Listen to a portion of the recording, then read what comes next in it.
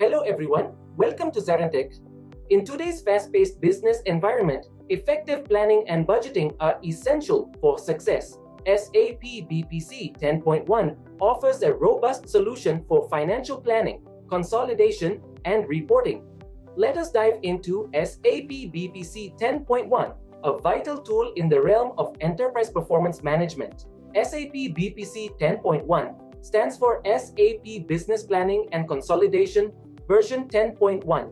In simple terms, it's a software solution designed to streamline financial planning, budgeting, forecasting, and consolidation processes within an organization.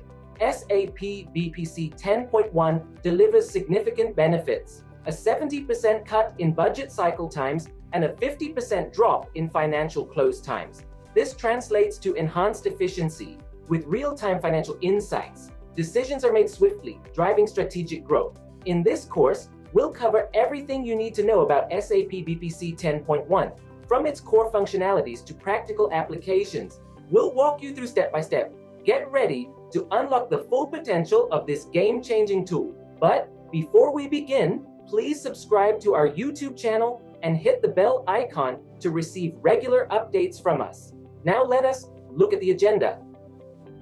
Agenda 1. Overview of BPC. 2. Strategy and roadmap. 3. Modeling aspects in BPC. 4. Versions of SAP BPC. 5. Configuring environments and dimensions. Let's dive in. So first of all, we'll understand what is BPC, how BPC come into existence, what are the predefined functionalities available before BPC, and why SAP has taken BPC into picture. Okay, so first thing first, so we'll see BPC. BPC stands for our business planning and consolidation. So business, what kind of business it would ask for, and how the business will work in the BPC scenario, how the plannings are work, since in FI or if in BW also we will have some kind of plannings and all interfaces.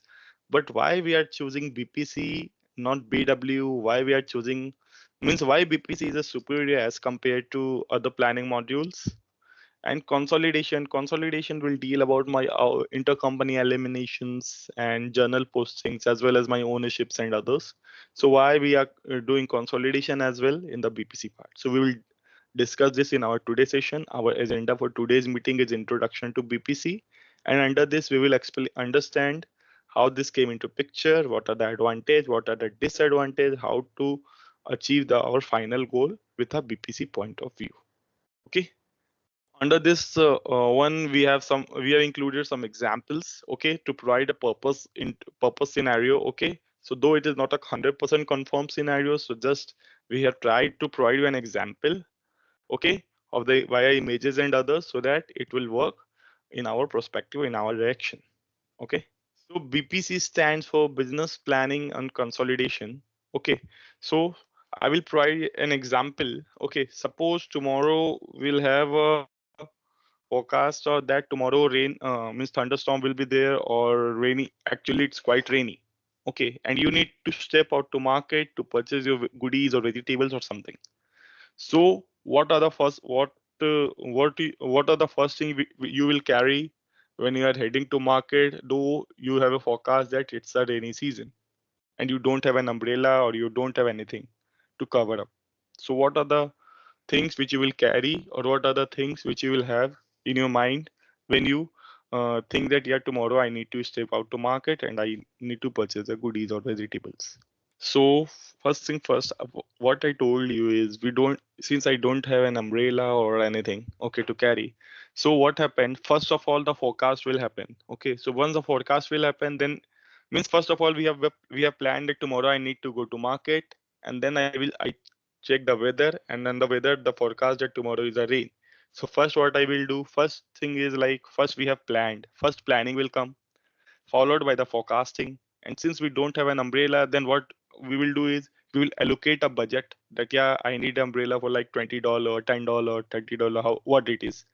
Okay, so first of all, the planning will come. So under this planning, we will do the planning for the forecasted versions, And under the forecasted versions, we will do the budgeting. Okay, so these are the basic three pillars of the BPC: planning, budgeting, and forecasting. So under this, this is my planning, budgeting, and forecasting. Okay, so see, there are different kind of planning as well.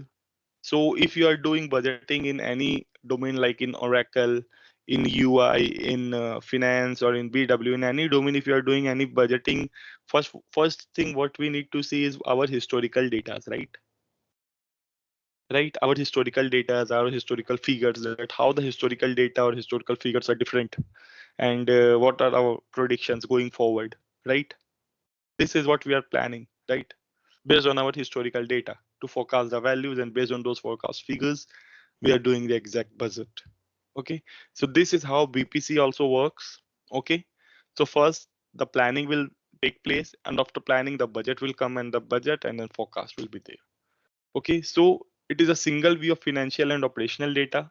So when I say a single view, so what does this means? If you go from top up approach or bottom up, bottom down approach, it is a one specified solution to your input and output of the data from one end to other end, from the last to the first. Okay. And the second question is why BPC came into existence. We have different modules as well. Okay, where we are using the data like Fury or BW or finance. Then why BPC come into picture? So since during introduction, I heard that some of you guys from finance domain and Oracle domain also. So we have these things also in different system as well, or different client interface as well.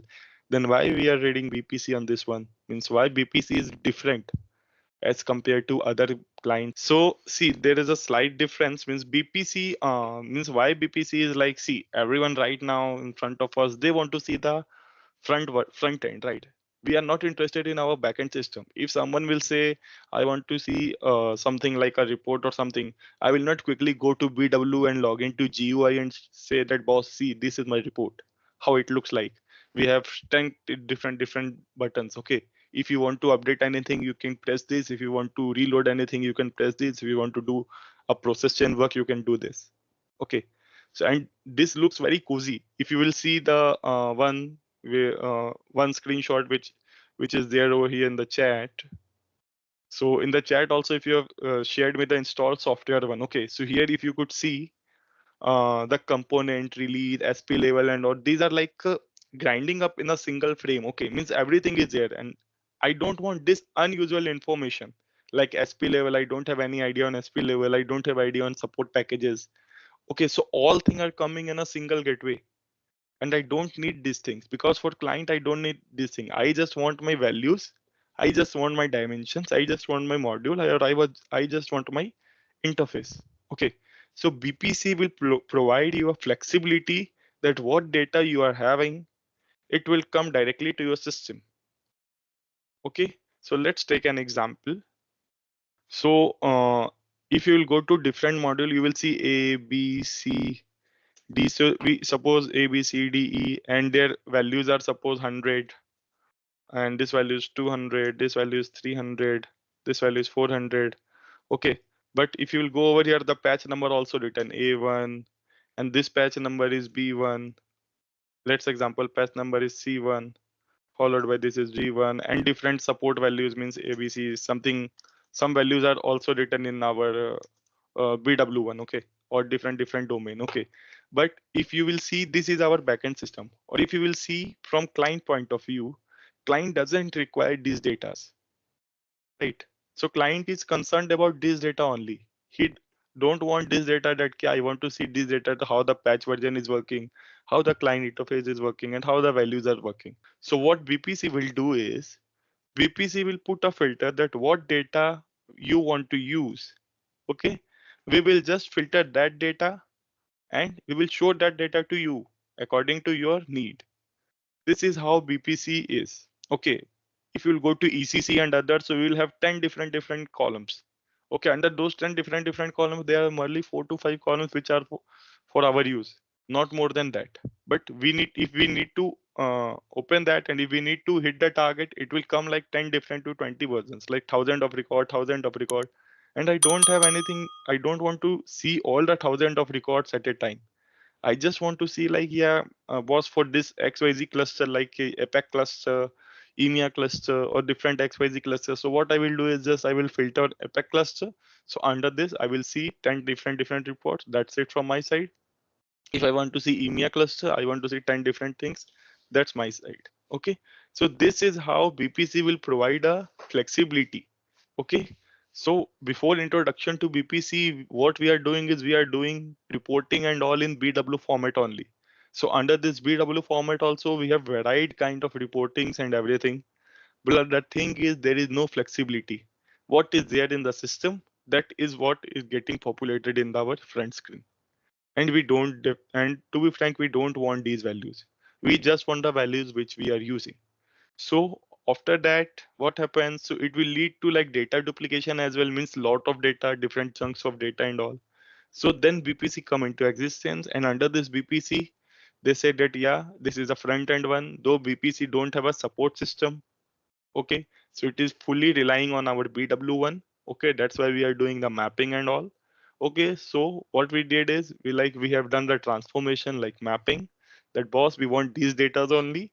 So bring those datas so that it would be good for me as well and for system as well. So the advantage of BPC is first would be my memory. Okay, so we will use less memory. Okay, and second one is my flexibility. Third one is my time complexion.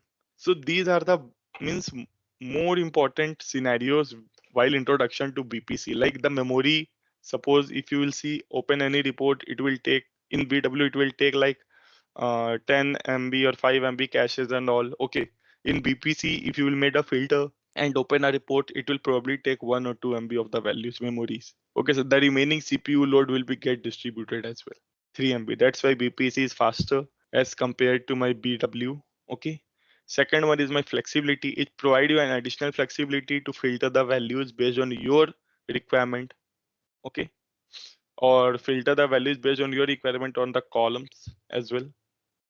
Time complexity. If you want to make any changes in the value with limited appropriate time, you can just change the value in the front end. And if you want to reload the value in BW, then you can push the BPC value to BW. Okay. So this is how BPC come into picture, and these are the advantage of BPC. See, under BPC in BW, if you will go to BW, we will have lot of columns and rows. Okay, so while hitting the rows and columns, so it will show me all the existing values which are available in the screen. Okay, there is no filter in the data, right? But in BPC, while during transformation only, if we made a filter that boss, we need these XYZ values in my report, XYZ report. So what I can do is if I put filter, so BPC will pick up only those values and it will show the value with that combination only. Then what will happen? The memory power means earlier in BW it is taking suppose 5 MB of data, 5 MB memory. Okay, then in BPC it will take hardly around 1 or 2 MB of memory. Okay, so that's why it is faster, and it provide me flexibility as well on the data. Means if I want to show the actual in a grayed out version that we can't input any values, so actual would be in grayed out version, and planned if I want to show my planned value is in my edit ready version, so we can do that also in the report as well via different formats. And time complexion, yeah, it will take less time while executing the report as compared to my BW. So that's the case. BPC is much more faster and flexible, and these are the advantage of BPC as compared to different modules. That's why we are using BPC as our front end, and BPC is that much popular over here. So this is a technical one. Okay. So technical guy will understand these parts very clearly. But from business point of view, they will say, I don't care, boss. I just need this XYZ thing. So how you are maintaining, whether you are maintaining in Hyperion, Fury, or BPC, I don't care. I just want to this simple kind of data. Okay. So let me be clear on this point. In functional view, if suppose business wants to lock any version, locking, we can't do any unlocking in our BW version directly. But in BPC, we have data locking version. If suppose business want a value, business has changed the value of A from 100 to 500, and business want that, yeah boss, I don't want anyone to override this value. So what business will do, business will go to A with cell and he will lock the value like that, so that no one will able to make any changes, whether any technical guy is there available or any functional one. Okay, so BPC will explain you this locking functionality, and that different would be my version. So BPC, if suppose you want a XYZ version is there, suppose there are different versions like actual, forecast. So what we will do is, if suppose we want to copy a version from actual to forecast in BW, what we will do, we will just go to actual, we will copy the value and we will paste the value in forecast. But in BPC, with a one click or one shot, we can copy all the actual value to forecast. And if suppose business want all forecast value, business said that, yeah, I have posted some 5,000 lines of my forecast value. I just want those 5,000 forecast value to convert into my budget value. So business will just go to forecast tab and it will just click on that tab. It will just copy my forecast value to my budget value. Okay. And third one is my user perspective. So under this user perspective, how the scenario is like, business, suppose business want a cost center planning. Okay. So under the cost center planning in BW, we need to remember the characteristics or key figures, that both these are my key figures, these are my characteristics, and these are my cubes. Under these cubes, the data is coming upon, and this is how I am looking. But in BPC, we don't need to go to 3 4 different pages or understanding of different scenarios, that yeah, this is my report manual or all. We just go to a connection, we will go to a cost center report, and once we'll go to a cost center report, we will able to see the cost center report full picture in the system. Okay, and if suppose business want to look at in quarter basis, monthly basis, yearly basis, 3 year basis, they can just select the time for Q1 for quarter, month means MOM, YOY. So like that they will do, it will show the data in, it will adjust the same data in the same Excel format which is available in your screen from functional point of view, so that business will not dependent on the technical user, that boss, I need to call a technical user so that they can change the report from month basis to year basis or year basis to week basis or like that. So BPC will provide this much flexibility to a functional guy to understand how the reports are working, and if they want to make any changes in the data, they can able to change the data. And if they don't want to post the data, they say that, ki boss, I have a meeting at 1 o'clock and I don't want to show my end-to-end data from ECC to BPC what it is coming, because I want to change my BPC figures since these are not correct in BW. Then what business will do, they will just edit the value in BPC and they can show it to the business, and they can push back the same value from BPC to BW and ECC forward as well. So this is the functional understanding, and it provides a simplicity and the standardization of all kind of reports with a proper channel and format. Okay, so I hope I am clear on this, a technical aspect as well as the functional aspect of VPC. So what I mean is, suppose we have a meeting and right now I realize that, yeah boss, the value of A which is coming from BW all the way from ECC to BW to BPC is not correct. It should be in my record, it should be 300. But right now it is coming as 500, because what the value is coming in BW, BPC is showing that value only. So what we can do is, we can create a posting, means we can create a posting of minus 200 in BPC only, and we can just execute the report so that in the report it will show 300 to my scenario, and we can cross verify as well with the system, with the business, whether this is working fine or not. And if they feel that, yeah, this is the correct one, then we can push back the same data, means we can export the same data from BPC to BW and do the further adjustments as well, because we don't have time to go to ECC and run the process chain. And once this process chain will get complete, then we'll go to BW, again run the process chain and do the transformation in BPC via DMPs and all. So we can do it like that also. So these are the functional and technical aspects of BPC. The difference between BPC and Hyperion. So first and important thing is, BPC is a standalone system. Okay. But Hyperion is not a standalone system. Okay. So what do we mean by a standalone one? Under this standalone system, what we can do is, if suppose we have some data in our BPC, we can use that data, but in Hyperion it is very difficult to use that data until unless it will not go to the data library. Okay, and BPC will provide you a more complex report scenario as compared to my Hyperion. In BPC, if suppose we have 4 members like A, B, C, D, and I want a report for one user to exclude this A in my report, means to hide this A and to hide this A and show this report. But in Hyperion, I can't do this thing.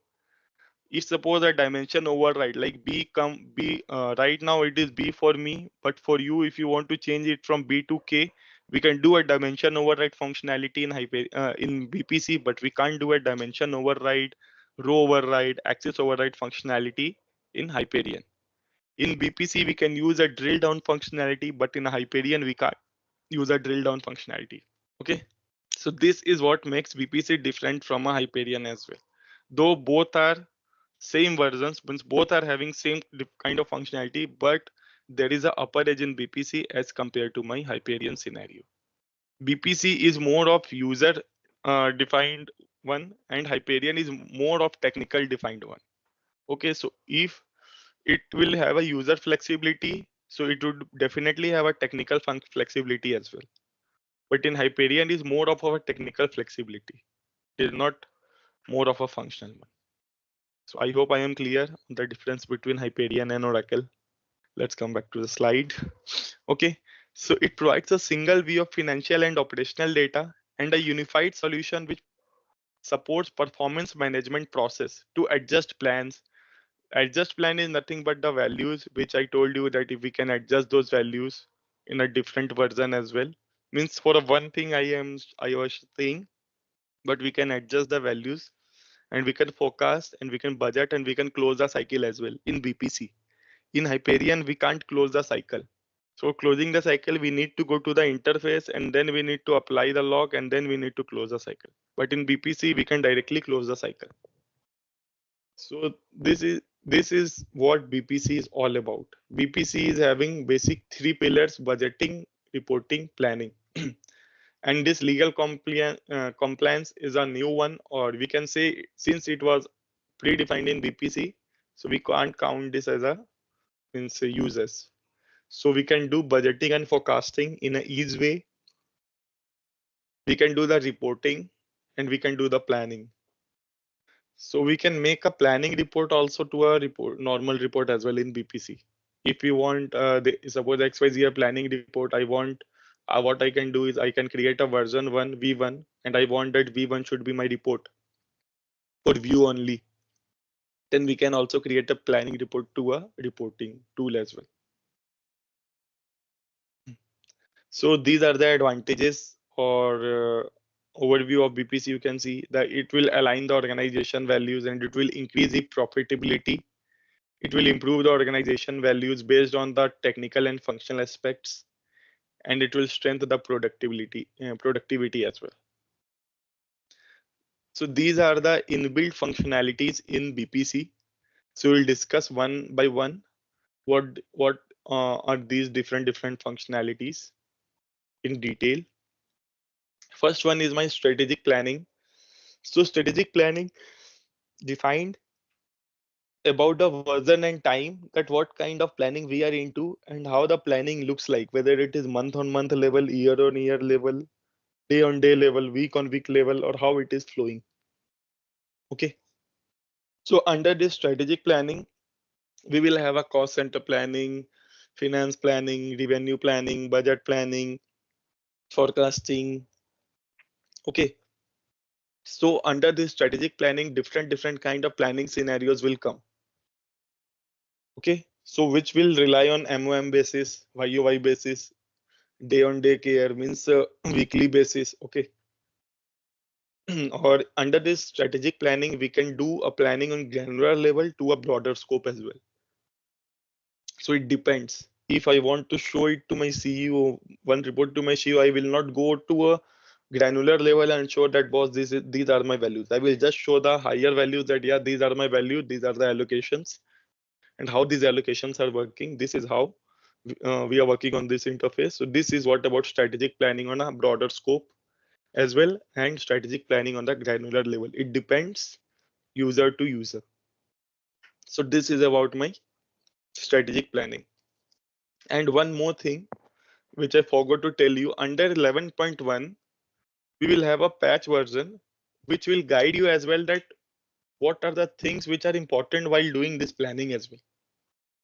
If suppose for cost center planning we will have GL account, cost center, profit center, then he will guide you as well that yeah, if you will do YOY basis the report looks like this, if you'll do month on month basis the report looks like this, or if you'll do week on week basis the reports look like this, so that business will have an understanding that yeah, if I will do like this and the value will get saturated by these values and value will get accumulated by these values, so like that. Okay, so these will come under my strategic planning. We have operations planning, business planning, or XYZ different type of planning. Suppose we have 5 6 type of plannings available. Okay, so these will come under my strategic planning only, and it will depend how we want to proceed a report, whether it is on month basis, year on year basis, or how it is. Okay, so for one planning we can show report on three different formats: month on month, quarter on quarter, year on year. We can show it in a single frame as well, single report as well, or if we want to divide the load we can show it in different sheets as well. So it depends. So going forward we will see how we want to create any report or how we want to do any strategic planning. So today what we will discuss more about the theoretical part. Okay, so once once you guys will get familiar with the theoretical part, then we will start the practical understanding, and I will again explain this part also, that yeah, this thing that we have learned earlier, so this is why we are utilizing this and how we are utilizing this. Okay, so I know while I was saying that this is strategic planning, these are the things will come into our mind, that how these things will work in my system. Right now in the theory part it would be easy to understand, but in the system part how the values are like that, so no need to worry. So I will show you that as well, that on month basis, on year basis, how the things will be. Okay, so second one is my budgeting. So under this budgeting, what we are having different budgets like P&L budget, balance sheets, and for cost center plan budget, and different budget. So under this we can do the budgeting on 3-year basis, 5-year basis. Okay, and yearly one as well. Reporting. So the budgeting, reporting, forecast, they will also come into a planning perspective only. Just the names are different, though the functionalities are different. That's why they are the different built-in functions available in SAP BPC. Okay. So these are the key benefits which are provided by BPC. So it allows the user to make better business decision. Okay, by supporting what if analysis and allow to perform scenario-based planning. So like I told, so what are the based on the scenario, we can do the planning itself on that time, particularly in the BPC. So BPC will provide me that much flexibility to upload the value or to change the value, to reiterate the value or to design the value in a proper time frame. It allows you to collaborate data and thus increase accuracy. So what it will, so the accuracy of BPC is more than 95%. So what it will do is it will provide collective data, what we are using in the system and how we want the system to looks like, or how we want a report to looks like, or planning report to looks like. Okay, it help in aligning your plan with strategic goal and decrease the cycle time. So decrease the cycle time is nothing but my month on month basis, YOY, or year on or week on week basis, or day on day one. You have an option to choose the version. See, PPC is basically into two versions. First one is my classic version. What we are learning, we are going to learn on classic interface. And second one is my embedded version. So under classic version, what we are doing is we are doing the transformation and conversion. Okay, under this transformation and conversion, we are mapping the values from BPC to BW, and we are fetching the data from BPC to BW. Okay, and if any conversion is there, then we are doing the conversion as well to show that in the report. But in embedded one, since it's a runtime system, so what is there in my BW screen is the same in my BPC screen as well. Okay, so in embedded one, we can use embedded while using RS plan. Under this RS plan, we will have a planning scenarios, We will have different planning sequences, and also while running those, we can use embedded one. Okay, so right now what we are dealing with is my standard one, not the embedded one. So the key benefit that can be achieved by BPC is reporting, business reporting, analytic report forecasting, budget planning, predictive analysis, improve compliance, consolidation, and BPF. So BPC, since BPC till before introduction to SAC, BPC is a advanced Go tool for using predictive analysis. But as soon as SAC introduced in the system, so the use of predictive analysis in BPC is becoming quite less, because in SAC we will have a flexibility to use predictive analysis in our ways how it would be, and system will also recommend in SAC. But in BPC, the use is a very less, since it's a new feature if you can compare in BPC. But in SAC, this is the older one. Okay. So BPF will basically deal about your process owners and templates. So what it will give you an end-to-end picture, though if you don't have any technical guy available around. Okay. So what you can do, you can go to the BPF. BPF will have two scenarios, owner and receiver. Okay. If you are the owner, you can make changes in the report, you can edit the report, you can do anything. If you are the receiver, you can only view the report. Then what it simply tell you that first you need to go to start, open XYZ report, open this template. Under this template, suppose it is in build phase, you can make the changes. If you want to change the worksheet, means plan, or if you want to change the font or anything, you can make changes in those things as well. Okay, so this is how the flow defines. Okay, so suppose that report will connect it to three different reports. So what you will say that once this process flow will complete, then only I will start the another.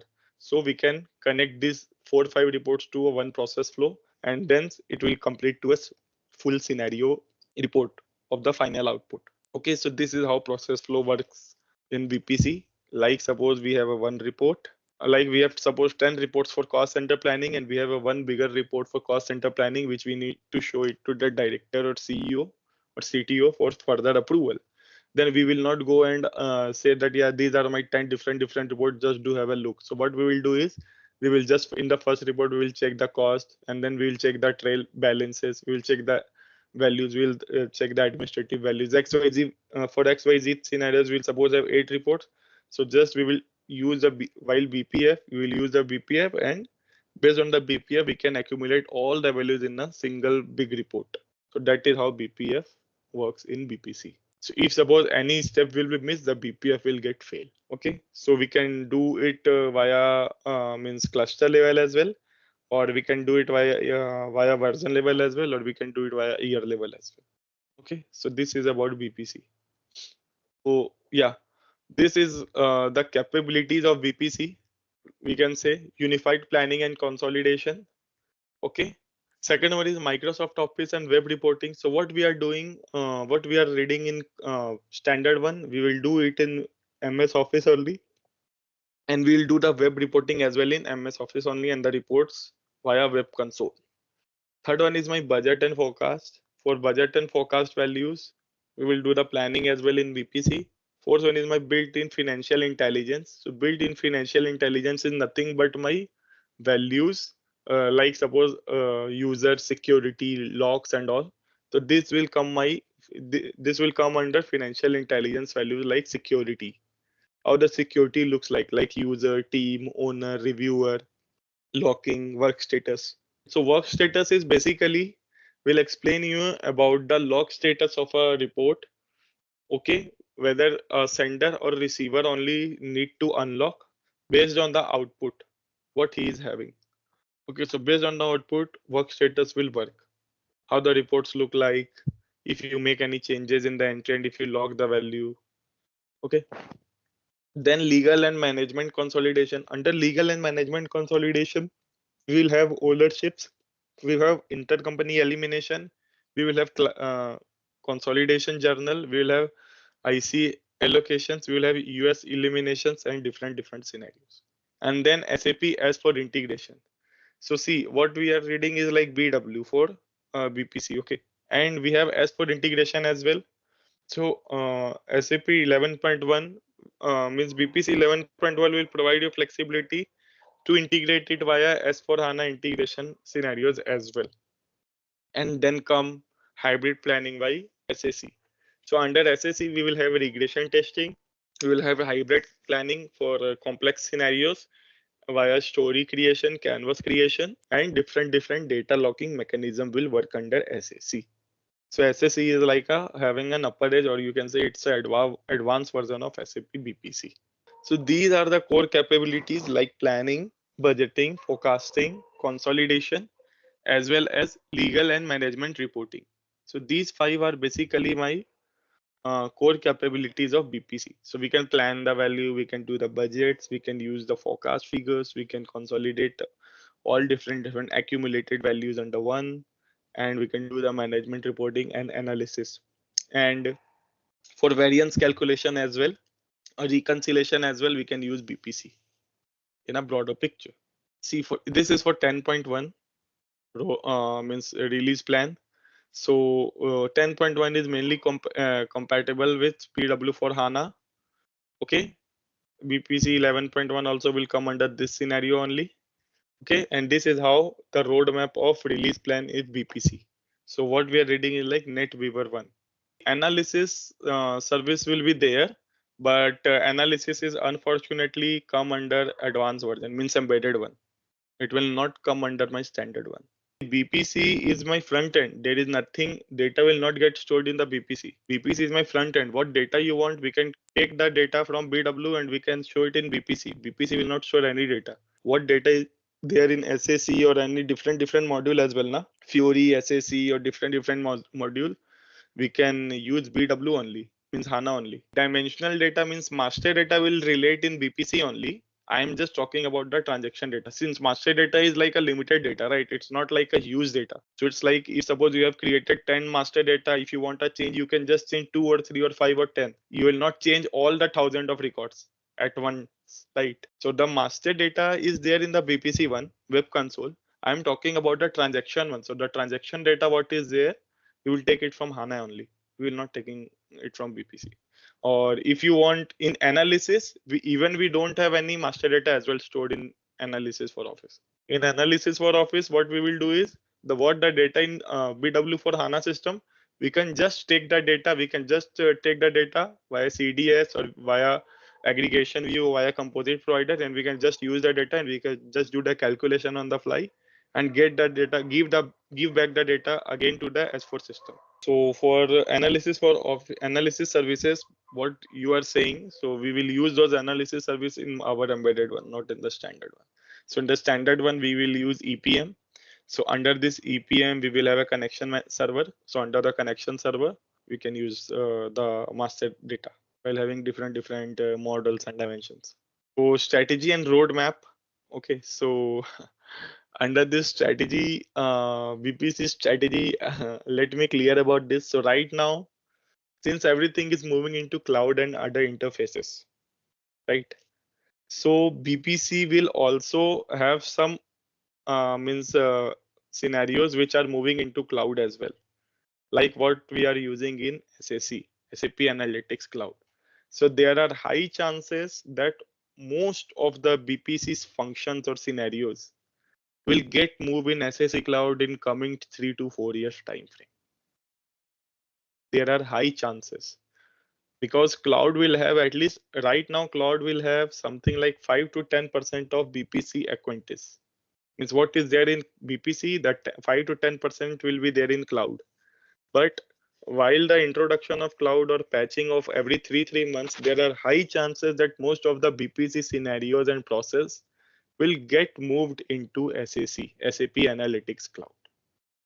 Though BPC will, right now also BPC will have an upper edge, BPC will provide more flexibility and broader scope. Cloud don't have that much broader scope, but SAP is planning to move all different scenarios in BPC into SAC. So BPC will cater our two needs. First one is my business plans, and second one is my consolidation, that is in central finance. So what SAP has did, SAP divided this BPC into two parts. This consolidation and central finance will move under group reporting, and the planning, full end-to-end planning will come under SAP Analytics Cloud. So SAP also divided BPC into two parts, and they are doing their future ready for planning and consolidation.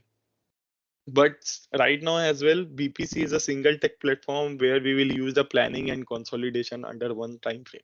And it will enable our organizations to strategize and plan different scenario and analyze the scenario as well as optimize and close the results as well. But in cloud, we don't have this. Cloud will become like a dabba kind of scenario, which it's a full box. Under box, you need to play what you will play around in the system. But BPC will have a broader scope. So since cloud is also developing, so going forward after 3 to 4 years, the cloud will also become a planning kind of scenario, same as the BPC. This is what I assume, or SAP is assuming under its latest press note in February 2024. So BPC will enable organizations to better strategize and plan and optimize as well as close uh, and disclose results to increase the revenue and profitability. Okay, so here in BPC, the profitability margin is bit higher as compared to other different scenarios. So why it is? Because BPC is a single stop solutions for my planning as well as my consolidation need. Means it will cater my planning as well as my finance under one roof. No other model in SAP will cater these two things at the same time. That's why BPC is having an upper edge. Second one, model in the moment, model future opportunities and update plan to seize new opportunities, collaborate in context for better alignment and accountability. So it will collaborate with different versions and modules for having a better means better alignment for the system data and configuration. Though we will have some duplication as well in the system, but yet that will also get covered. And base planning on live transactional data. So live transactional data based planning is nothing but in my BPC embedded one. We are not using the live transactional data format in my standard. We'll use the live transaction data in our embedded only. Guide the business. So it gain live insight into financial and operational metrics and simulate the impact of potential actions. So like various different scenarios we can cater in the BPC based on the potential, how these things are working on and how it will get impacted in the system. Discover what's profitable and what isn't to improve the bottom line. So we will think and we will understand that what are the scenarios which are important for us to work on and how the scenarios will work going forward in the BPC for a broader point of view. Continuously accumulate consolidation and report to close faster with fewer errors. So there is an advantage of consolidation in BPC.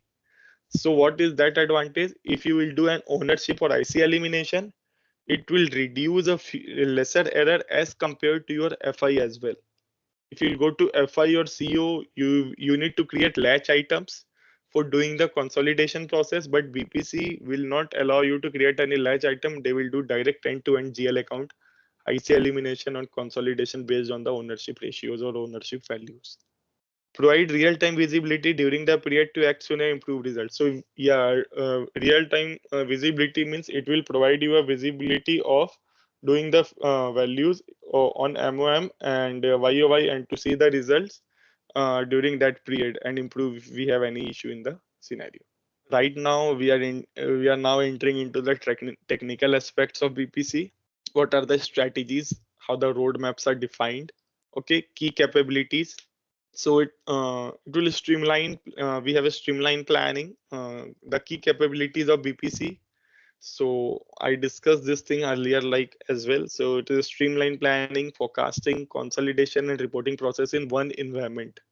So how BPC looks like, I will show a glimpse. Like suppose this is my Excel. Okay, I am omitting this for time now. Like suppose how the BPC functions. First one is my environment. Under this environment, we will have different dimensions and models. Then we will go to models. Then we will go to dimensions. Okay. Under this model and dimensions, then we will go to reports creation, reports planning, and budget. Then we will go for BPF and work status. And then we will go for security. We'll go for security. And then we will go for Excel for transaction data. So in Excel, we will have different things like we will go for package and then transactions means transaction files, transformation files. Then we will have conversion file as well.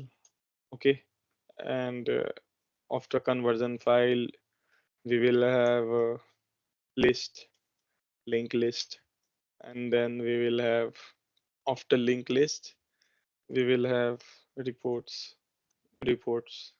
Okay, so I will explain. So model is basically my character means.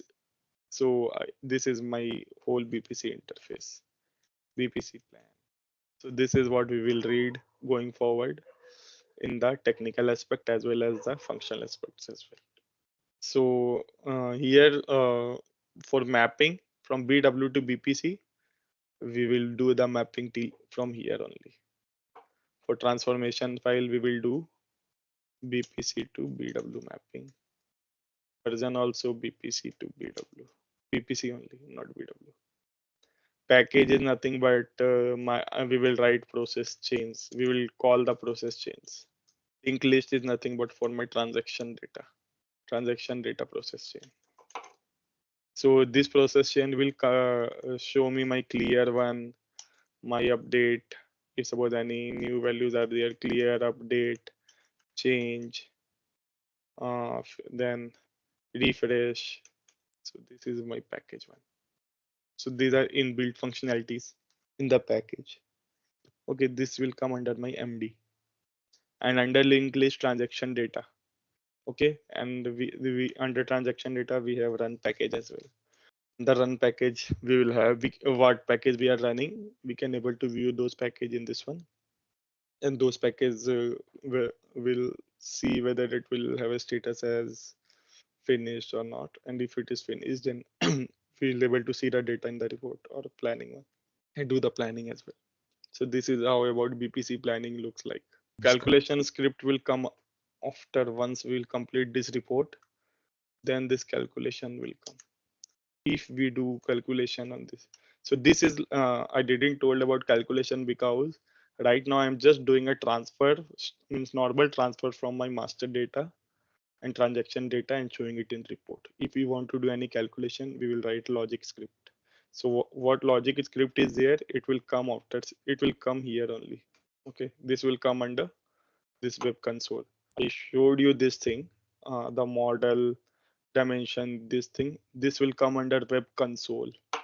So BPC will have a web console. So this will come under web console, and what I showed you this thing. So this will come under my Excel EPM for EPM. So this is how BPC structure looks like.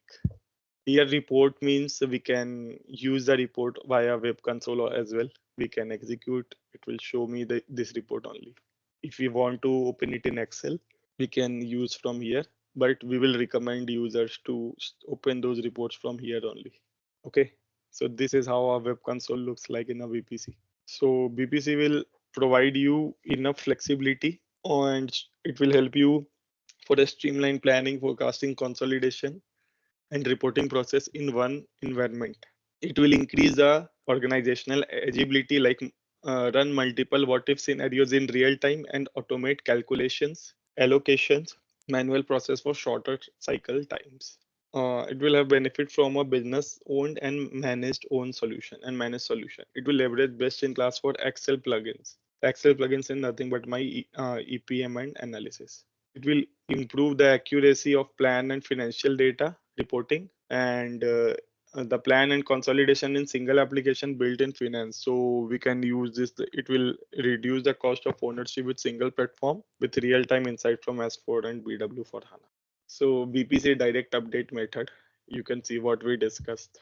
So what SAP has did is SAP has divided BPC into two parts, planning and consolidation. The planning part will go to this one, SAC, and the consolidation part will go to group reporting. So under this consolidation, we will have different kind of scenario for IC elimination, ICMR, US elimination, GAAP, ownership ratios.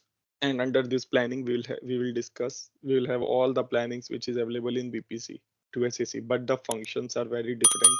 And I personally feel BPC is much better as compared to SAC because I worked on SAC, well, group reporting, SAP BPC as well, but BPC will have a broader scope. But right now, SAP are in a plan to wind up this BPC solution going forward in 27 or 28, I guess. I'm not sure because earlier it was for 22 or 23, but still it's running, so it will be like 27, 28, or I don't know whether it will increase also. So there are four different versions of BPC. First one is my BPC 10.1 NetWeaver standard on HANA. Oracle, IBM, DB2. So BPC, we can integrate BPC with Oracle as well via Oracle SQL as well via RFC connections. Second one is SAP BPC 10.1 NetWeaver embedded on HANA. So embedded is nothing but my real-time system. Optimize as for HANA is my native HANA. Fourth one is my 10.1 Microsoft version as well. So these are the different versions of SAP BPC available in the system, and these are the advantages and disadvantages. Planning, reporting, and consolidation solution based on BW technology. We can design it designed to be used and maintained by business. BW and BPC integration need to be established. No full integration like same transformation and conversion file. Additional BPC software and license need to be purchased for reporting purpose. Embedded create a BPC flexibility to BWIP, so we don't need connection. We just need a live data interface. BW and BPC integration is deep and real time. No interface needed to be developed. We don't need any interface for here.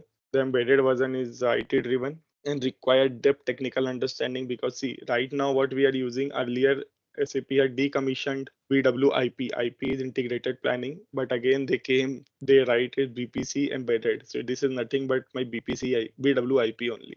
So they just introduce it with a new name for BPC embedded one. That's it. The embedded version is strongly IT driven and required in-depth technical knowledge. Maintenance will be done by IT, but finance own and change some objects like composite and aggregations and other values. Planning will be done with BW master data. So what is there in master data? So it will just check those data since it's a runtime, real-time value. For 10.1 support package 09, consolidation is supported in embedded one. It uses same consolidation.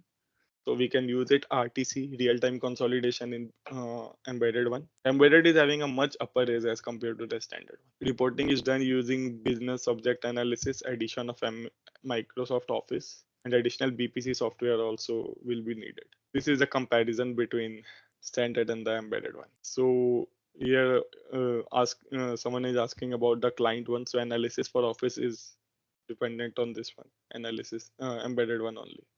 So for NetWeaver, we do if we don't need HANA also we can use it. We can use okay, but in embedded we definitely need a HANA server or system for a proper function. Excel client would be EPM add-in. We'll go to connection server and we'll just log into EPM and do the work. Here in the embedded will be analysis for Office. Modeling will be here for account model. Okay, and here it is key figure model. BW connection is partial, matlab ki there is not enough connection like transformation conversion, that's it. And here everything need to be mapped. Modeling is web client, so here the modeling would be web client and as GUI. So mostly we are preferring GUI in embedded one. Like we have a T code as RS plan. Under this RS plan, we can do the different planning. Local master data and hierarchy not needed. We need to create, but here it is created by default since it's a real-time system. Scripting here we are using script logic, but there we are using Fox formulas. Data locking is the last win concept, and here we have also data locking on the pessimistic law. Query is like MDX engine query, and here we have analytical query, which we call as Bex query as well. This aggregation will work only on BW on HANA, and here embedded it is work all time. So BPC optimized the version for S4 HANA. So under this we have this is HANA multi-tenant. Under this cache management accounting BPC optimized for BW embedded one and BPC standard for the NetWeaver one. So this is how BPC optimized version works. So we'll come to our version BPC 10.1. So here planning, reporting and consolidation solutions will be based on my SQL Server technology. How the SQL means work, the same scenario we will use for scripting and all. This version is designed to be flexible. Interface with different source system can be established. Then different source system can be established via RFC connection, and the application can largely be maintained by business. So here the most of this application is maintained via business interface only. How the business will work on this interface. So BPC decision tree. So this is very important one for BPC decision tree. So SAP platform planning and consolidation running. So BW NetWeaver on HANA, SAP BPC optimized for S4 HANA, and NetWeaver for HANA will have 10.1 NetWeaver standard and 10.1 NetWeaver embedded. So what we are using is like standard one, right? Not the embedded one, right? And under no platform, no SAP platform, we are using planning and consolidation. So this is 10.1 Microsoft. So this is, so we are using very less over here. Means we are not using BPC 10.1 Microsoft in most of the cases. Okay, so these are all about the versions and others, and then we will switch into the technical aspects of BPC. So this is what I explained you about the introduction to BPC, how BPC is working, what are the interfaces, what are the advantages, what are the disadvantages, how BPC will have its future ready, how the things are going to be in BPC going forward, and how the values are yet to be performed in the BPC. Okay, so if that is clear, then we will move into the technical aspects of the BPC, what is inside BPC standard.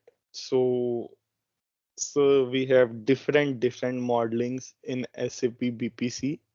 First one is my environment. Environment is nothing but the plot or area, you can say, where we are doing where we are starting our construction. Means we can take an example of a barren land, okay?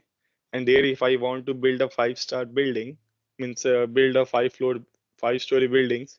So what we will do, the barren land, we will first cover it with concrete or make a proper foundation. So that is my environment. Okay, so the proper foundation is my environment. So under environment, we will add some pillars for technical support of that pillar of that building. So that will be my dimension. So dimension is nothing but my building block in a BPC. So under the dimensions, the collection of all the dimensions will come under model. Okay, so first one is my environment. Environment is my basic plot.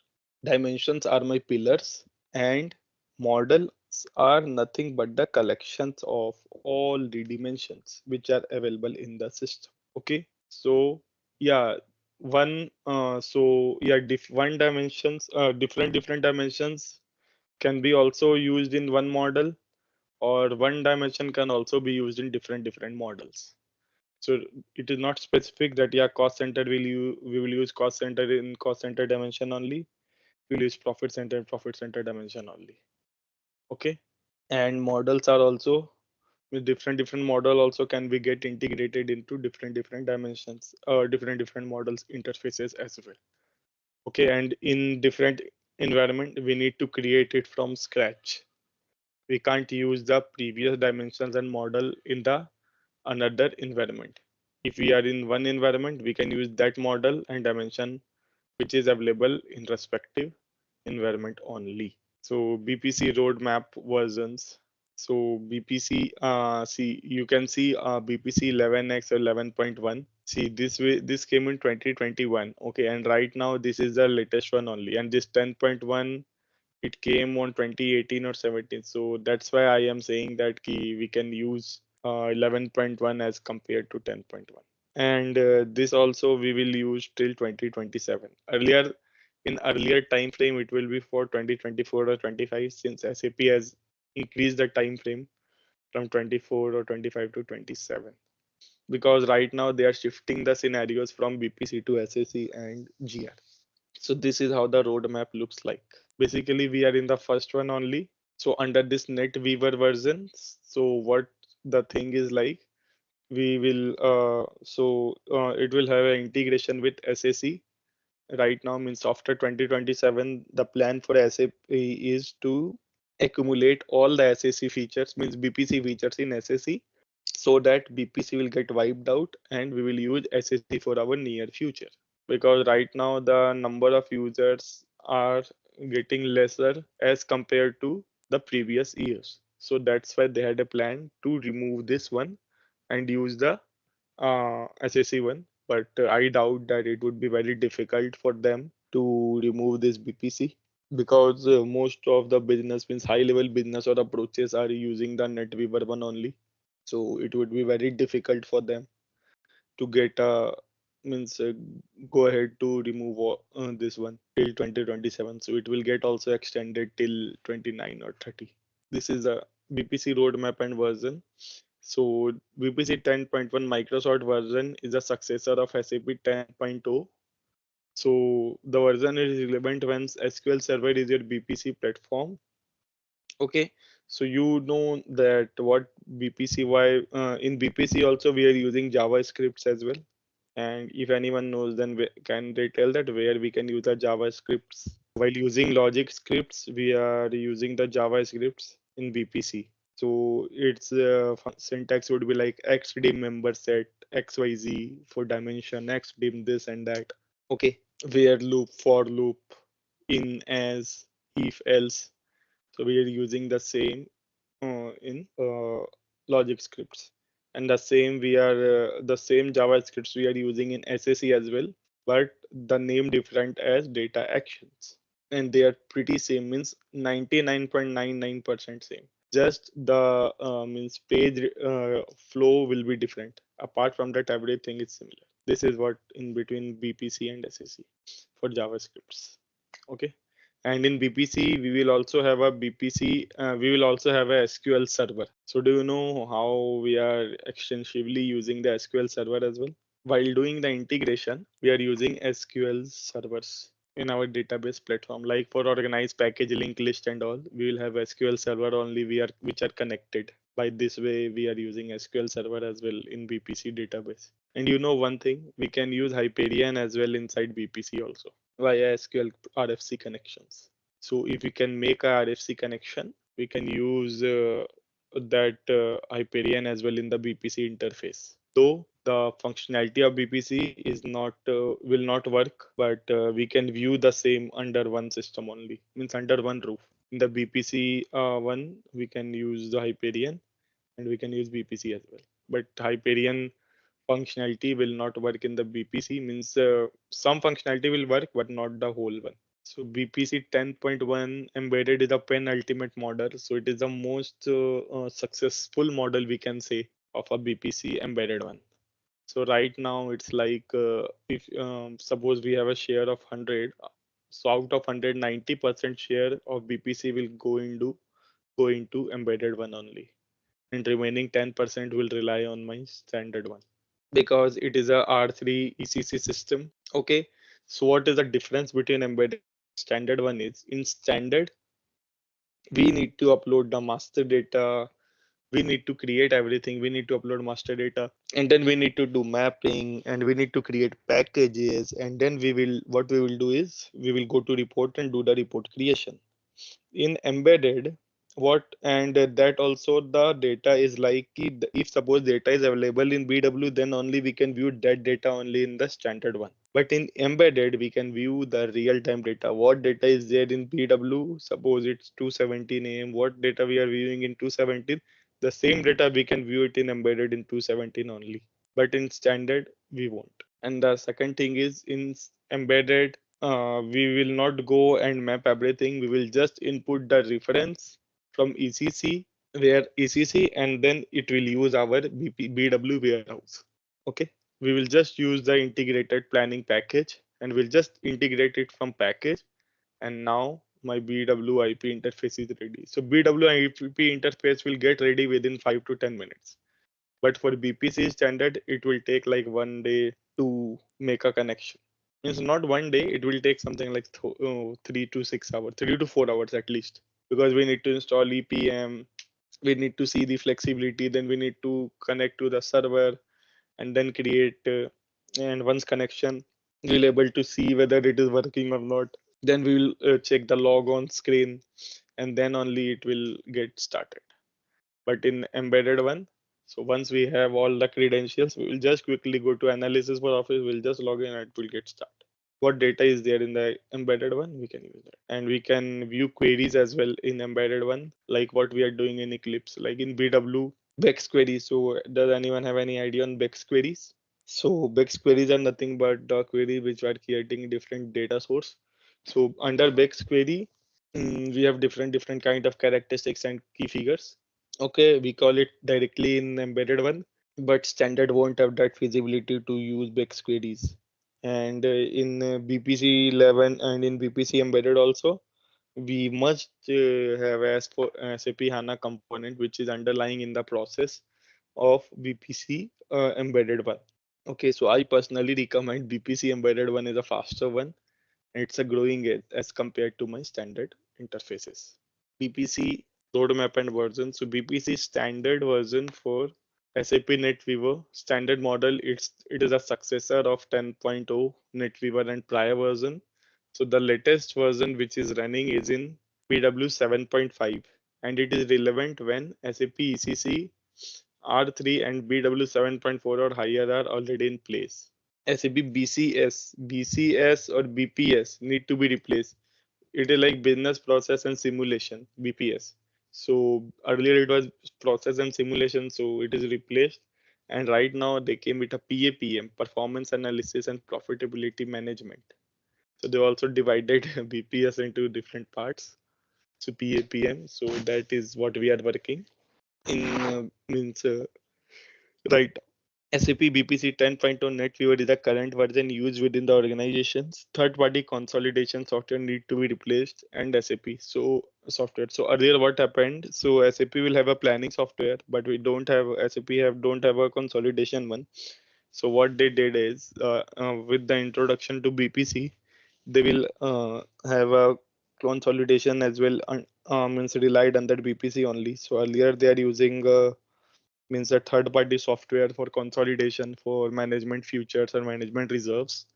Okay, but after introduction to the consolidation one, that things become easy and it would be quite important for them to use going forward in the BPC scenarios. So that's it from this one. So this is about the introduction, a glimpse of BPC, how this BPC will work, and how the BPC functions are like, how the BPC come into existence, what are the advantages, disadvantages, and how the scenarios are like to be. Alright, let's test your knowledge. Here's a question for you. Which of the following is a key feature of SAP BPC 10.1? Option A, real-time data integration. Option B, mobile app development. Option C, workflow management. Option D, predictive analytics. Take a moment to think, and when you're ready, choose the correct option. Remember, each choice holds a key to unlocking the answer. Good luck! Type the correct answer in the comment section. Hey there, ready to dive into the world of SAP BPC 10.1?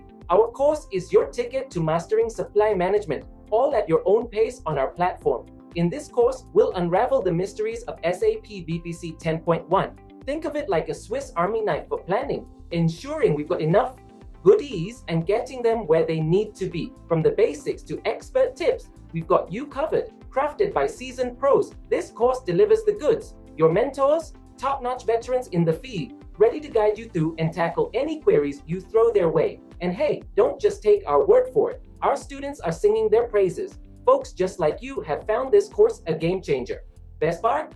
It's easy on the wallet. Learning doesn't have to cost a fortune. Ready to become a SAP BPC 10.1 Maestro? Enroll now. For more details, visit ZaranTech's website.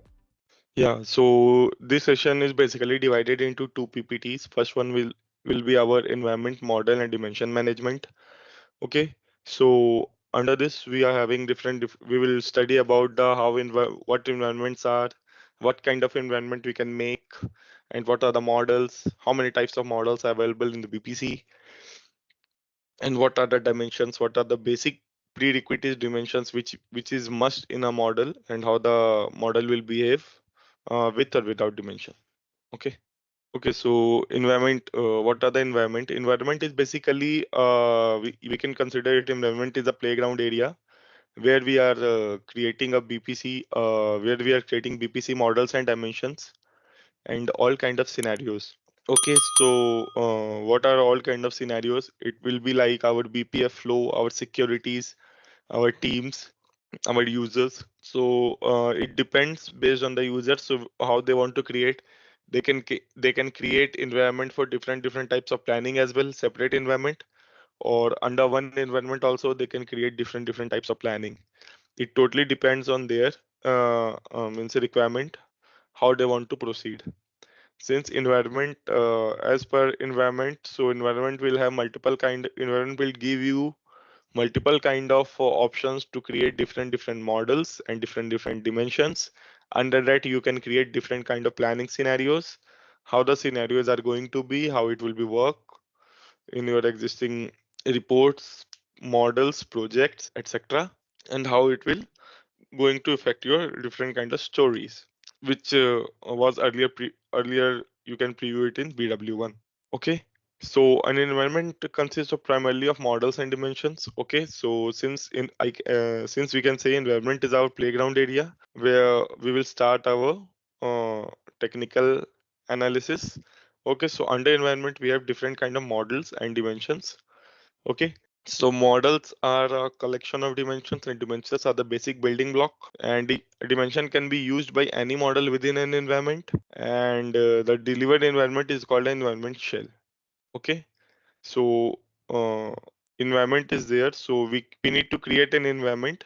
And under the environment, we need to input the model and dimensions. So once done, we need to activate that. So that we call as environment shell. Okay. So once we activate the environment shell, so all the each environment will have basically four models. Okay, by default four models. We need to decide what models we are looking for or what models we can choose. Okay, the environment shell has four models, each with their own associated templates and packages. So these are predefined SAP things, so which will be available while installing the environment. So under environment, we will have four different. We will have different delivered models. Okay, so just pay attention in detail. So we have four different models. Okay, so here your technical journey for BPC will start. Like first will be our consolidation, where we will do our income statement and balance sheet data consolidation. Okay, so it will contain our income statement and balance sheet data planning. So that will also by default SAP will provide you a report for income statement and balance sheet format, so that it depends on you how you want to create it across. Second one is our ownership. Suppose one company had different ownership, like 10% in India, 10% in UK, 30% in Japan, 40% this. So for that also SAP will have a privilege to create a different model as ownership. Third one is my planning. So basically planning is the most used model. So under this planning, we will use all different kinds of planning and scenarios. Okay. So currency translation also we can use over here. And fourth one is our rate. So rate will store the exchange rates, means forex exchange rates, and it is assigned to the financial and consolidation model as a supporting one. Okay, so the major models would be my planning and consolidation only. But right now, what we are doing is we are doing all kind of scenarios in planning only. And if some IC and balance sheet plannings are there, then only we are using consolidation. Okay, so basically we are creating different dimensions. Okay, so there are basically five dimensions which needs to be mandatory, that is CEATR. C is for category, E is for entity, A for account, T for time, and R for rates, means currencies. Okay, so these are the basically five important dimensions.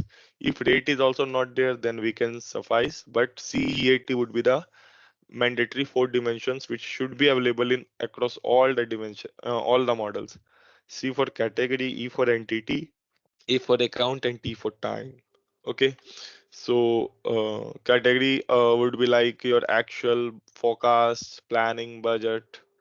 Okay, budget 1, budget 2, etc. Okay, E is for entity is like you suppose you have multiple entities or multiple company codes, so that will come under this. A is your account, like your account are basically four types: asset, liability, expense, and income. Okay, and non-financial account will also cater under this one. And it is your time, so you can input your time in YYYYMM format. Okay, so these are the basically means basic four dimensions which should be available across all the models. Okay, and apart from that, there are means some add-ons also. So it depends on your choice how you want to create it. But these are the basically four dimensions which should be available. So you can add date as well. So YYYYMM and DD as well. So it depends how you want to check it up. If you want to show it in hierarchy format, you can make it in hierarchy format as well. Means it's SAP means BPs will provide you enough flexibility to use dimensions based on your needs. Okay, if you want to create time in two, you can create in two. If you want create time in 10 different dimensions, you can create 10 different dimensions. But in a model, we generally prefer 14 to 15 standard dimensions, which will make our work easy. Means more than that will lead to means time complexity, time issues, and other scenarios. So it will be always better if we could use like uh, less than 15, means 12 to 15 dimensions only. Once I have system, I will show you everything. BPC will have all Sure. kind of flexibility. Like if you want to do it in period, like in Q1 period, Q2 period, so we have Q1, Q2. So under Q1 we will have 1, 2, 3, 4, 5, 6. So like that you can easily make changes in the period. Means you can easily do your planning across that. And under Okay. GL also we will have GL. We will have name, description, and GL account means parent as well, and afterwards means account type. So these four field will be mandatory for account. For category, we will have member ID and description. For entity also we will have member ID and description, and for time we will have as I told YYYYMM as ID only.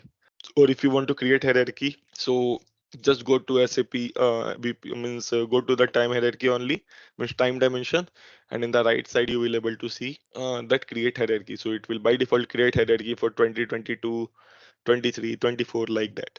If you wanted to create via period level, just you can select create via period, so it will create via period for particular year. If you want to create via days, so we can create for each one, we will have one hierarchy. For each two, we'll have one hierarchy. So likewise as well. Means it totally depends on your requirement how you want to proceed in the environments, in the main dimensions. Okay, so under dimensions we will have the master data. Okay, so we will focus more on the master data for your learning purpose, and just once you take the dump of the data, create at least 6 to 7 basic dimensions which you want that your model should have. Okay, and first of all create in planning one, and then create in the consolidation. Your consolidation will deals with all kind of balance sheet and PNL. So under balance sheet and PNL you have CEAT will be the mandatory one, rate will be mandatory. Or if you want to create any asset different asset dimension, then you can create. If you want to create any user defined dimensions like cost element or profit group or profit center or cost center or WBS, so you can create as well under user defined dimensions as well. Okay, so in BPC the dimension types are used to identify the role of each dimensions in the consolidation engine. Okay, and the entity dimension is used to determine the local currency. So under entity you will have a local currency. So this is how your BPC page looks like. Okay, so first of all, in the right side, if you will go to right side, we have a setting. Okay, so after setting we will have a name, means username. Okay, and after that if you will click on this one, scroll one, so you will able to see the environment name. Okay, so once you will see the environment name, just go to the top left. On the top left you will go to administration. Okay, under administration we will have dimensions and models. Okay, so under dimensions you can create dimensions like what is there. Okay, So actually there will be like some dimensions available in the system as well, like predefined SAP prerequisite. Okay, and if you want to make any changes in the data and everything, you can do that as well. So suppose account. So once we will go to account. So under account we will have means like 5 6 Excel tabs are there, means columns are there. Under that we can input master data, ID and description. The the disadvantage of having this dimension is we need to input the values manually for master data. Okay, or we can copy or paste the data. There is nothing as such flat file form. There is nothing as such this format. Means I can say CDS format to upload the data via. Means what data is in S4, we can upload that data. So every time if you have a new data, you just need to go to that particular dimension. In which dimension you have a data, you just need to go and you need to add the data manually of your own, or you can copy the data. Okay, there are some cases. So when you are running a package, it will give you error so that the means member ID or member is not available in the particular dimension. To make sure, you can have a regular check on the dimensions that if any new data is formed, you can create that data as well in the system. Okay, so member ID should be must, and description you can change it once you are done. So once you are done with the dimensions, so you can just save. So once you click on save, so it will state that start processing. So once it will start processing, so the status will come as processed. So once it is processed, means your dimension is ready. Okay, so like this you can create. So click on new, and under new you can input the ID, what ID you want. So you'll have these types: account, audit, category, currency, entity, subtables. Okay, so select your respective means type, and under that you can just create the dimensions. Okay, so basically how many dimensions are available, means how many dimensions you are planning to create in this system. If you have a plan over that ready, then it would be good. You can check it via type as well, and you can create it as well, the dimensions. Okay, so these are the dimension types, like account. So type is A, audit is D, category C, currency R, entity E, scope G, intercompany I, subtables is S, time would be T, user defined would be U. So under user defined, you can use cost center, WBS, profit center. And measures means if you have any measures in EPM1, like amount, percent, so you can add that as well. Okay, so account will contain your chat of account values.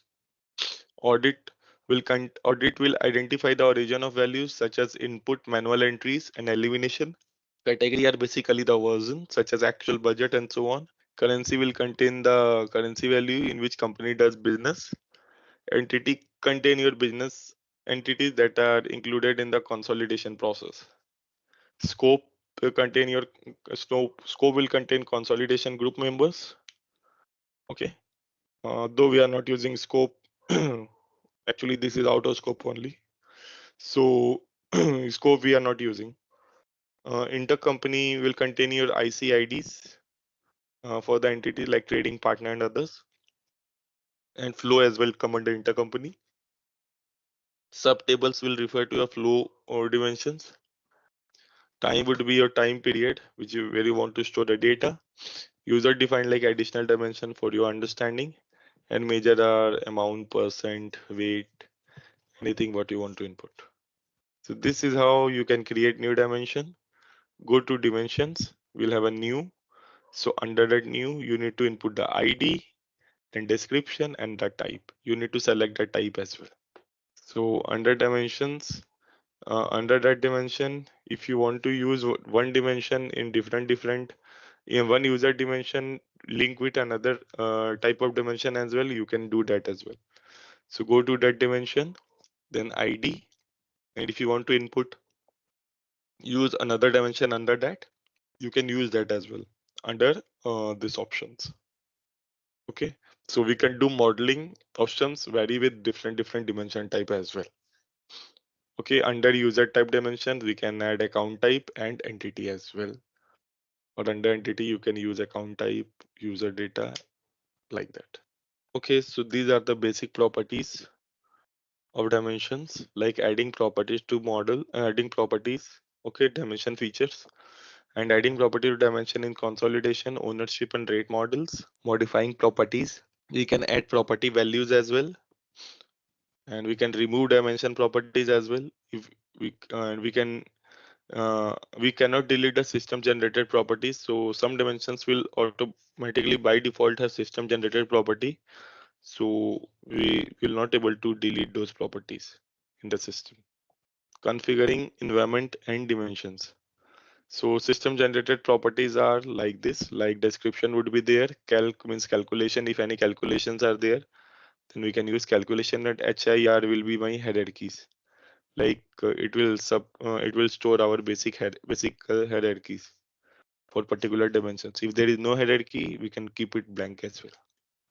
But hierarchy, I think in GL account, if suppose hierarchy are there, so it will be recommend to provide hierarchy for a top-down view. Okay, so we can use dimensions for property validation also. And account dimensions can only use the rate type such as AVG for average. Okay, if the rate exists in reference dimension. So under reference dimension, what is happening means if suppose we have a dimension and we have another dimension, so we can call one dimension property from other dimensions. Okay, and validate as well. An entity dimension can use a currency such as euro if the currency exists in reference dimension. Intercompany dimension can be linked to entity member if it exists in the reference dimension. So these are the reference dimension, like dimension account will have a reference type account, property as a rate type, and validation as average rates or so on. Category will have a time, property is year, and validation is C note or anything. What you have? Entity would have a currency, property would be currency, and validation would be local currency. Intercompany would have entity, property would be entity, and validation would have trading partner. So till this, are you clear? Okay, so this is how the dimension internal structure of a dimension looks like. So in the top, we have add, delete, revert. We will have recent deleted member. We will have apply hierarchy, order, display, and export to CSV. Okay, so ID would be there in the left, followed by description. Account type is must for account dimension. Offset, it depends on you. Input IP depends on you. Intercompany depends on you. Rate type would be depend on you. Means the rest these things are depending on your requirement. If you want to add, you can. If not, no worries. And if you want, we can export the dimension also in the CSV format. And if you click on apply hierarchy order, if suppose any hierarchy is maintained, we can see the hierarchy in hierarchical view. We can see the dimension in hierarchical view. There is nothing as such to upload via flat file. You need to you need to copy or paste the values manually in the system itself. If you want to add something, you need to go to add. You will get a column, row, and under row you need to input the values and click on save. That's it. There is nothing as such input via flat file or anything. We can have just copy and paste. So this is how means if you can copy 5 lakhs account as well, so as BPC won't have any issue. It will get copied for 5 lakh account as well. So there is no worry about copying and everything. You need to create a sample of data like this, and we can copy the same. Account dimension type. So under account dimension, we have different properties. So what you saw in the right means after dimension, after account type, these are our properties like offset, account input type, intercompany, rate type, scaling, and also these are my rates or means these are my elimination properties. Okay, for a particular dimension, it depends on us what kind of property if we are using, or if we want to delete, we can delete as well. The must-have property which are available in account type is account dimension is account type. It is required to input the account type. Okay. So why we need account type? So it will basically we can use account type for having control in the sign display and aggregation behavior. Okay, like asset liability will have a sign, income expense will have a positive negative sign, so we can control like that. Dim list. So dim list properties are used as selection criteria in business rules. Elimination account is basically used in US elimination process to identify the offset accounts. Group is used to classify accounts such as P&L balance sheet. IS input is used for report filtering. Rate type is required in input forms. Okay, what kind of rate type it would be? Scaling is used to display value in thousands or lakhs. Okay, uh, like formula based scaling. Type elim is basically elimination.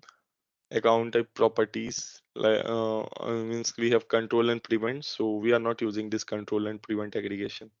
If we have multiple account with having quarter to date and year to date value, that this account we can use in QTD and MTD or YTD, then we can use this. Otherwise, we won't use this prevent aggregation. So account type properties, we are having basically four account type properties available, like asset, liability, income, and expenses. These are the sign, these are the report, these are the aggregation using periodic measure. So the dimension structure will look like this. Okay. If you want any differential integrity, then you can input fixed value as a rate. But if you want to input any hierarchy, then standard or then here they put standard as parent H1 and intercompany as parent H2. So this is how your subtable means flow type dimension looks like. Like under H1, we'll have a flow like F underscore TOT. Under TOT, we'll have different scenarios for flow type. Flow type properties. So under this flow type, we'll have ID and description and flow type. So flow type is must while having the property. Okay, so make sure to input the flow type property when you have a dimension as flow type. So it is used to distinguish the opening and closing flow. Okay, like F underscore 101 for opening, F underscore 02 for closing. So like this you can use for flow type as well. And F01 is my opening, F02 is my closing. So like that, if you could just put a filter on opening and closing, all the calculation like sum or differences would come directly in your report. So no need to go and just check one to one means cell. So it will come directly over here. And by the way, we can create multiple custom defined property as well in the dimensions.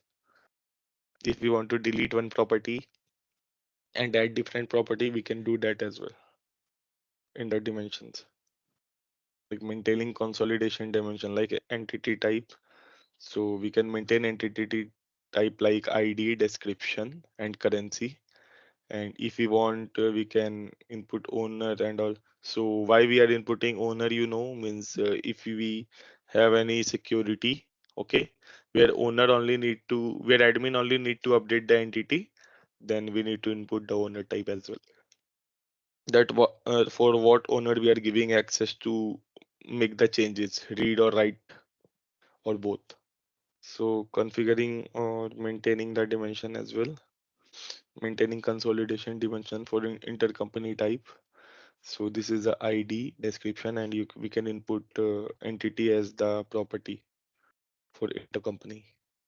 With the basically the page is same, so it depends on us how we want to create a particular dimension. Like for category type dimension, we have actual budget forecast, IFRS, US GAAP,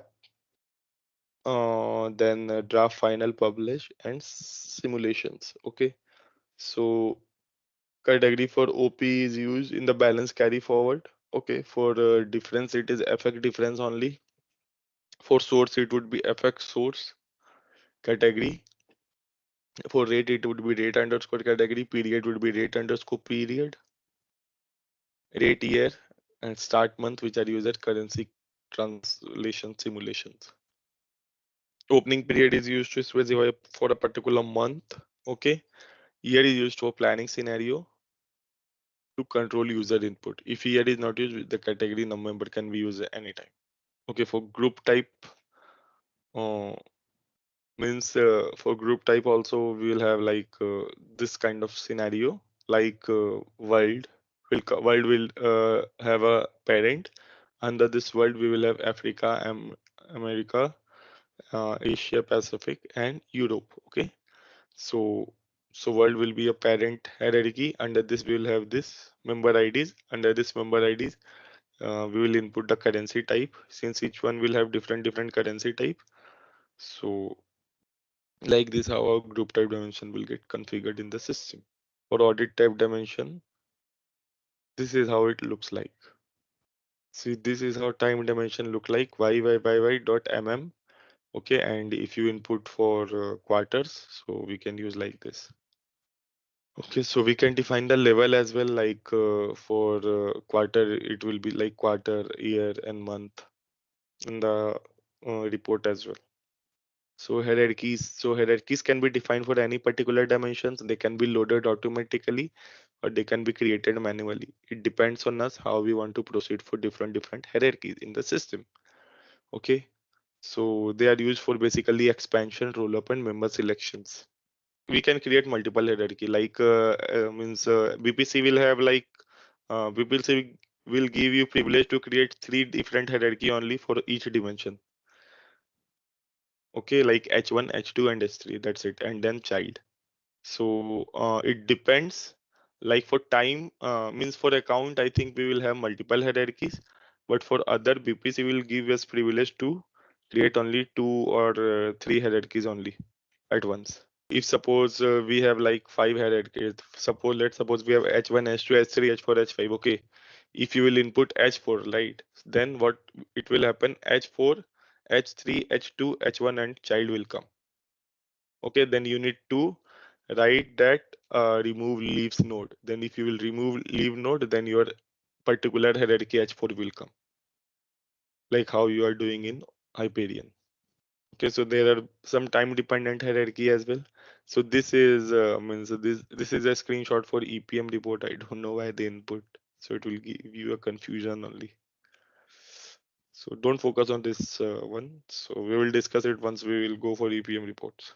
So once you will create, we need to click on save and process. Under save and process, we can it will ask, do you want to say take the environment offline? So what does this mean? If you will click on yes, so if suppose someone will work on the environment, so it will not work for them, so it will make environment offline. So what changes they are doing, so they will be stick to that only, the previous one. Okay, so always make a habit when you are creating a dimension, if this message pop up will come, do you want to take the environment offline, just click on no, so that if suppose someone was logging into your system or means in the BPC system, so they can also work and you can also work at the same time. Otherwise if you will click on yes, then you and they both need to wait for like a minute or so. So once you click on no, then this pop-up will come, the dimension have been processed. And once you click, so you will see the status as processed. So once it is processed, means all kind of master data or BW reports are available in the system. So now your system is ready to create reports or various inputs. So these are basically the dimension members uh, which are used in class. Okay, so we will discuss this also once we'll have system. So I will show this how this will work as well. So I guess this is all about your configuring dimension and models. So if you have different kind of, suppose forecast version as well available in your system, you need to create that as well, like F1, F2, F3 till F10. Means how many you have. So So BPC can I will not provide. have a user-defined dimension saying that versions, and under that I have draft 1, draft 2, draft 3, and when I load the data, I'll use that intersection to load. Is it not possible? It's possible, but see, as I told you earlier, only we need 4 dimensions are 15. mandatory. Yeah, 15 is limit, right? 15 is a limit and 4 are mandatory dimension. Under this Right. category is the main dimension Right. also. So we can't just bypass the category and create a user defined as version. If Okay. category, we are using category in other dimension, means other report or anything, then we can create a version and user defined dimension as version, and we can use like that as well. So under this, what is happening, if suppose we have different means suppose we are getting data from BW to BPC. Okay, so what it will do is, if we have two kind of things. Okay, first one is my transformation. Okay, and second one is my conversion. For time being, just forget about conversion. So first we'll focus about transformation. Okay, so what are transformation? So transformation files are those files, okay, where we need to map the figures. Okay, so here mapping simply specify the left hand side would be, your left hand side would be BW dimension. Okay, and the right hand side would be your BPC dimension. Okay, so it will have three columns. First would be my options. Okay, under options, it's like there are 4 or 5 lines which are predefined only. Okay, and after that we will have mapping. So it will divide into 3 parts: options, mapping, and conversion. Okay, under options we will have like 5 to 7 lines which are available. The text size will be this, delimiter would be XYZ, and like that. Okay, mapping will have my BW to BPC functions or dimensions, and conversion, if suppose in my BW my time would be like 20 12 sorry 2 0 2 10 20 24. Okay, but in my BPC the format would be like YYYY okay, means YYYY dot mm. Okay, then what we will do, we will just input in the conversion, we will input time.xls. Okay, under here conversion, suppose for 2024 you want to convert, then you need to write every, means in conversion we have internal, external, and value. So under internal you need to write all the time which you want to make changes. Okay, like this one, so you can input this like 0 to 10 2024. Okay, and if you want to convert it to like this, like 2024, here you will write this YYYY dot and here the value will come like 2024 dot 10. So like this you need to pick up this value. Data transformation page will also look like this only.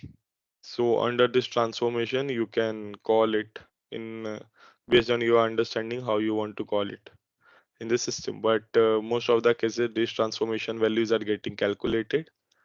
In some cases, these transformations are getting called as well. There are some users who they don't want any transformation. Then what they will do, they will create a separate file in BW and they will load it via process chain only, via DMP. DMP is nothing but my data manager package. So under data manager package, we need to input the name of the process chain. So once the process chain will get triggered, automatically my data will get triggered in the system. That is advanced BPC scenario. So yeah, we'll see if that thing suffice in this one, because in most of the BPC projects that will not work.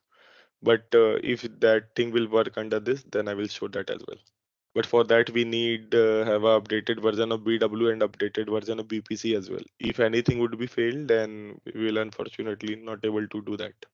Let's see what system we will get and how the scenarios are. 11.1 is the most updated one, and 7.5 would be my BW version. So under the transformation, so once I will create that transformation and conversion, then what I will do is we'll have a DMP. Okay, like packages, like organize, link list, and then organize master data, like organize CC hierarchy.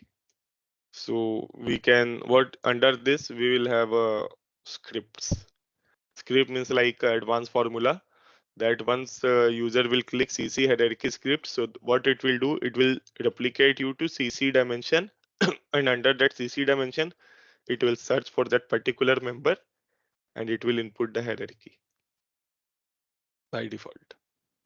Okay, so those are means later stages. Once we will have systems, so it would be easy for you to understand. And I think this it for the dimensions, and now we'll proceed with another one.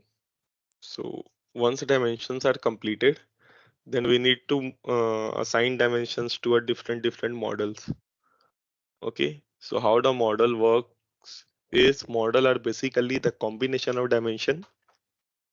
Under this model, we will have n number of dimension, but as per SAP, it would be good if you could have 14 to 15 dimension at once in a different in a model.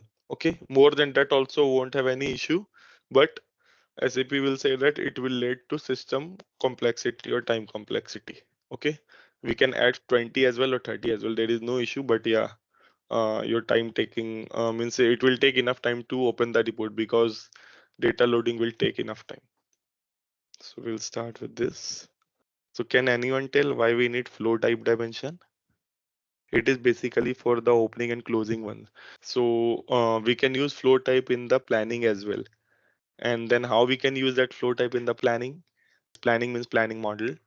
I think there are some guys for finance as well, like so they should have this answer if they can speak.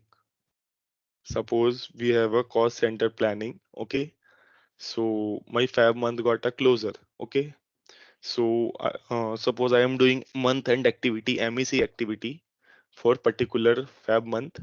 Then my closing, I need to transfer my closing balance to my cost center planning opening balance. Okay, so what I will do, I will go to flow type. I will create a flow type, or if suppose a flow type is created, then I will just input the flow type entity as opening and I will run the package. Okay, so what it will happen, the closing value of my flow type, which was earlier predefined, so it can be converted into the opening value. Okay, so this is how I can transfer my flow type closing balance to opening balance in a particular planning model. Okay, so what I am telling is, suppose f underscore 01 would be my opening, f underscore 02 would be my closing. Okay, so so I want to transfer my closing balance to next month opening balance. F underscore 03 would be again my opening. So what I will do is I will create a copy of F underscore 02 underscore 1 as my opening, and I can write a logic where X dim member set flow is equal to F underscore 02 as underscore 1 as F underscore 03. So what is X dim member set? So it is saying dimension having a member set flow having ID as F021 as F03, means it will convert my 0201 value to my F03, so that my 02 means the replica of 02 will get converted to my opening one. Okay, and once I wrote this, so I just need to input it in my package list.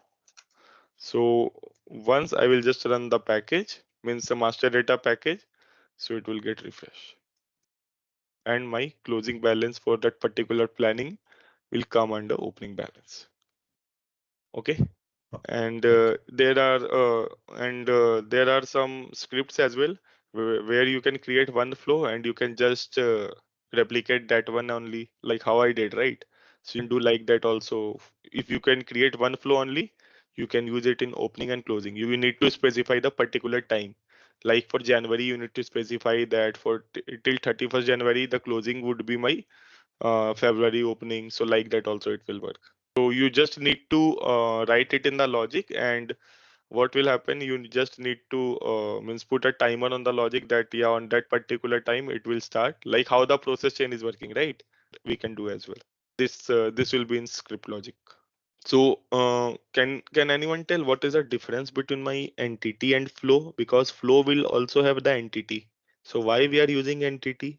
We can use flow only to have entity, because entity is also a property of flow, right? So rather than using two dimensions, it would be easy, right? If you can create one dimension and use the property as entity in flow. See, flow will have entities. I will tell you this as well. So this is also a technical one.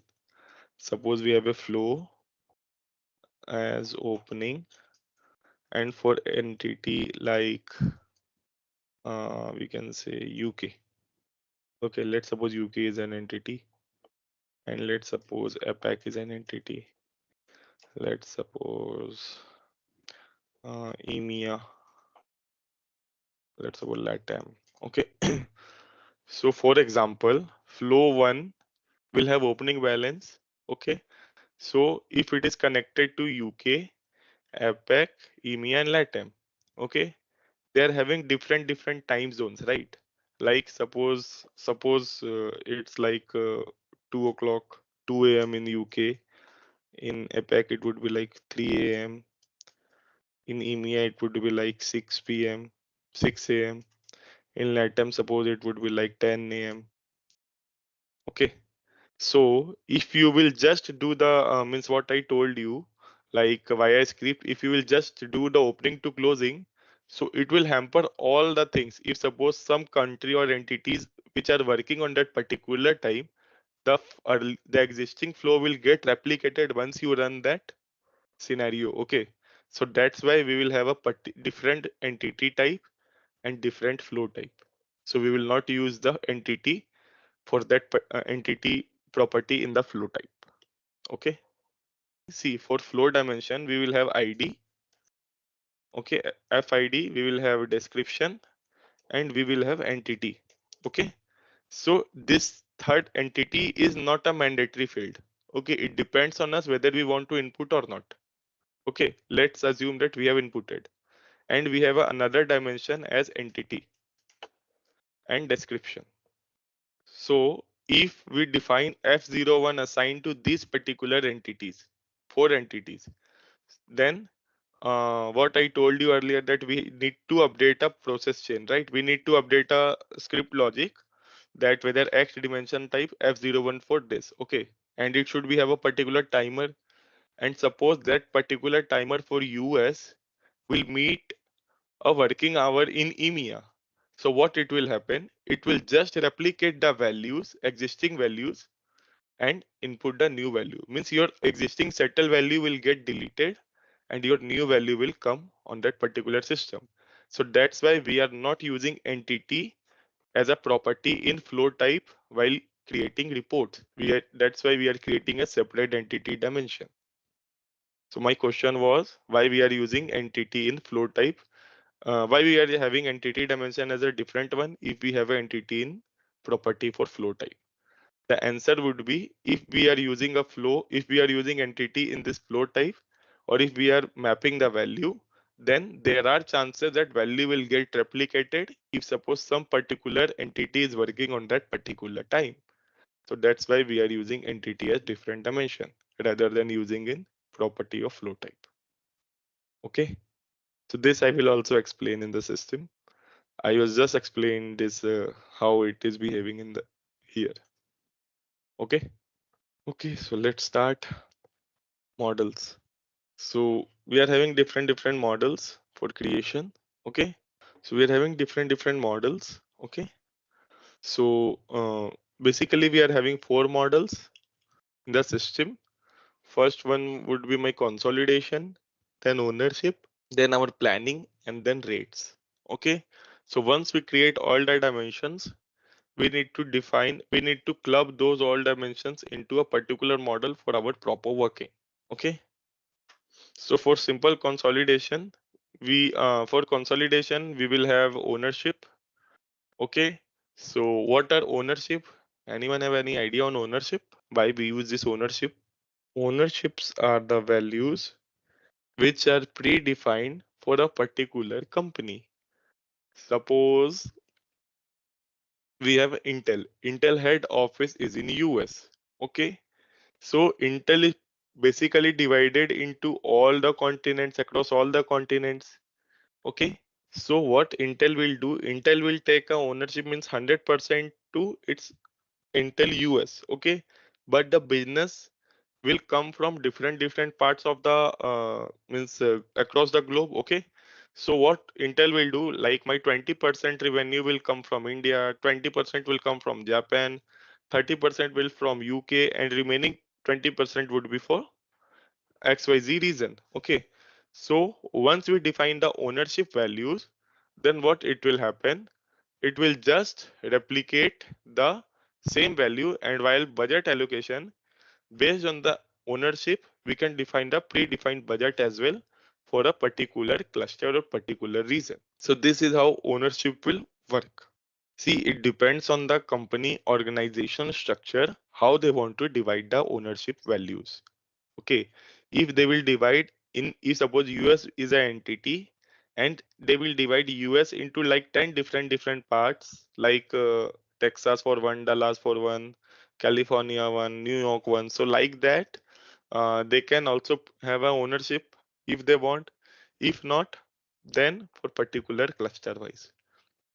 And there are some organizations which will take full 100% ownership for its base location only, because end of the day you will able to get the P&L and balance sheet report, right, for all particular clusters. So there are some means there are some clients which are not defining any ownership, so they are taking 100% as their ownership only, and they can validate the same via P&L report. So for simple consolidation process with 100% ownership, you can use the finance or rate models. Under rate, we will do the currency translation scenario. Consolidation type model can use all the business rules. So see, this is getting more technical. So yeah, once we'll have system, so I will first show these things, then only I will proceed with other steps. Okay. So right now, just understand that business rules are basically the rules which are which we are using for consolidation or carry forward scenarios or posting any journal values. Finance type model can't use the consolidation monitor, but it can use all the business rule except elimination and adjustment. So finance type will not use a consolidation monitor since it's a part of consolidation only. You can use delivered model or create your own. So since SAP have provided a bunch of model, so we can use that model or we can create our own model as well. The consolidation engine can be used for either consolidation type model or finance type model. Most model consists of 10 to 15 dimensions. Every model type, category, account, time, entity, and some require more. So category, account, time, entity is basically for planning, and for other like rate and others, rate and consolidation, we need rate as a dimension as well. So this is how we can create models, and this is how your model screen will looks like. You will go to the navigation page. Under these three lines, you will go to you need to go to models, and then we will have this consolidation and this management consolidation. So I don't think this management consolidation is there, but I don't know. I think it seems to be earlier one. Ownership and rates. Under we don't have management consolidation. We will have planning in place of management consolidation. Okay, for creation of the model, first we need to input the ID. We need to go to new, then input the ID and description, and then click on next. Okay, so it will ask you whether you want to create a model from scratch or you need to use the existing one. Existing means the SAP defined one.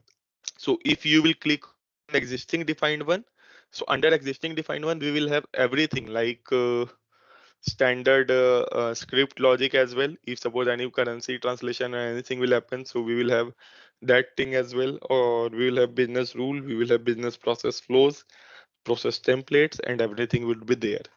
We just need to explore that. Okay, so we will select a blank one, and under existing we will see all kind of dimensions and script logic, DMPs and others. Okay, so based on our need, we will decide accordingly when we come into this one. And then for creating new model, the step 3 would be whether it would be of 3 parts. Okay, first one would be my standard. Standard would be my no other model will be involved. So under standard, it will be used for planning only. Second one is finance. Finance is used for only rate model, and consolidation is my ownership and consolidation model. Okay, so right now we will just use finance and standard. Okay, so under this also we will have some drivers or rates, and we will define that what are the key figures, what are the ID length, what is ID, whether it is in string, char, data type. Okay, so data entry mode. So this is for YTD model. Okay, so we can input data like cash equivalents, sales revenue. This is not needed for periodic. Yeah, for data entry mode in standard one, so we will have basically these 4 dimensions, and for financial we will have CEATR, where R stands for my currency or rate, and for consolidation one we will have CEAT, audit, group, intercompany, subtable, and currency. And for creating model, we just need to select the dimensions. So what dimension you want, you can just click on that tick mark on that dimension and it will get selected. If you want to copy a model from any existing model which is available in the system, then you can you can use like this as well, copy from source. So what will be there in that particular model will get copied from there to this one, what you are creating. And afterward we'll have a review and create. So once we'll click on review and create, a model will get created. After editing the means creating the model, we can go to edit and we can edit the model as well via settings. So under this edit model, we'll have this kind of general settings like large key figure, normal key figure, work status, enable comment length, and source data. And feature used within a model, like whether if we are using a work status, so what work status will do? Work status is basically the data log step, data log. Okay, so under this data log we have owner and reviewer. So owner will view the data and reviewer will need to input the data log. So they two all have the access. Owner is my super user and reviewer is my basic user. Then data audit. Okay, so data audit feature will also enable in a model. We can select, then my data audit will work. So under this data audit, if suppose anyone will make any changes in the data, you can able to view that via data audit catalog. Okay, if master data will get changed or ID will get changed, you can have a track of that as well, that yeah, on that date that means that ID has changed this data or manipulated this data from this to this. Okay, then journal templates only relevant for reporting models. So journal templates are relevant for only reporting one. Then enable comments. So select this option to use comments. So if suppose in the input report, if you want to input any value or any means comment, you can use this one. And use as a source of data means if you can use as source of data for external application, means this process will work when you are taking data from means SQL or any XYZ RFC connection. So this we will see once we'll create. So I don't think we need to create all different model because we have limited data only. So let's see what models and so I will create, means we will create all models. Okay, and we'll see in which model we will work. Okay, so these are the basically environment. So environment is a main means a playground area. Under this we will have dimensions, and under the dimensions are the basic building block, and under dimension We will have rates. We will have models like rate model, consolidation model, and ownership model. Okay. So this is how your model and dimension will come into existence for SAP BPC. Just while creating environment, we need to activate, and under environment, if everything is created, it is ready for use. Just click on save and process. So this is our first technical one, which we have completed based on the model, how to create model and dimensions. Okay. So this would be the third topic would be my DMPs, like data manager packages. So this is a very interesting and important topic in BPC point of view.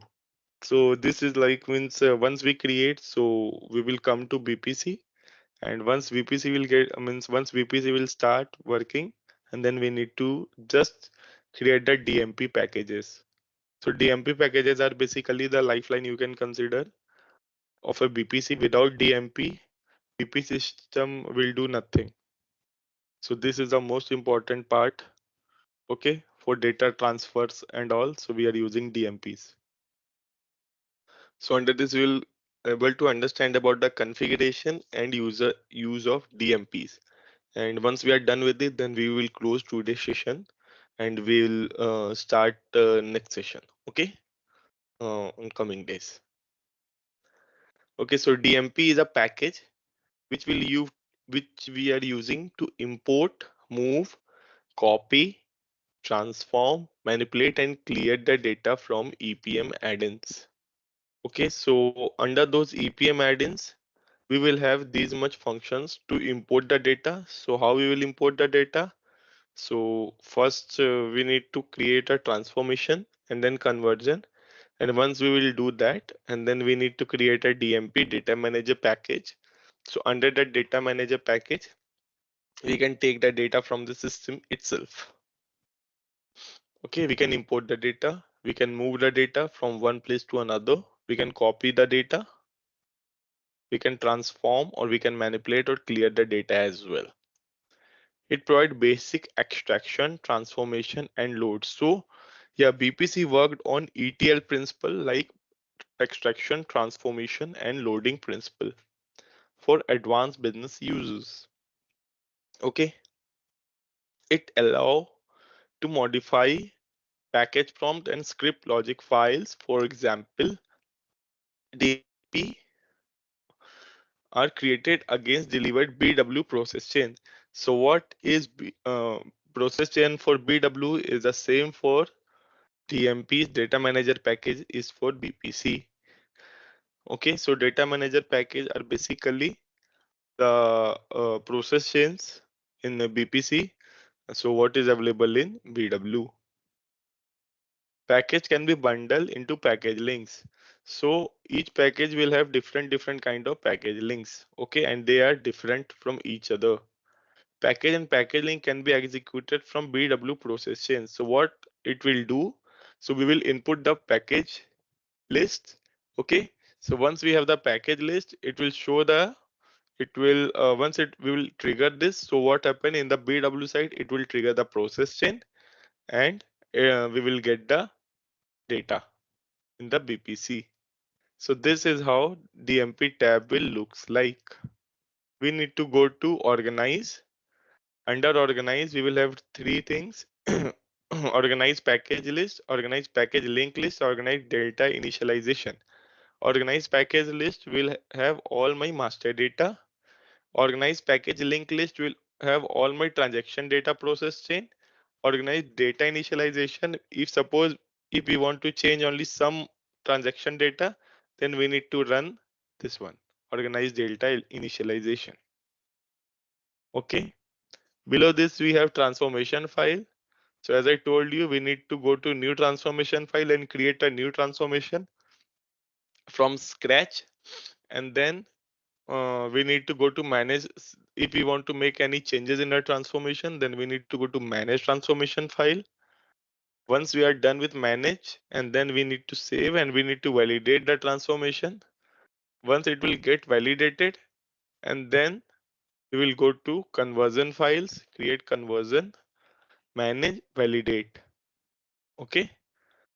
Right now, how I am speaking like this, so it is not that much simple. So we literally need to understand how this thing are working in the system. So once we'll have the system and some amount of data, then we will directly go and check and do this one. And under this run package, so we will go to run package. So it will show different process chains with different package link list. So once we'll click, we will able to see the status in view status. Okay. And in run package also we have two type of things. Once you will start run package, it will directly run. And the second one is if you will start run package, it will ask you for prompts, that for which prompts you want to run the package. Okay, so it depends how you want to means create the package link list. If you want to create it via prompt, then it will ask for prompt. It will, if you will ask if you want to run it directly, then it will run directly as well. For data manager tab, we have two ribbons. First one is my connection. Second one is my data manager group. The connection ribbon is the place where we define the web service connection, where we need to reach the data manager feature. And the data manager group is where we can perform all business planning and consolidation access data tasks like run package or package links, view package or package link, upload flat file, download flat file, preview flat file, organize package link, package links, package, and delta initialization, create and manage transformation, create and manage conversion files. And this is about our security part, data manager and security. Okay, so we can define tasks that who will do this data manager task and who will do this task. So if we want that owner should run only admin packages, then we can input run admin package, and once we will click, so we will assign owner name over there. If suppose we want someone will need to only edit the package, then we can do like that also. Okay, so we can apply locks as well, and we can apply security as well on different tasks and their task profiles. So these are the profile descriptions. Like run admin package, it will view and run package, which is set in admin package and user package lists. Second one is run package, it will view and run packages set to the task type user package. Third is edit package, so it will edit, create or delete package, or change package type, or add transformation and conversion file. It cannot change the file name. Edit transformation will edit, create and delete the transformation files. Edit conversion files. So edit conversion file will edit, create and delete the conversion files. Cancel any user package, so it will cancel other user package. Only NetWeaver provides the capacity, means provide the ability to cancel. Means if suppose you have a package which you have outsourced from one system to other, so you can cancel it. Edit package schedule for any users. Here you can view logs and change the schedule for any kind of package. And then edit package links. So you can edit, create or delete package link.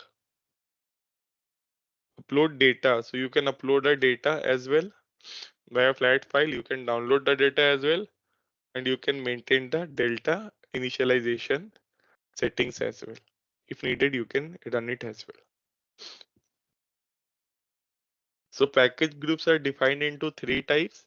First one is my data management, second one is my finance process, and third one is my system process. So under data management, we will get all the master data. Under finance management, we will get all the GL accounts and other data. Under system management, we will maintain the hierarchies and different types. So if you upload, suppose if you have a flat file, right? So this is the package what we are talking about for upload.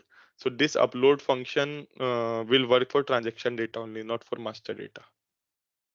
So DMPs are basically the process chain. Okay, so how the process chain will work is like start, load data, and import into model. So this is how our BPC data manager package is working. And see, these are the things which will come under data manager package. Like first one is our organized package list. So under this, we need to go to add package, and we need to input the package name, whether we want to copy transaction data. So just click on the copy transaction data and add. That's it. So our copy transaction data package will get created. If we want to run the copy transaction data, so we will just go to organize, or if we just go to run, and we'll just write copy package, so it will run the copy package transaction data, what we have just created now earlier in the above slide. So under this, we will provide a path for process chain also. So once we will add now, so the second option, modify package, will trigger. So we'll just click on that, and we will just provide the path for process chain in BW. So what data is there in BW, it will get that data from BW to BPC. If we don't provide as well, it will also we don't have any issue, because we are already doing the mapping in transformation and conversion file. Okay, so the copy data manager package will start run. So under here, if you will go, so that is what I have created. Okay, so under that, if you want to copy copy transaction data for XYZ particular entity, then we will have a prompt as well over here. Okay, like copy transaction data, if you click on copy transaction data, it will ask for a prompt. That means if you want to input a prompt, you can input a prompt, or you can select all. Okay, so once you select, it will ask you for a transformation file, or means copy the entry. You can input the entry, and then you can just run the package. So once we'll have system, I will show you step-by-step scenario how we are creating data manager package and how we are running this DMP. So you will get more familiar with this. Okay, right now don't panic that yeah, these things are there. So once we have system, then we'll do. Yeah, just remember one thing, that if we have any work status available in the system, or if work status is applied, then it would be very difficult to run the package, because what happens, work status will lock the particular cell. So if it will lock the cell, then your process chain means package will get failed, because it will not allow you to write any value in the cell. So once it will not allow, then it will force the package to get failed. Okay, so make sure that when you are running the DMPs, your work status needs to be open. It should not be closed. Okay, so these are the silly things which we need to take care of. So once we run the package and it is getting failed continuously, then we need to check the work status as well, that whether my work status logic is open or closed. Okay, so after conversion file now, we will have an option of work status. If you go to data now, we will have a tab as work status. If you'll just click, so it will say that open or close. Just check it is open. That's it. It is in data. So we have home. In the Excel, we have home, insert, page layout. So in the data, we will have work status. So once EPM will be there, now if you will click on EPM now, you will able to see the work status. That's it. So you can lock it via model as well, and you can lock it here as well. So it depends. If you will lock it via model, means admin rights, you need to must have admin rights. If you will lock from here, you need to must have user rights. Okay, so admin can lock it from there also. So if admin can lock, so then you will not able to input anything over here. Then you need to remove that lock and make sure that both locks are in sync only. If one is working, if one is locked and one is open, then it will not work. If both are locked or both are open, then only it should work. So this is how we can view the status. And we can view the status of packages that are currently running and packages that have been completed. Select view status, and under view status we can see. So here we can see view status as well. So yeah, after run package, are you able to see view status? Here you can see view status one after run package. So once you will run the package under this one, so it will, you can able to see the status of the package, whether it is successful or fail. Okay, under this view status one. So this is what it written. Select view status, and then view status, the package status dialog box up a resume of various packages. If you want to view the detail log, or under this view status, if you want to see a detail log, whether what kind of report I means what data I have filtered and what was get loaded in the system, you can able to check that as well.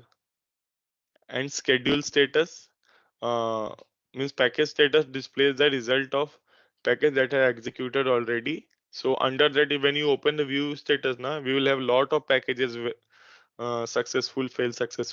So it will show my existing packages which we run in the system itself.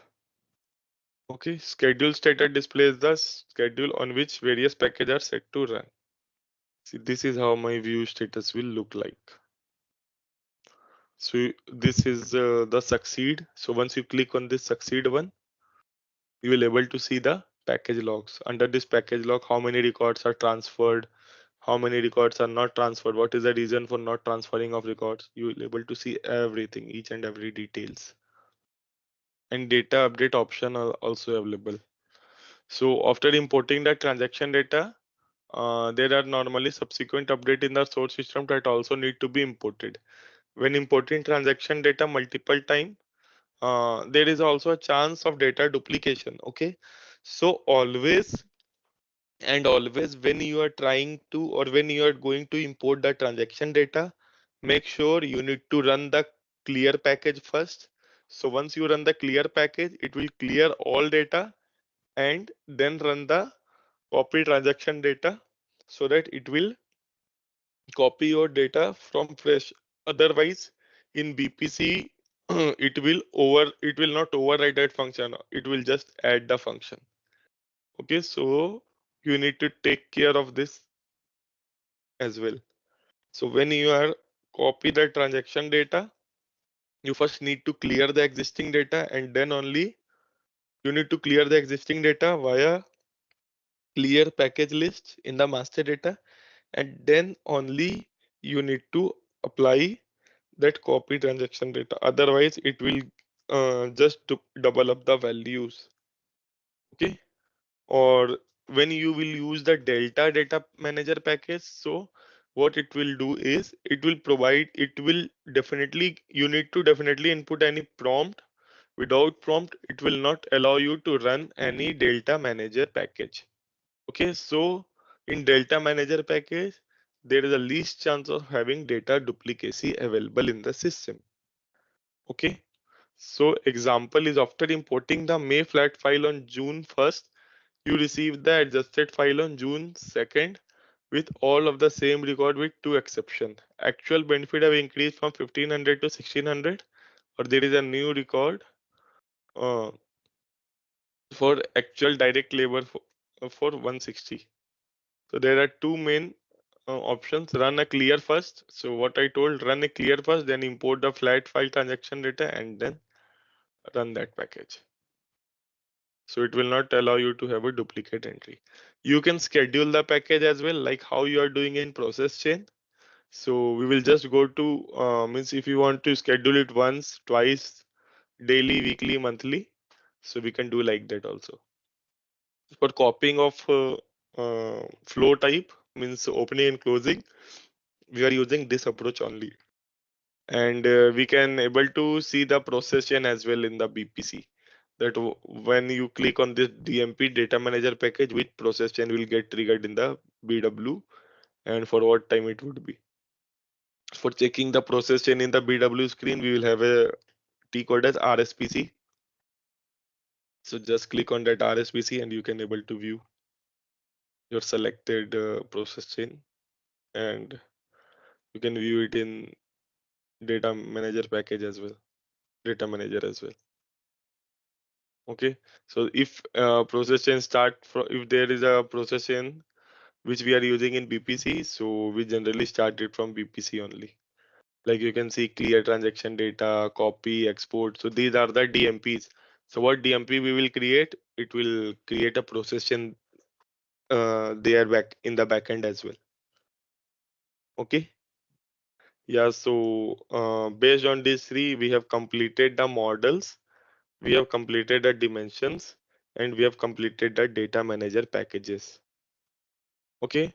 So this is how we will again, once we will have system, we'll again go through this thing like creation of model, creation of dimensions, and the data manager packages. Okay. All right, let's test your knowledge. Here's a question for you. What is the primary data source for SAP BPC 10.1? Option A, flat files. Option B, relational databases. Option C, SAP BW or SAP HANA. Option D, Excel spreadsheets. Take a moment to think, and when you're ready, choose the correct option. Remember, each choice holds a key to unlocking the answer. Good luck. Type the correct answer in the comment section. Hey there, ready to dive into the world of SAP BPC 10.1?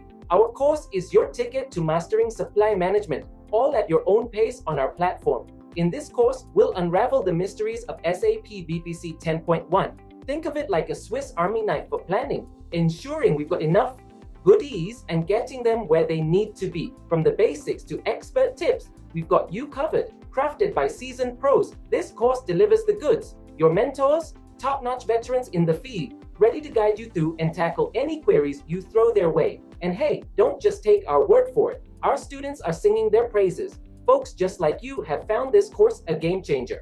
Best part? It's easy on the wallet. Learning doesn't have to cost a fortune. Ready to become a SAP BPC 10.1 maestro? Enroll now.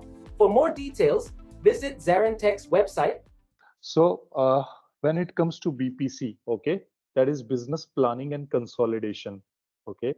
And as you are going to work on 10.1 and this is 11.1. Okay. So hardly there's a few some difference, cosmetic difference, right? That also we will cover. Okay. But other than that, functionality, logic, everything remains same. Okay. Now, when it comes to BPC, business planning and consolidation, SAP has released this tool, okay, having three components. One is like this web planning, okay, which you can see right now on the screen. Here, what one can do whenever they will log in into any BPC server, this would be the landing page, okay. There they can see home, library, my activities, okay. Second would be EPM, which is Enterprise Performance and Management, okay.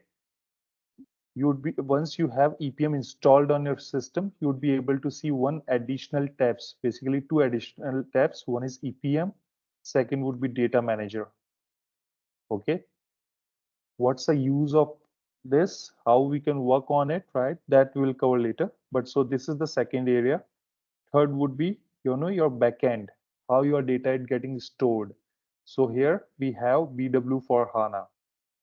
Okay, so these are the three components which covers your BPC tool completely.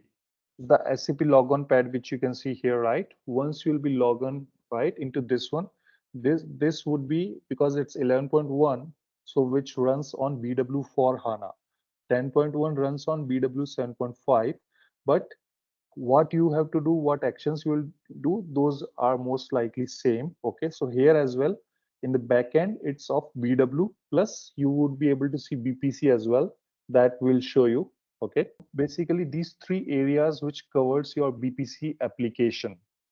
Okay, whenever any project comes, whenever any opportunity comes for planning, okay, then when it comes to work as a consultant, what one will do, they will log in on their BPC web link. Okay, once you will log in on your BPC web link, So 10.1 screen would be little different. That would be much straighter. Here, basically, you are in My Activities tab. Okay. So in 10.1, you would be able to see, right now you can see go to My Activity, but there you would be able to see environment. Okay. So what is environment? Okay. Environment is basically, you know, what you are going to create your application, whether it's planning, consolidation, right? That's a shell, environment shell. By default, it's a SAP thing, which covers your overall application. So whenever you will be logging into any new system, you would be able to see environment shell. Okay. So here, how to access that? Go to this, click on whatever environment you can see, and this is the environment shell. By default, in any new SAP BPC system, once you log in, this would be the environment which you will see here. In a layman term, you can understand environment is nothing. It covers your overall application. In one environment, you can create many models. Okay, so this is a practice server. Okay, so where, you know, different requirements we are having. So for because of that, we have created it as a embedded, but you would be able to see only standard, okay, in your company server, as well as to any BPC 10.1, 11.1 classic version or standard version. Okay, so around the globe, mostly standard one is the most, you know, most kind of a common and preferable server which any client goes for, right? Because that's much straighter, and that's good for planning. The difference between embedded is that embedded is mostly for BW consultants. So when it comes to embedded, so mostly BPC consultants get rely on BW consultants because of a lot of BW dependent functionality. That's the reason standard one is the most, you know, common one and the popular one. Okay, so for a time being, you can ignore all the other environments which you can see, but whenever you will be able to log in into a new system, you would see environment shell. That is the first thing you would observe in any BPC system. Okay, now the thing is that this is environment shell. Okay, now there are two things which you know, I think I can cover, but like, can you help me to understand that any of you is going to play a consultant role or only a user role you are going to play in your company? Because the activity which I'm going to discuss, that is more for consultants. Since you have mentioned that like most of you would be playing consultant roles, so let me show you this exercise. So when you will be able to see a new system, okay, so right now you are in environment shell. Okay. Now what you need to do, you know that, okay, you have to create a planning implementation, right? You have to work on implementation for planning, let's say. Then you need to have your own model so that you can design the system accordingly. You can although create your models and everything in environment shell, but that is not recommended, because environment shell is the environment shell which is very common, having a lot of, you know, libraries and all, which is mostly technical. So that actually helps you when you to backup and restore of your application. So what you can do when you are working, so normally when you start as a consultant, you would see three instances. One is development, second is quality, third is production. So when you do in development system, you do the development. In quality, you do the testing. Once you are ready with your application, you move your application from development to quality. Okay, when you move, then you get many issues, right, during that activity. So to avoid all such things and to not to, you know, modify or having a negative impact on standard environment shell, what we recommend to create your own environment shell so that you can easily move. For example, Roja is having a different server and you are having a different server. Okay, so it's better to create a different environment, not for every model, but at least if there's a, you know, different server or having other dependency, so that anytime you feel that you want to move it to quality, you can move it. You don't need to depend on other team members, whether when their application would get ready, only then you can move it. Okay, so how to do that? So for that, go to environment. Okay, click on environment, right? Here you can go manage all environments. So this screen would be exactly same to 10.1. Click on environment shell, okay? Click on copy, and there you can give any name. Let's say planning, okay? Planning, any suggestion, any nomenclature you would like to suggest. What you can do, you can give a name of your company, okay, or of your division here as well. So let's say I'll put it as like uh, XYZ, okay, for a time being. And here you can just give a description, or you can skip this and you hit on copy. Then what system does, it will start copying the environment, okay. Normally in a new system or in a company specific system, because environment number would be less, right? System can create environment very easily, but sometimes in practice systems, although this is a one-time activity, you don't need to do that. But I'm showing you so that it would be useful for you in future whenever you have to create it, okay? So whatever planning we'll be doing under this environment, okay? So let's try, okay? I hit copy. Sometimes error also comes because it's a copy, it's a server, it's a practice server. So but don't have think that what's happening, because this is the standard and only way to create any environment. So you can see when we are creating the environment, our own environment, okay, which is nothing but we are copying the standard environment shell. So what is a standard environment shell? Yeah, we'll discuss, but you can see flow, entity, category, account, okay. Now what are these? We will take later. So some activity is going on.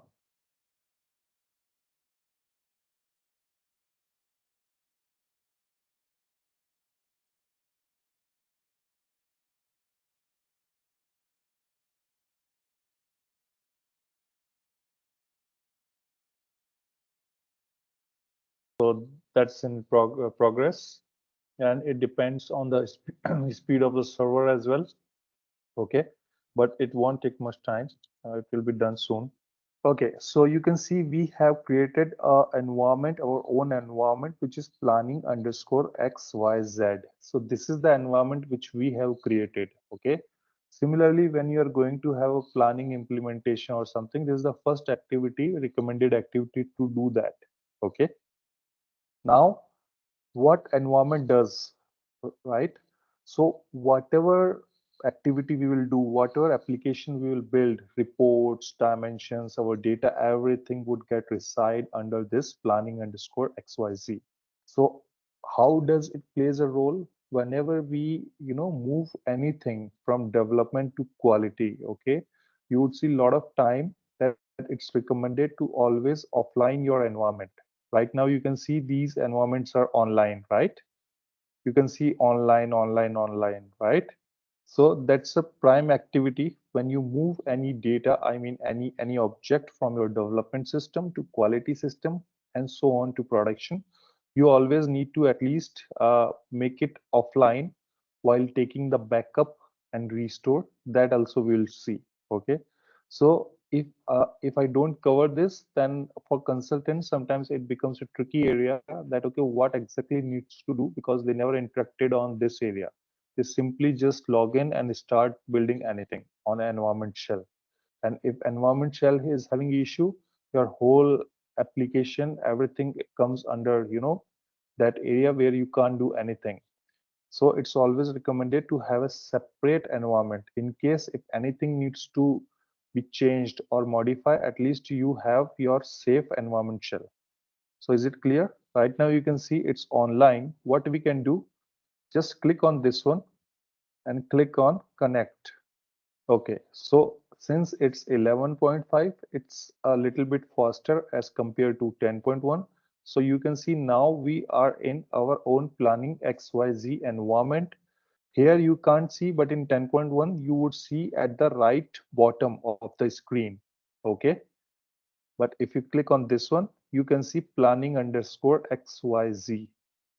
So far, is it clear to everybody that what is environment, how we can create it, how we log in, and how we connect into it? So now we have our own area. Okay, area, I'll refer environment shell, or our own environment as our area, our zone, where we can do our planning. Okay, so what we have to do here, some of the options are different as compared to 10.1, but they are just they are similar, but just a look and feel is little bit different, but the functionality remains the same. Here you can see administration, but if you click on 10.1, when you click on uh, top left corner, you would be able to see models, dimensions, right? Security, but here it's a bit different.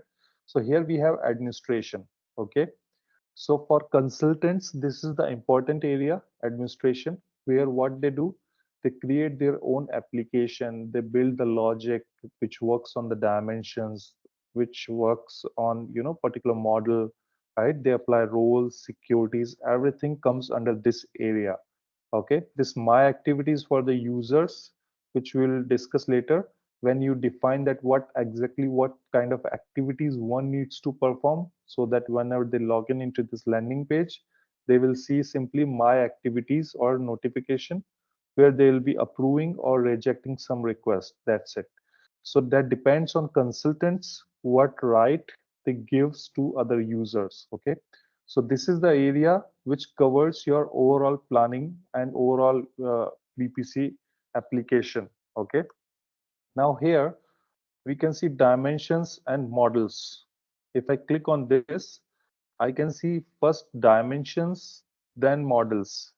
Okay, the master data. But other than master data, what does dimension covers? So that actually answers that question, what it covers. But what is dimension? So I'll start on dimensions. So guys, like in normally SAP module, other than EPM, so this SAP BPC is related to Enterprise Performance Management. Okay, if we keep it aside, or keep some of the modules which are not the standard one. So if I talk about standard one modules of SAP, those are SAP FICO, SD, right? They all, in all of them, right? What's the common thing is that when it comes to master data is residing under a particular table, right? As you mentioned, company code, right? So that is getting stored under a particular table, right? Based on that, a web consultant creates some program logic, or functional consultant does the configuration. Okay, and then you'll be able to see your screen, which is good to capture any transaction which are happening at company level or at company code level. Okay, but when it comes to BPC, okay, so BPC is not a transactional system. Okay, this is a reporting system. This is mainly for the management, for MIS reporting, which fulfills MIS reporting needs. This is for the CFOs. Okay, now if it's not a transactional system, then how does it work, right? So, and in any system in the world, okay, that is having two type of datas. One is master data, second is transactional data. Transactional data is nothing, just a figure which lies at the intersection of the master data. Similarly, if I talk about dimensions, okay, so in BPC, there's no standard tables which will capture a data for your business or for your client, right? So you have a dimension concept, right? So dimensions are like a info objects in terms of BW if I speak, okay? If I say, sorry, so that is like an info object, right, in BW. But I believe if you don't know BW, then again, it's a kind of a different term for you. So I'll explain it in a very easy and common term, okay? So doesn't matter from which place or which country anyone is. I believe everybody is aware about the bank statement. So what does bank statement covers? Your name, right? Your bank location, your transaction detail, right? Your account number. So what's the unique information in your bank statement? Your account number, right? Because a person with the same name, with the same entity is possible, right? But he can't have a same account number, right? He can't have the same multiple account number, right? So account number is unique thing. So when I talk about account number, customer name, bank location, transaction amount, currency, time, right? All these are independent terms, but this is creating a, a meaning to $100, right?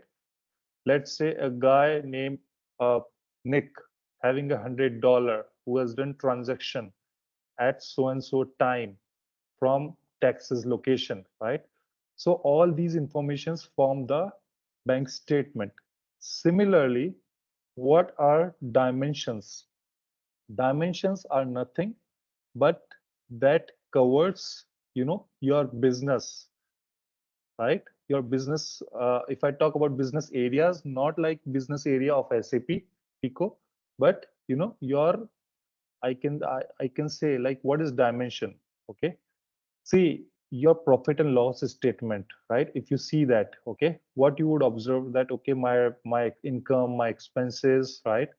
What are the drivers for those, right? Based on that, you need to identify your dimensions, and in the end, what should happen that your business for which you're going to plan, for that everything should fall within your dimension. It shouldn't happen that okay, something is required for your business but that is not getting covered in your dimension. If that is the situation, you would not be able to plan your system. I know right now it's hard to understand like okay, what is dimensions, because I'm not talking about any bookish term or any any anything. It's totally related to practical, right? So I'll show you. If we go to dimensions, okay, now what you can see here: account, audit trail, category, entity, flow, input currency, right? So when you create a model, right, some type of dimensions you need to create. Okay, so before that we'll see that what does it covers. Okay, so for example, if I go to account dimension, this is standard dimension. Okay, what it has: ID. These are the members, okay, which you will be able to see in your reports. At this level, you'll be able to do the planning. Okay, there's a description. Okay, this is simply like a SAP table you can see, right? GL account at stores. Now, after description, whatever column you can see, this is called or referred as property of a dimension. What you can refer it as a property of a dimension. Okay, or in BW term, you can say it as a characteristics of a dimension.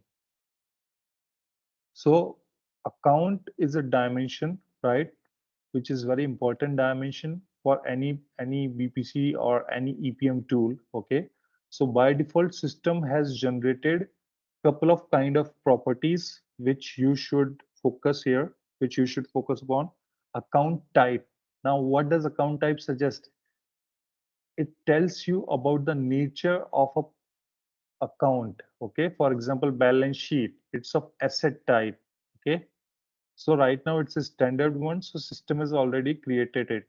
But when you'll be creating for any project or for your company, right, then you'll be able to fetch it from SAP system as a master data. Okay, there if they have maintained it, then you can see that, else you need to maintain it manually, or you can upload the master data from Excel sheet, and then you have to check here that okay, is it mapped against the correct account type or not, right? What's the impact it's having, that will cover in our reporting area. Second is like, you can see it's having like rate type, whether closing, average, right?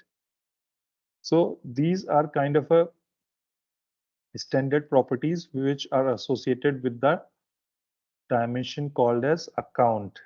Okay, and this is having a hierarchy.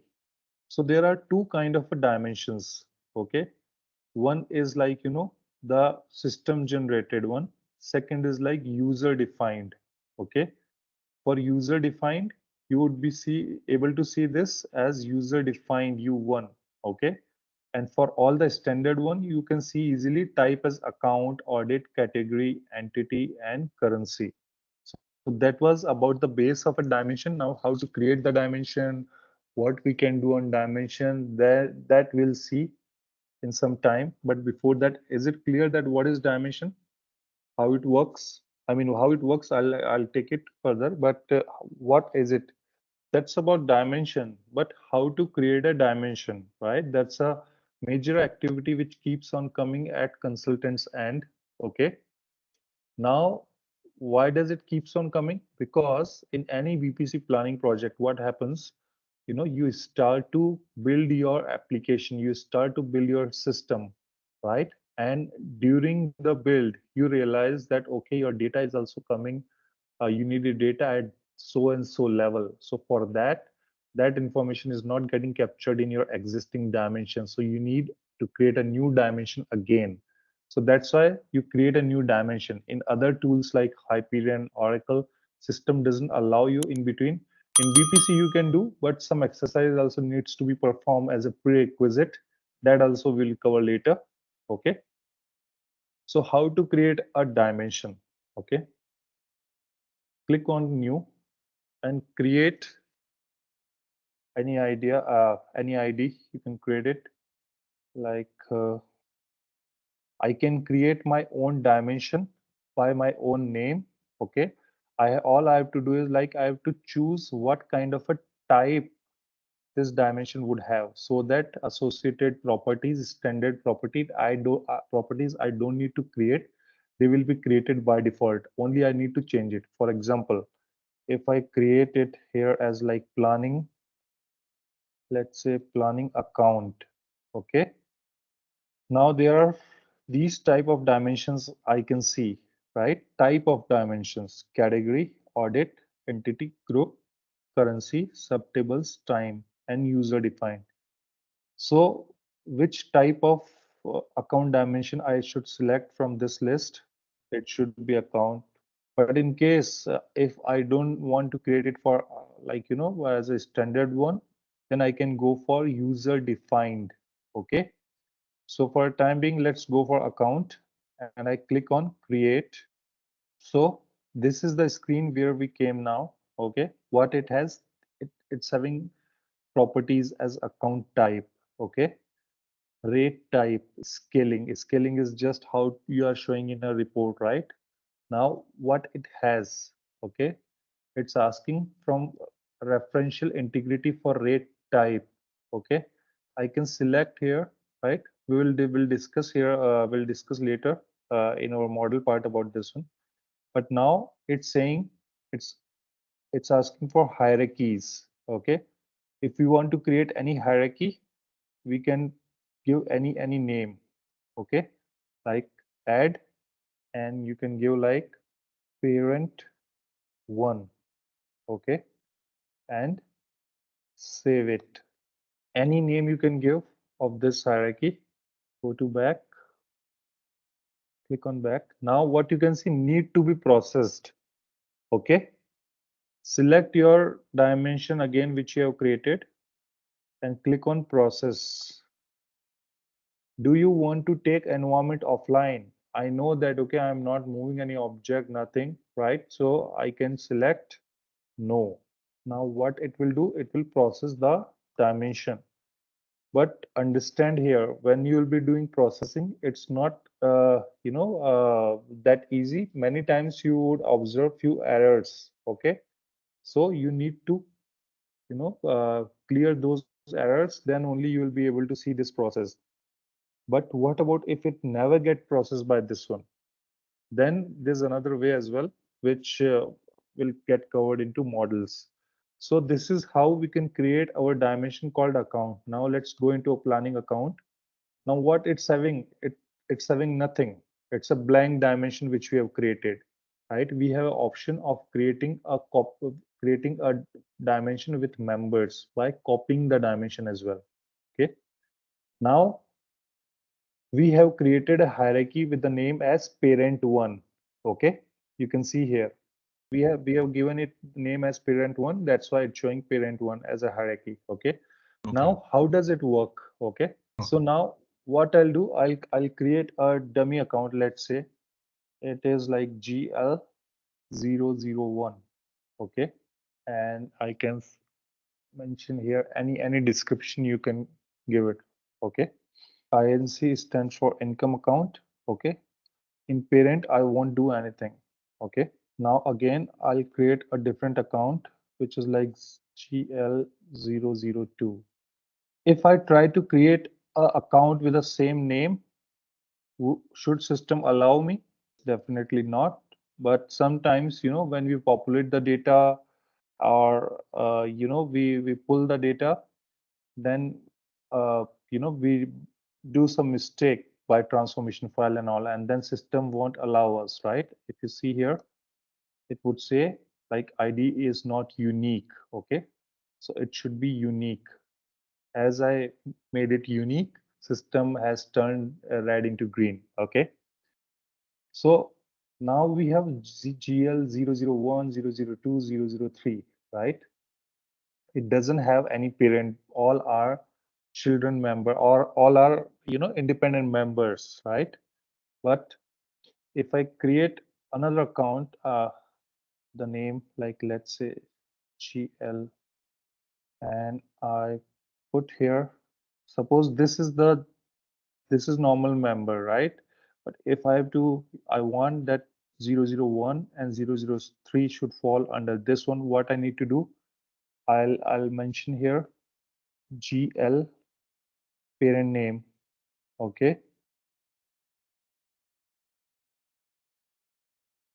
now what I need to do, I'll click on save and process. Do you want environment offline? Say no. So my dimension has been processed. Okay, so when you see this data, okay, whatever you can see under the dimension, this under the column ID, we refer them as a member. Okay, what is it? Member. It's a member of a dimension. Okay, what are the other columns? Account type, rate types. These are the properties, right? Property member INC. Okay, and to a dimension, overall GL dimension, we call it as a master data, right? This is our master data.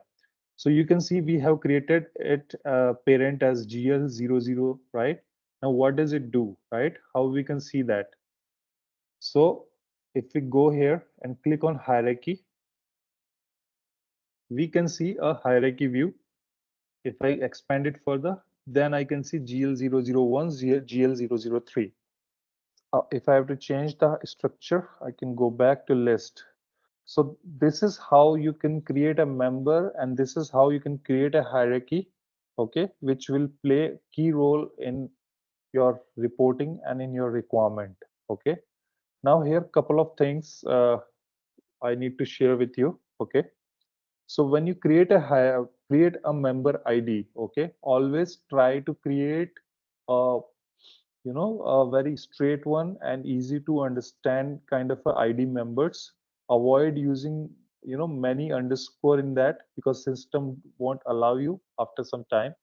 Plus, if you have included capital letter here, right, make sure, because BPC is a case sensitive tool. Okay, when you will pull the data from from SAP, okay, when you will update any master data, any transactional data to a flat file, you would have a lot of issues because of this case sensitiveness. So always make sure you use the correct and the same name which you have used already in your members. For example, in order to create a parent one, right, I use the same name in the same case sensitive format, right? It's in, everything is in capital letters, GL.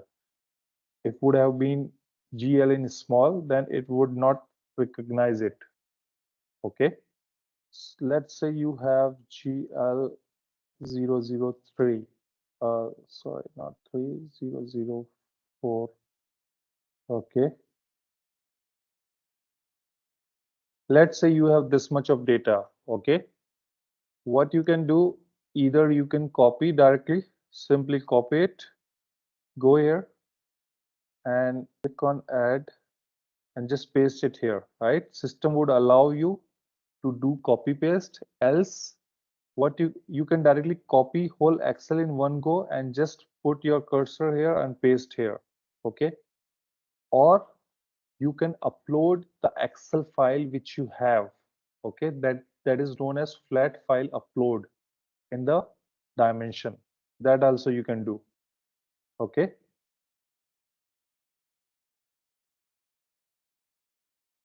Since we have like copied the cells, so it's better that at least I put the properties and we can use it further as well for our testing.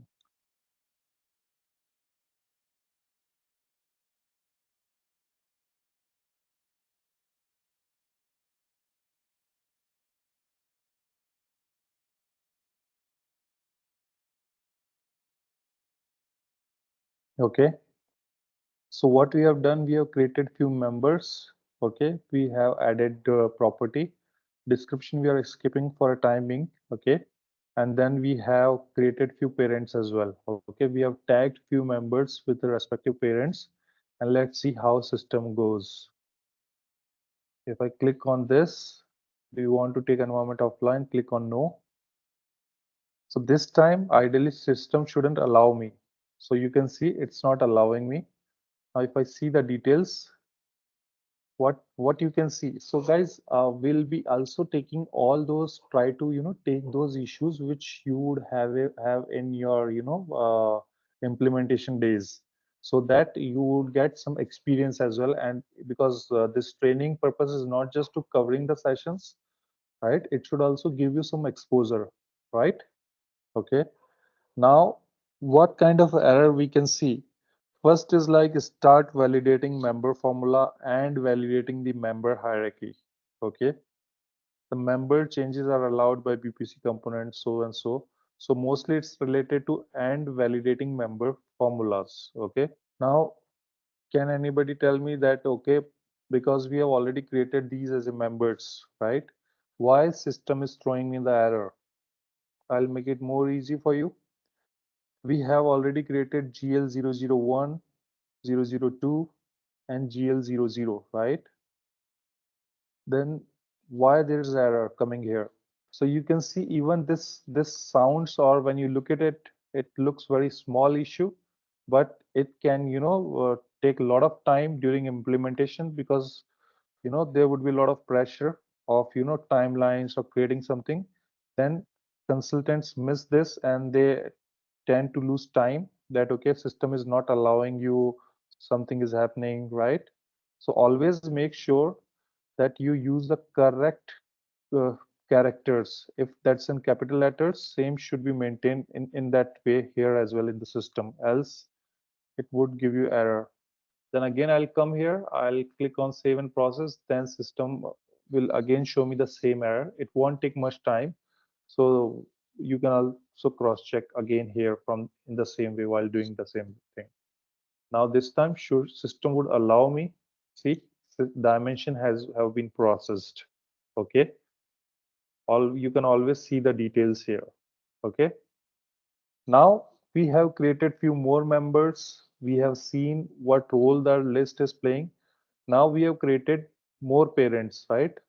Let's see how our data looks now, right now. Okay, so what we can see now, we have three kind of hierarchies: GL00, GL002, and GL005. Okay, if I expand it further, I can see it's having 8, 9, 10. If I go here, I can see 1 and 3. On further expansion, I can see 6 and 7 falls into 1, and GL011 falls under 3. And this is what. So you can see that how this parent hierarchy you know creates an impact on your dimensions design which you creates. Okay, so that gives a better look and feel is as compared to the list view, because in list view, right, it's hard to understand until you have experience, right? You can't understand what's happening, what's parent one, right? But when you see the hierarchy, right, although now you can understand it because you know the concept now, but if you see here, right? You can easily see because of this pictorial representation that okay, 8, 9, 10 are the members or the children of a parent 002, right? Now you know that okay, how to create this dimension, how to create parent, how to create properties, what role they play, right? Now let's understand what's happening when I create a particular member as a parent, others as a children, right? Whom I'm referring to as a children, those are falling under a particular parent node, right? So the parent node like GL002 is a parent, okay? GL008, 9, 10 are the children of the parent, okay? So BPC is a tool or maybe mostly EPM tool would use such hierarchy, I mean such terminology which you would be able to hear like parent and child relationship, or it's like, or in terms of SAP Roja, I can say in terms of FICO, it's like, group GL or sub GL also, right? But now what's the difference here is that if you will be able to, or if you try to save anything, okay, if you do any posting, any transaction, okay, at GL002 level or to at any parent level, system won't allow you. BPC system won't allow you to do that, okay? Where you can save the data only at the children level, okay, that is 008, 9, 10. I know that you are thinking that what I'm talking about all of a sudden, right? Because if you are talking about parent and child relationship, then this is just to know. Later you will see and realize that okay, how the system is working. So in BPC, you can't save the data at parent level, right? You can only save the data at children level. So that's why it's very important, whatever report you are having or input form, right? You will be able to, you are inputting the data at the base level or at the children level only, else system won't allow you. So far we have seen that how to create a account dimension, okay? Now if I have to create a customized dimension, let's say, okay, so for customized dimension I can take and I can create anything. Let's say I'll create as a model, okay, any description, and here you would select user defined, because you know that it's a customized as per your requirement you are creating. So you need to create a user defined. When you will create it, system would not create any standard property or characteristic. Properties and characteristics are same. Characteristic I'm referring in terms of BW terminology. Property I'm referring in terms of BPC tool, okay? So if I click on create, now here what I can see, scaling is just number of zeros which you can see in your report, or that depends on your look and feel. But other than that, you are not able to see any property here. There's no property, it's completely blank, right? That's the difference between the standard dimension and in the user defined dimension. For any requirement during any implementation phase or project phase, you feel that okay, you want to have the data but you don't know under what category that data should fall, okay, then you create a user defined dimension which is a customized dimension, okay. Later if you realize that okay, some of the properties which you need, you can create it in your way or you can copy as well, okay. So this is my customized dimension. I won't do anything here. If I have to create, like anyone asked me that can we create a multiple hierarchies, you can create multiple hierarchy as well, okay. Click on save. Now this is what we have created, model, right? Now what it says, need to be processed. So if there would be any error, okay, in the dimension when you created it, even if you process it, and if it turned into red or in the same zone, then it means there's some issue in the creation.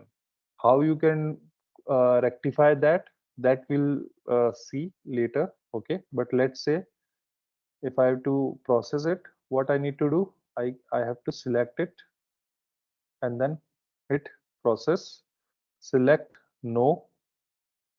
Okay, now it has turned to green.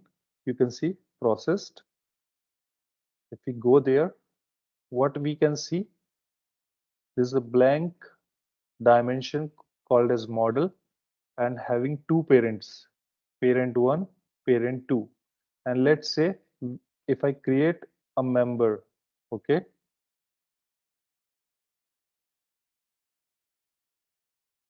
you can also practice at your end by creating many dimensions. Okay,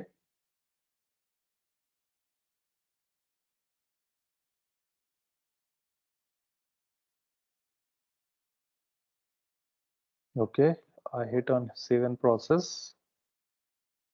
So my dimension got processed. And if I click on hierarchical view, so what I can see, one ABC right now, this. I can't see anything else, so I'll go again. Now why I'm not able to see it as a parent, 10,000 as a parent. Now we are clear about the dimensions, how to create the dimension. Okay. Now we move towards model. So what is model? So functionally you have very well articulated that our structure, right? So technically what my structure is, my structure would be based on my dimensions. Okay, a model is, I can say a view or a overall area which will encapsulate my application, right? In an environment shell, it would be my model, right? So my model would be dependent on, would be created based on my dimensions. Okay.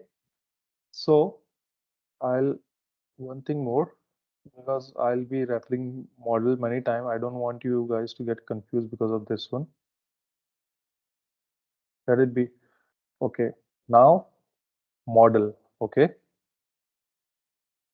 So if you have observed here, right, under administration, the first thing you can see is a dimension, because that's the first thing which one needs to understand. What role does that play, right? What's the use of that? And then only we can see models, right? So model is my structure of the application, right? Which is made up of my dimensions. Okay. So I can create any kind of a model. Okay, for example, planning model, rate model, ownership, consolidation, you can see here, right? Now what's the difference between these? Okay, in any EPM tool, right, when it comes to do planning, right, that's the most unknown part, right? And it goes client to client, that okay, how one can do planning in what way, right? Because there are n number of ways to do any planning. But when it comes to consolidation, consolidation is very standard uh, pack which SAP has released, right? There are particular ways which you need to follow, right? Correct. So not like consolidation, planning is very open area, right? Which you can create it in your own way. Okay. Now what's the difference? If I click on planning, this is the standard model. Okay. When you create a model which is a combination of the dimensions, right, you can see to the right side model containing exchange rates, right? Here you can see rates as a model. Okay, if I go to consolidation, what extra thing I can see here, other than rates, I can see ownership as well. Okay, now what is ownership and all, that we'll discuss during the consolidation part. But in consolidation, whenever you do consolidation for any company, right, whether the company is having a subsidiary or holding company, that relationship needs to be defined. Okay, for that we have ownership model where there's a data, and then we can use ownership, we can create a ownership structure in our consolidation, right? So for that, we have a consolidation ownership model as well. Okay. Similarly, if I go to rates, then I have a rate model. As the name suggests, rates. It contains exchange rates. So what kind of a dimension you can see? Category, currency, account, entity, and time. The combination of these dimension forms a structure. That structure refers that what particular kind of a model it is. So this is related to a rate model because it's having a currency, it's having a rate related accounts, rate related entity, time, as well as category. Okay. Anyone having any idea about category? Okay. So category is a type of a dimension. Okay. So guys, as I've suggested you, you can, log in into your server, you can create few dimensions. There you will be able to see that, okay, other than account, there are other dimensions as well, which are standard ones, right? What difference that is having? That's the difference of the properties, which you'll be able to see. So category, what does category contains? It contains what kind of a data I have, whether this data is actual data, budget data, or forecast data. So basically nature of the data, this dimension covers. So we refer it as category. Okay. Now, if I have to create my model, okay, how I can create my model? There are a couple of ways to create the model. Click on new. Okay. Anything you can, give any name. Let's say planning is already there, right? I can give like XYZ planning. This is the name of my model. Okay. Planning model for XYZ. Click on next. There you can see under source model, there are two options. One is my blank model, which would be completely blank, right? Here I can start from the scratch. Second is existing model. If I click on existing model, I should be able to see these four options, right? Rate, ownership, consolidation, planning. Why? Because these are the existing models. That's why I can see only these models. If I select rates and try to create, then no matter what name I have given, the type of model I'll be ended up is of creating. I'll be ended up creating is of rates type of model, right? Which I don't want. So what I'll do, I'll click on blank. Now go to next. Okay. Now what I can see here, I can see reporting. There are three options. One is consolidation, second is financial, third is standard. I know that I'm doing a planning, so I definitely don't need to do consolidation. Now comes two options, whether it's standard or financial. What does the difference it makes? If I click on financial, just observe to the right side. If I click on financial, did you see the change? It is showing the option of rates, right? Yeah. Hello, Yes. right?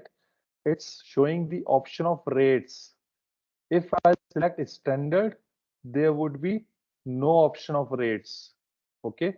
By mistake, consultants forget to select financial. They just hidden on standard and select next. When they create it, later they identify that okay, they don't have standard rate model. Why the rate model is not connected to my planning model? Because my model type is standard. So always go with the financial ones. When you have to go with the financial ones, whenever you have a requirement of having a currency conversion, whenever your company is having operations running in many other countries having different currencies, by doing this you don't need to again need to do any script logic or programming to fetch the data from other models. Automatically your rates is associated with your planning model. Okay, is it clear? Always select financial. When you need to select financial, whenever you need having a need of currency conversion or you need exchange rates, right? Never forget to select financial. Okay. Now, other thing what you can observe here is a key figure length. Okay. Now, there are two options, large and normal. What does it suggest? If you put here your cursor, you can see supports up to 24 digits before a decimal point and 7 digit after a decimal in transactional data. So I believe you all are expert, financial expert. So have you ever seen a transactional data of 24 digits, which is required in any system? I never seen that. I still remember in back, it's like 7 to 8 years back in one of the project, right? They selected normal, but issues were coming. SAP was not able to support because of the large volume of the data. Then we had to select large, right? It resolved that issue for some time, but then it invited unidentified lot of issues again, right? So since then, I never use this option. I'll again suggest you not to go with a large one because that depends on your hardware, right? On your sizing as well as your memory of the system. That is being decided and driven by your basis consultants, correct? Who are taking care of the server. Okay. So go with the normal one, go with the financial and hit next. Right now, for example, this is a practice server. There's not a lot of data, let's say here. Maybe it allows me, but during the implementation, once it has a lot of entries and all, then it will throw me errors. Okay. But that you need to take care of it while creating the model since start. Always go with the normal.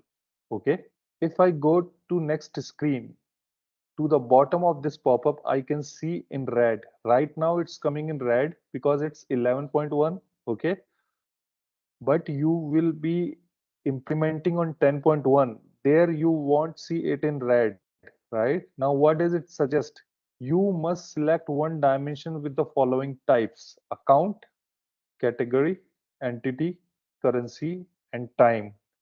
Or I should say you can't create a model in BPC without these 5 dimensions. These dimensions are must to have to create the model.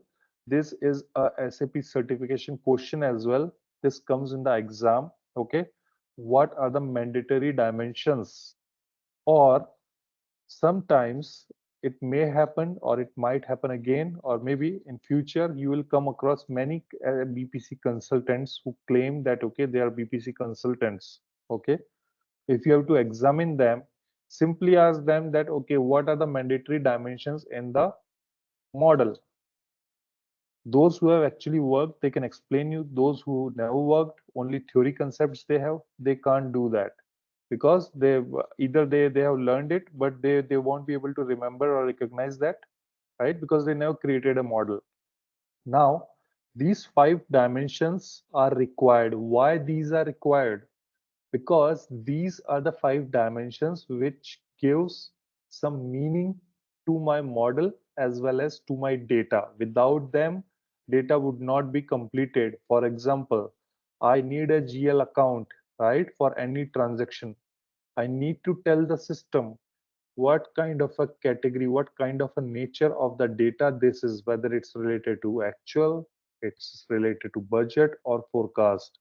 I need to tell the system this transaction is related to which location. That's why entity is required. Then of course currency, right? Whether this is USD, Euro, INR, right? And time, under which month this transaction happens, right?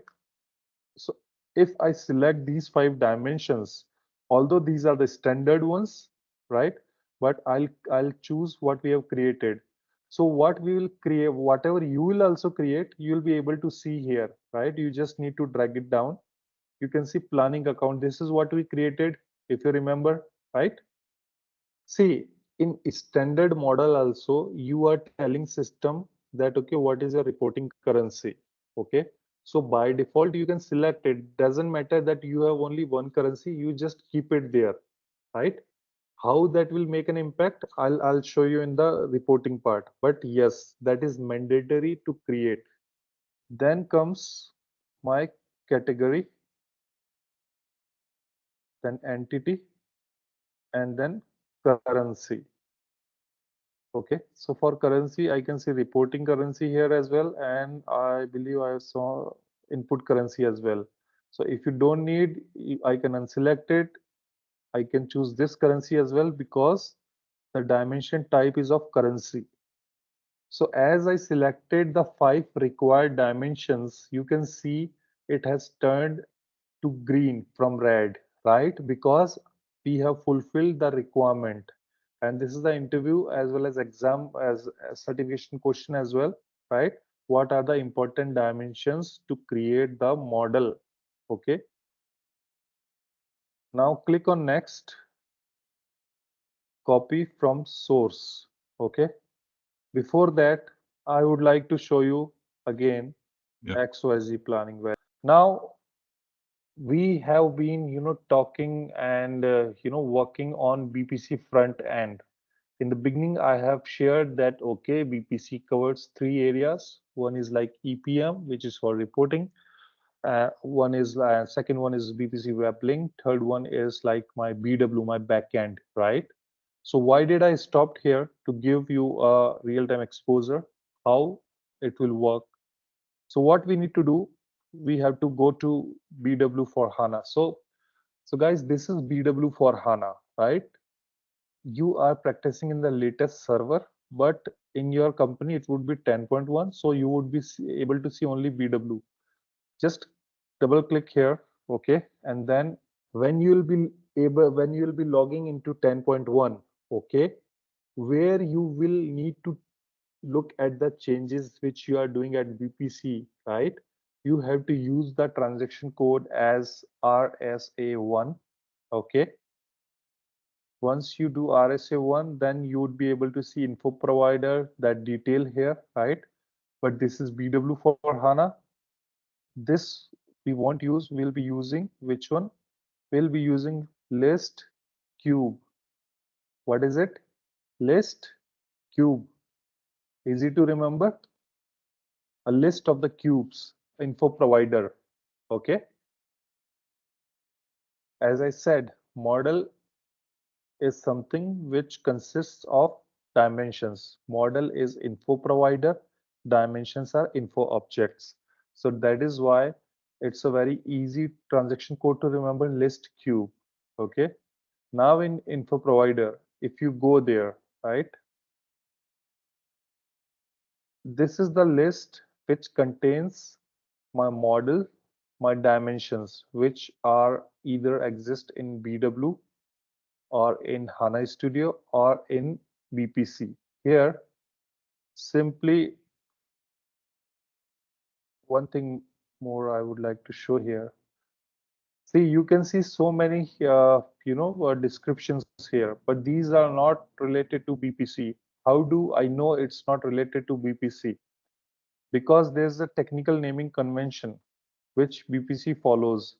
If anything related to BPC, right, that has to start with CPMB. CPMB is the prefix. Is it clear to you? CPMB. This is also same in 10.1 as well. CPMB. The only difference is that in 10.1 you will be using the transaction code as RSA1. Okay. There you will be able to see a info provider list. Okay. One of them would have this naming convention to the right side, CPMB. If you expand it further, then you can see your environment shell. Okay. But since this is BW for HANA, right? So here, if we have to identify, we can directly search the name, right? But before that, I wanted to give you that exposure, that how my data is getting saved under what technical name. So always it's easy to identify which component is related to BPC. Just look for CPMB. Is it clear to everybody? See, there are a lot of standard ones as well, right? But we don't have to do anything with those. We have to just go for CPMB one. The standard ones, we can use it when we'll be deriving the data from SAP system. Clear? So CPMB would be the prefix. This is the standard nomenclature, right? So for example, for time, right? If I expand it, so this is the technical name for the time, CPMB BODJHIK, right? So from CPMB, I can understand this is related to time. Okay. Now, why we are here, right? I want all of you to know what we are doing in BPC front end. We don't have to do the same thing at the back end. We don't need to. Many consultants, many clients are confused with this concept. They think that, okay, we have to create it again in the BW as well. No, the answer is no, we don't need to create it. It will get created automatically. Okay, it will be auto generated by the system. I'll show you how. XYZ, for a time being, I just select XYZ and I try to find it.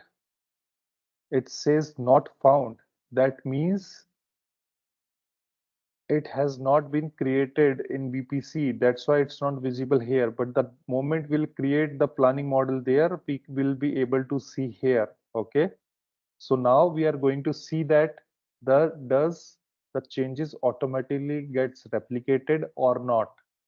The exercise which we are doing, same is applicable on 10.1 as well. Okay. Now I go here. Okay. I just click on next, next, next.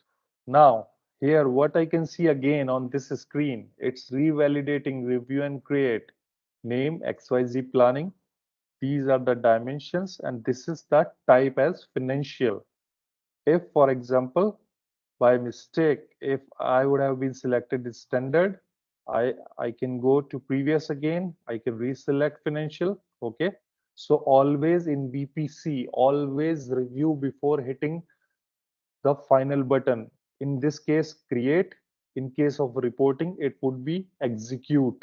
Okay. If I click on create, system will start creating the model. So we'll see. So it says model has been created. If I go here, I can see these are the these are the dimensions in my model: category, entity, input currency, accounts, and time. Okay. Is it clear so far to everyone? Now, what I'll do, I'll go here. Okay. I'll select XYZ.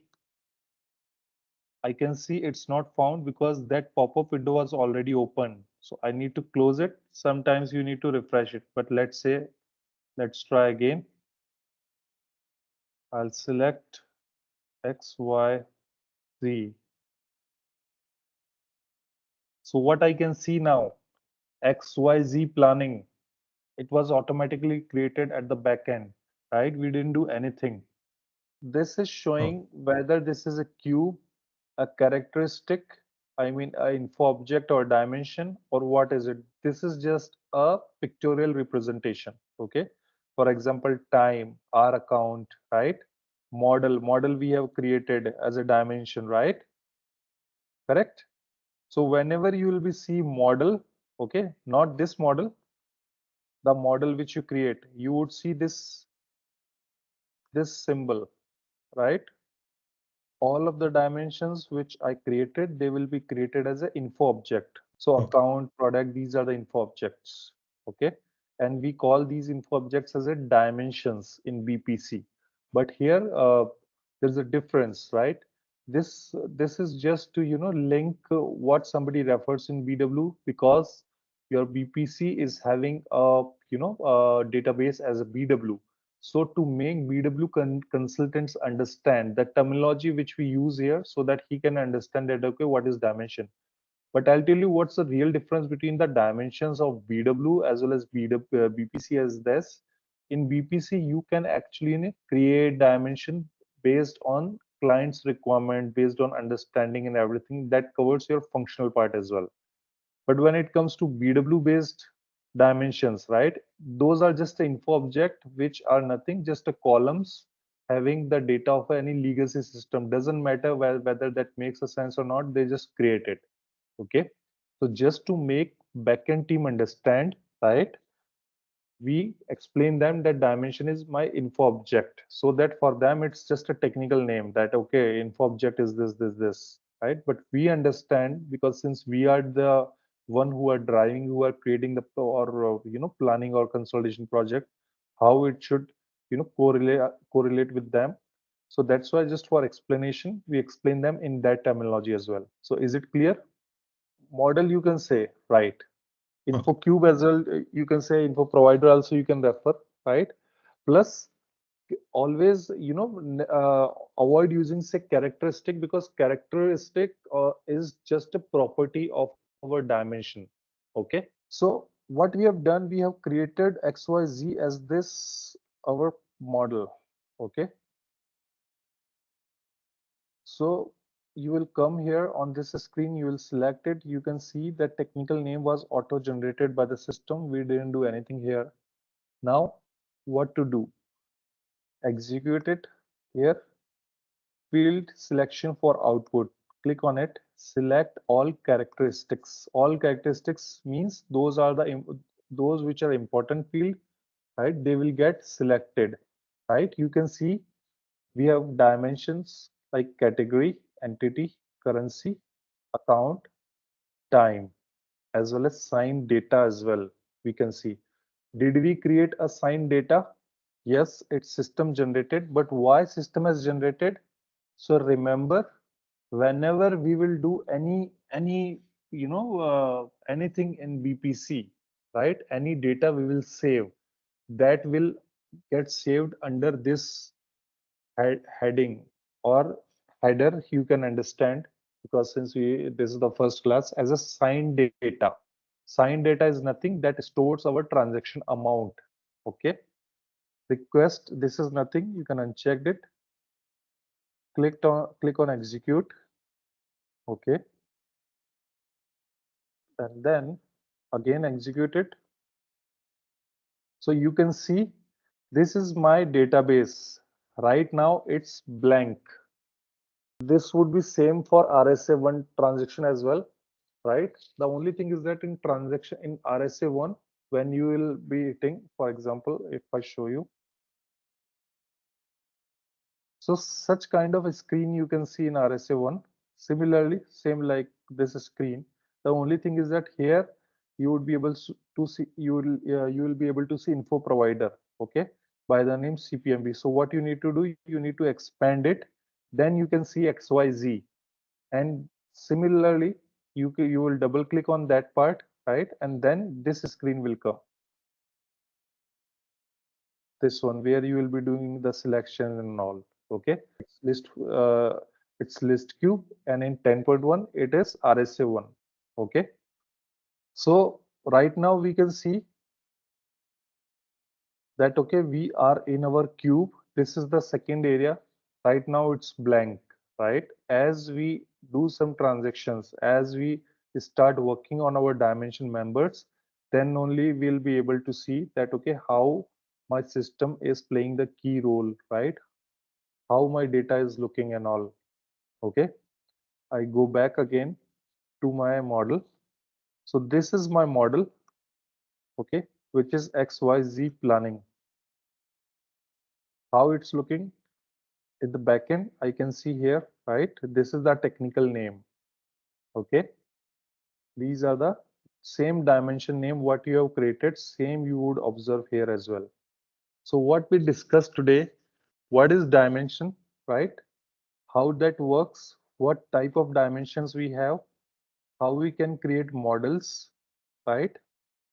How my model is working based on my selection as a standard or financials, right? What type of models I can create, how I can create, whether blank or with the existing one, right? How my database is working. Okay. So this model and dimension is clear. I hope it's clear at BPC web link level, right? I'll refer it as a BPC web link. So at this in this component, I believe this is clear. And in BW, I believe it's clear to you as well, right? That how my dimensions and model is looking, correct? Remaining is this EPM. So how these three are interlinked with each other, why these three fulfills overall BPC application, right? So we have seen that what we are doing in the front end, same changes have been replicating, the same changes are getting replicated to the back end as well, right? But what about EPM then, right? So that we'll see now, okay? So far, suppose if we are in this hierarchy, okay? Now, here what would happen if I expand it further, right?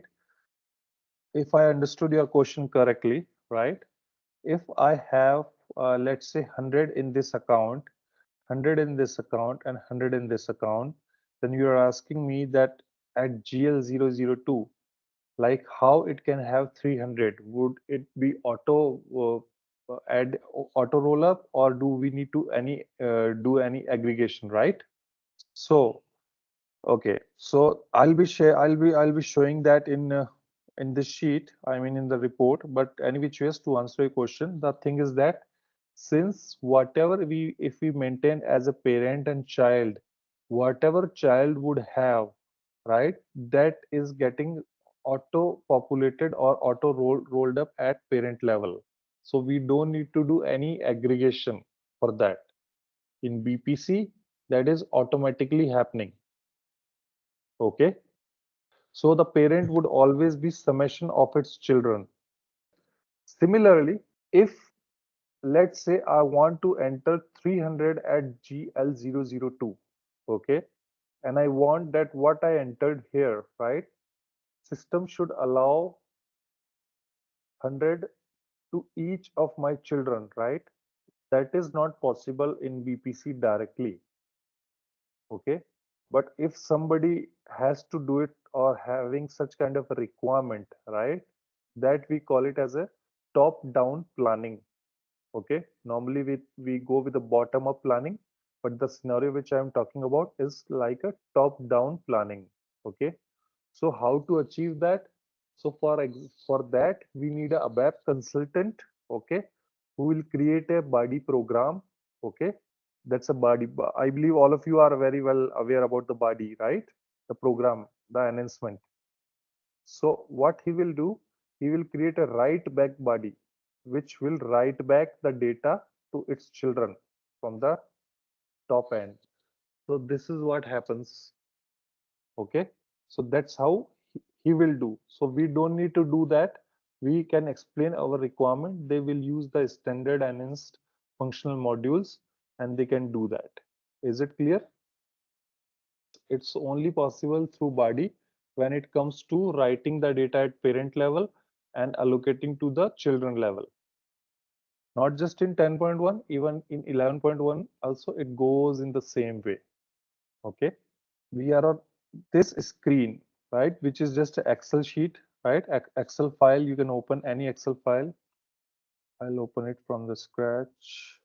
So what I need to do, I have to go to EPM. Okay, so there are two tabs before I log in. Okay, one is EPM, another one is like data manager. Okay, now what does EPM do? EPM tab helps you to log in or to open any input form or any report which you have stored in your BPC. Okay, whereas data manager helps you to run and to execute any calculation. For example, in SAP standard, you do F8, right? You do F8. Similarly, you can execute the program or I mean any calculation through a data manager package. We'll take it later as well. So this is the third component of BPC, which is my EPM, which is Enterprise Performance Management. The look and feel is same like an Excel sheet. Okay, you have to log in. Now, before you log in, okay, you will have a connection thing, right? You have to go here, how to set up a connection. If you try to log in, let's say by your credentials, okay, situation may occur where you will not be able to see your own created model. How you have to, so what you need to do, right? Because you created, but you are not able to see here. So in your connection name, okay, either create duplicate or go to edit, okay, enter your credentials. Okay, now here what you can do, first check what environment you are into. So we know our environment is planning XYZ. I hope everybody remembers it, right? Planning XYZ. So that's the reason we created our environment, because everywhere you will be seeing environment. I could have ended up that in 30 seconds, but then later you would be able to, you would be coming and asking that what is environment, why we didn't cover. That's the reason I covered that and I created from the scratch so that you can relate it. So what system is saying, now select environment. We selected our own environment. Now we'll be able to see our own model, else we can't see that. For example, would have been selected, let's say ZaranTech BPC, and I could go for model and I'll be ended up choosing a wrong model because I can't see planning model, right? So that's the reason. Select first your own model on environment. Under your own environment, you can see your model. Okay. I can click on OK as well. And next time when I'll be login, I'll be by default login into my own model as well. But other option, what I can create generate connection name. I click on this. So what it's showing me, XYZ planning XYZ. I know that name can be confusing to you, right? But this is just for an example we created, right? I click on OK. As I clicked on OK, you can see now the connection name has been changed. So this is the important activity whenever you will be logging into any EPM system, right? How to create a connection, you should be able to know. Else you will be struggling that, okay, I'm not able to create my connection. Okay, is it clear? I'll again show you. What you can see here is server URL bw for hana.st this/bpc this. By default, system would show you this bpc/this and then https. This thing you need to take it from your basis consultant or any IT head of your company. They will share you the link, or you can explore the same here as well. This BPC link also you can copy here and you can paste here. Okay, is it clear so far? So this is how you can create your connection. So once you can create your connection, hit on OK. Export export is not possible. I'll tell you why. Because see, we create, for example, it's a server, right? If I have created it, chances and possibilities that you'll be logging in from your end, from your IDs, and you'll be able to see the same connection. But when it comes to system, right, every user first time they are logging in into the system, right? So by default, that's the first activity which every user, every consultant needs to create it at their end. So far it has not been replicated, but in case basis consultant, right, says that okay, they have single sign-on facility, then you might not need to go with it. You simply click on log on and you don't need to see that. But in that case also, right, that shouldn't be recommended because they don't know which model and which environment you will be logging until that is the only thing you have in your application. So now we have created the connection. So we'll be logging into EPM. So for that,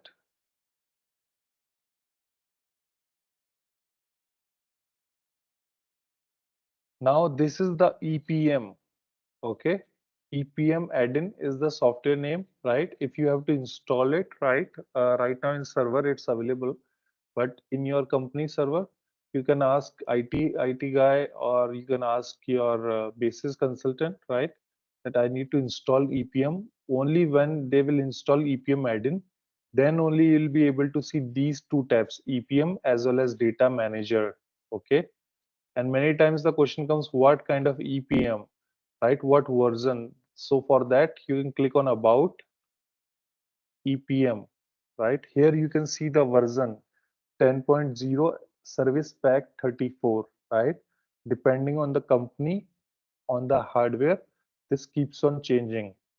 Okay, so the BPC version is of 11.1 here. As you have mentioned in your company, it's 10.1. Okay, so what I'm doing, the examples which I'm covering, right, that covers both 10.1 as well as 11.1. It won't happen that what you are looking at in the training sessions, you will be having a completely different exposure in real-time server. No, that would be completely same thing. Only thing is that look and feel is a bit different, right? For example, here you can see the favorite library, right? Dimensions, something like that. There you will directly see dimensions models. Okay, other than that, there's no difference. Like in iPhone, we have like iOS 13, iOS 12 point so and so. So that's the only kind of difference it's having. Otherwise, everything remains same. Plus the backend, the server, right? Because of the compatibility, that is 10.1 is running on BW 7.5, whereas this 11.1 is running on BW for HANA. So this is the EPM. We have successfully logged on into our model, which is XYZ, our model planning XYZ of the environment planning XYZ, right? All right, let's test your knowledge. Here's a question for you. Which of the following is not a module in SAP BPC 10.1? Option A, consolidation. Option B, planning. Option C, profitability analysis. Option D, supply chain management. Take a moment to think, and when you're ready, choose the correct option. Remember, each choice holds a key to unlocking the answer. Good luck. Type the correct answer in the comment section. Hey there, ready to dive into the world of SAP BPC 10.1? Our course is your ticket to mastering supply management, all at your own pace on our platform. In this course, we'll unravel the mysteries of SAP BPC 10.1. Think of it like a Swiss Army knife for planning, ensuring we've got enough goodies and getting them where they need to be. From the basics to expert tips, we've got you covered. Crafted by seasoned pros, this course delivers the goods. Your mentors, top-notch veterans in the field, ready to guide you through and tackle any queries you throw their way. And hey, don't just take our word for it. Our students are singing their praises. Folks just like you have found this course a game changer. Best part? It's easy on the wallet. Learning doesn't have to cost a fortune. Ready to become a SAP BPC 10.1 maestro? Enroll now. For more details, visit ZaranTech's website. Okay, so before we move on to server, okay, in today's session, we'll try to cover about the data manager package. Okay, these all are standard ones, and if you want to see that, okay, which one is your environment, I believe you have created with the name NG2. Somebody has created with the name NG2, right? Natarajan, did you create from NG2? Okay, because the reason for asking is that because at mine, when I just logged in into the system and where the screen got hanged, so the environment is NG2, so I thought maybe somebody has created. So any which way, so here we can see that environment shell is there. Okay, that's of a standard one. You can directly hit on it, click on copy, create the environment. Okay, and then system will take time depending on the server. Okay, since it's on 7.5. So the look and feel and screen layout is the only difference. Other than that, there's some performance. Performance is like, BW for HANA, which is which 11.1 runs, right? That's a bit faster as compared to 10.1. Other than that, everything remains same. Okay. And also one thing more, like in case if you all are working on the same engagement, okay, of any planning project, so make sure you only create one environment. It shouldn't happen that everybody is creating different environment, right? Your models can be different, like for example, sales model, right? Your capex model, finance model, those you can create separately so that you can have ownership. But make sure your environment remains same. Okay. So today, other than knowing about how data manager works, what are the prerequisites, what are the activities, how it functions, we'll also see how EPM report works, right? What's the role of the data, how that makes the impact on the system, what's the role of my BW system as well. Okay, so those all scenarios will be trying to cover in today's session. Thank you for the confirmation, sir. Thank you. Thanks for your support. Okay. Guys, for a timing, now we are on 10.1. Okay. So I'll just connect with any environment. Okay. So I'll go with test 07 environment. And let's see, does it has any models? So it has the standard planning models. Okay. So, okay, in my last session, right, when I was discussing about, how BPC WebLink plays the role, right, as a consultant, when basis team will share the BPC WebLink with you, right, that this is the portal where you need to log in with your credentials, right?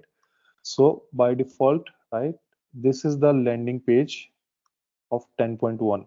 Okay. Here you can see environment is right at the bottom. Okay. By default, you will be in environment shell. So you need to do the required steps which we covered in last session by copying your own environment. Okay. And then you create your dimensions as well as models.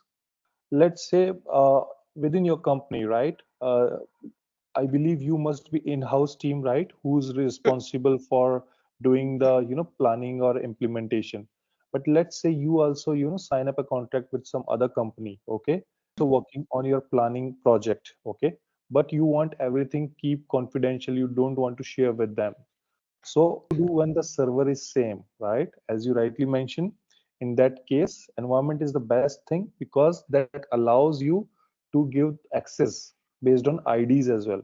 So what they need to do, they have to create their own environment and you will be working in your own environment. And they won't have access to your environment, so they can't access your models, dimensions, whatever design you are having.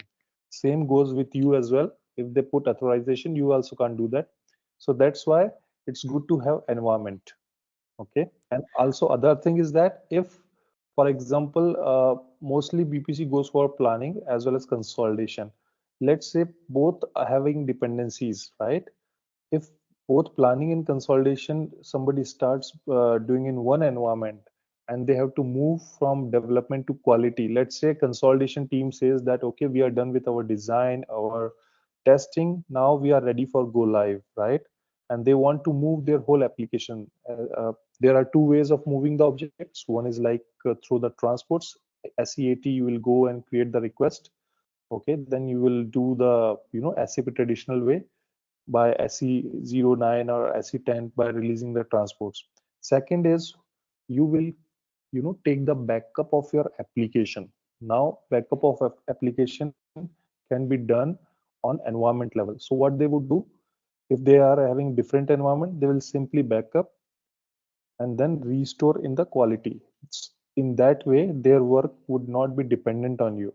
But in case you both are in the same environment, then they can't do that. Because if they do, right, then again, whatever changes you are doing because UAT has not happened, then they would always have dependency on you.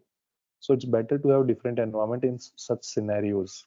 Other than that, feel free to have a different model. Environment covers your model, dimension, report, logic, transaction data, master data, everything comes under environment. And the Okay. beauty of it is that in BPC, as compared to other SAP modules, in those you have to collect all the objects individually. Here, if you don't know, or maybe let's say you don't want to do that, simply take the backup, which depending on the size of your data, that takes hardly from 10 minutes to 30 minutes. You just backup and simply restore. You don't need to worry that, okay, like, did I lose some object or not? Okay, so Okay. that would simply create the same replica in the quality as well as in the production as well. Okay, Okay. but once you are go live and once you are in production, then refrain from replicating or doing the restore of your backup, because your system is running right now. You don't Mm-hmm. want to replicate the whole application. So in that case, you have to follow the traditional way of creating the transport and releasing that, so that you can track that, okay, who has moved a particular object, what impact it has made on my production system. So uh, now we are in 10.1, okay, and we have already like mostly standard models we have, but we want to create our own model. Okay, so what we will do in order to show you how data manager plays the role, how EPM will work. So let's have our own model, okay, because if we go and again create dimension all, then it will take time. So what I'll do for time being, we'll consider test 07 as the environment, okay, and I'll simply copy this ID. We can give any ID, like let's say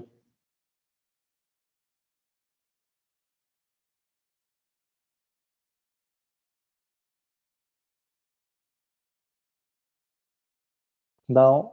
The thing is that why we are copying the model when we already have a model, right? Planning, correct? Anybody is thinking in that way? When we already have a planning model, right? Why do we need to create another planning model? Since we are not aware that who has created this environment, right? At what level they are using these models, have some data in particular this model, right? And if I want to remove any particular dimension from my model, then system would not allow me until I clear that data. Okay, right? First thing. Right. So that's why I wanted to create a different model. Now the thing is that in case if the dimension is same, right, then we can create our own customized dimension. But since it seems new, okay, so that's why, and to keep our model look different as compared to other models, that's why I have created our own model as planning XYZ. Now few dimensions which I don't need, I can remove them. Okay, so if you have to remove or add any dimension, simply click on add remove, and then you will be able to do that, and then you need to again save your model. And I tell you, planning and consolidation are the business concepts. What matters is all these technical workarounds, right? Because that becomes showstopper during the project. If you are, not aware or never touched such part of the system. So that all we will try to cover during our sessions. So now our planning model is ready, and we have seen that it has a couple of different dimensions. So let's see what product has. So it's a user defined dimension. So it has product A, B, C. Okay, this can work for us, not an issue. So now our model is ready, okay, and we know how to create dimension. Now comes our EPM part, right? That what I'm going to do with this structure, how it will work. So for that, we have to log in into our EPM. So what we need to do, either we can create duplicate. So we'll create duplicate if somebody has created it. Then we'll select and click on edit, because we want that whenever we log in, as this is one-time activity on any project you have to do, we want that whenever we log in into the system, by default we log in into our own system. Now here, two things. One is like you are entering the credentials, okay? But in case if you are basis consultant and your company decides, let's give all the users single sign-on option, then you don't need to give ID and password every time, okay?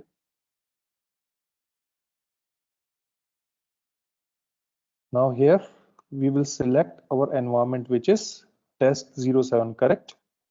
Then our model, right? Which we can't see here. Wait a minute. Okay, so what's happening? First, we have to this part, we can cover later as well. But let me just go here. So actually, we have to assign the authority as well, right? That okay, which user can access. So this is the ID which I'm using. Okay, you can see data access profile.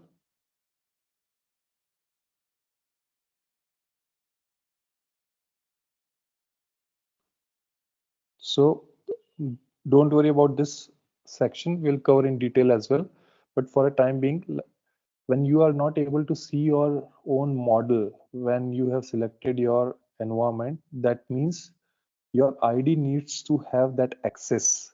So the question which Minu asked that, okay, what's the use of having different environment and all? So you can see Minu, even we are not able to, log in into our own system. But now we have, since we have admin access, that's why we can allow it by going to data access profile. Okay. Here we can select all members.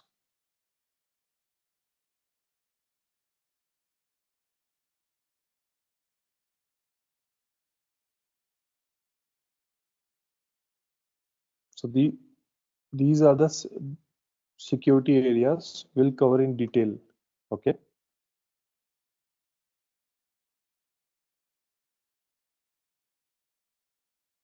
So earlier it was not coming. Why did it now? Why we can see this? Because you have allowed the access. Okay, in our security part. So that will cover in detail as well. So I have created the connection name by hitting generate connection name. System will generate the connection name with your model name. By your model name, you can have your connection name and simply click OK. So this is where we have to log in.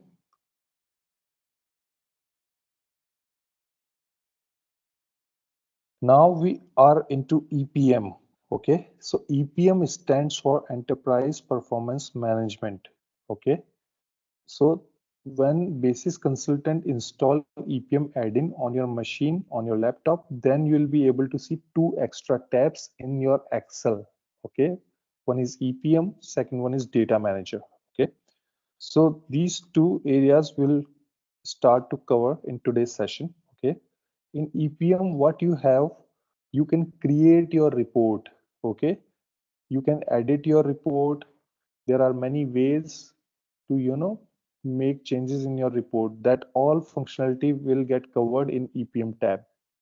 Whereas in Data Manager, this tab is used to execute the calculation, to run the logic. Okay, that's why we use, for that we use Data Manager.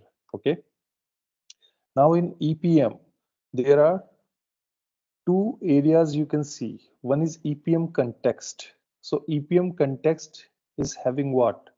It's having account, category, entity, measures, product, reporting currency, and time. So what are these? These are the same dimensions which we have in our model, okay, which is planning X, Y, Z. You can always see the data connection as X, Y, Z. Okay. Now, if we go there and if I click on models, how many dimensions can you see here in this model?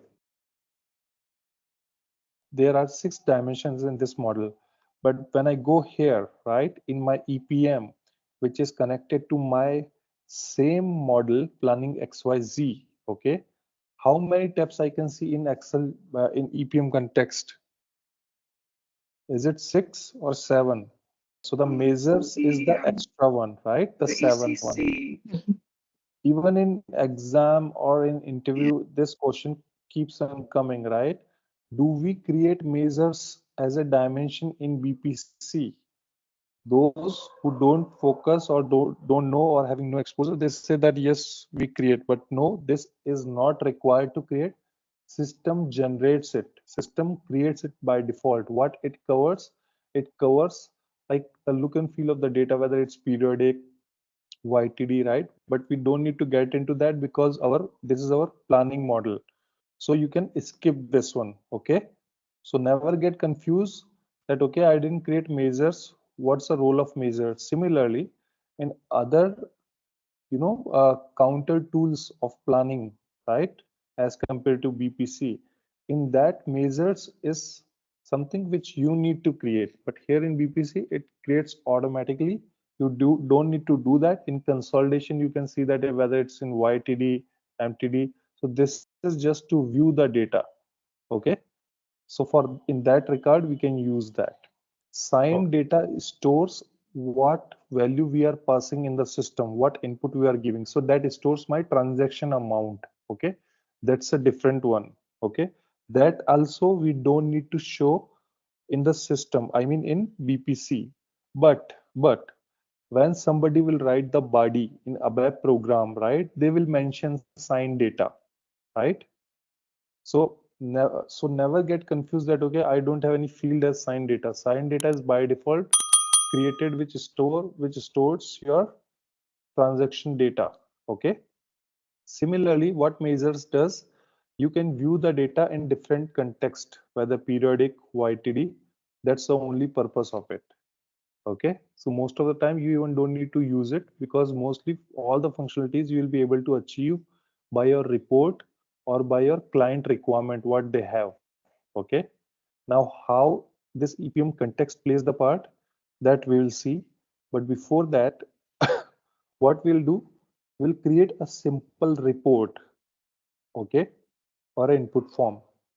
So there are many ways to create the report or input form. Okay, first we'll take very straight and easier one. Okay, to the right hand side you can see report layout, right? Correct. These are having all my dimensions here. Plus we have page axis, row axis, and column axis. So any report is having three sections. First is, let's say, my page axis, which stores commonly applicable detail on the report, okay, or from where you can drive or select or make any selection based on which the report will be driven. Okay, so page axis would be, at the always at the top of your row and column. Okay, then comes your row axis where you have any dimension in your row, and then you have your column axis. Okay, is it clear? I'll explain you further, okay, when I create the report. But this is how, the format of the report goes. Always whatever you can see at the top, that means that's a page axis. That's whatever you will do there, that would be applicable for whole report. And the report is a combination of rows and columns, like in Excel normal report we have. Now, what we're gonna do, we'll simply create a basic report. Okay. So there are many ways. First, we'll go with a very straight and easy one. I just drag account. Okay. Similarly, I can drag time. Okay. Now, what are these? I just dragged account in the row and time in the column.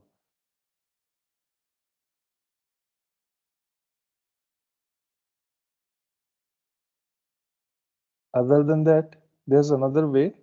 You can just drag, put it under row axis, and then time under column axis. So what we did, we put account under row axis, time under column axis. Technically, when I did this, system should create, a report in this manner. Okay, but it's not working because since I can see the data is older one, so we'll replicate with the correct data. So we'll remove it. Okay, now I have this. This is my report. For a time being, I close this. Now I want to understand what is it. Okay, so there's an option called edit report. Go to edit report.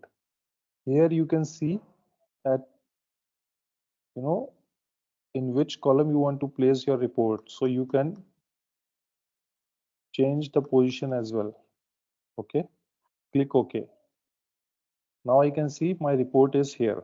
Okay,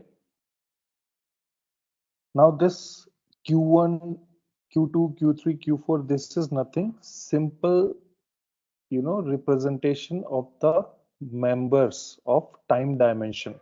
Okay, here what it's doing, it's showing 2006 as the year.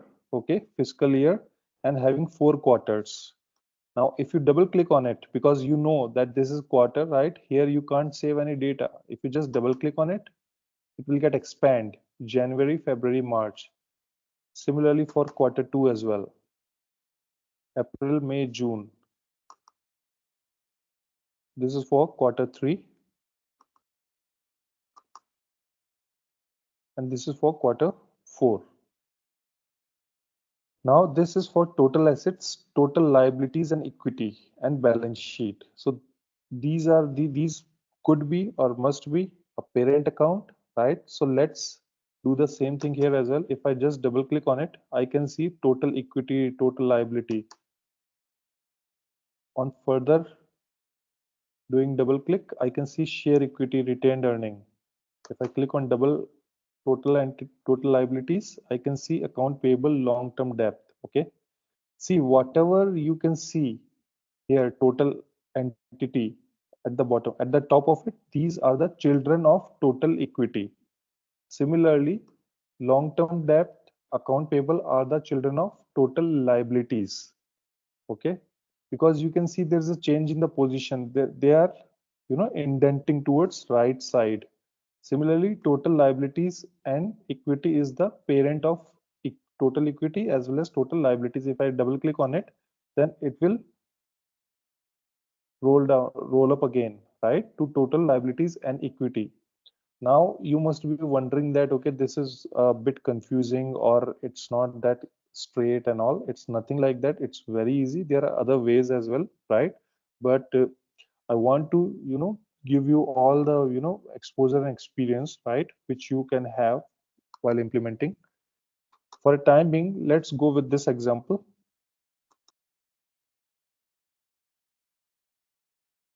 So you can see when you double click on it, right, it expands to n number of levels, like depends on how many children it's having. Okay, now what I'm going to do, let's say I enter 100. Okay,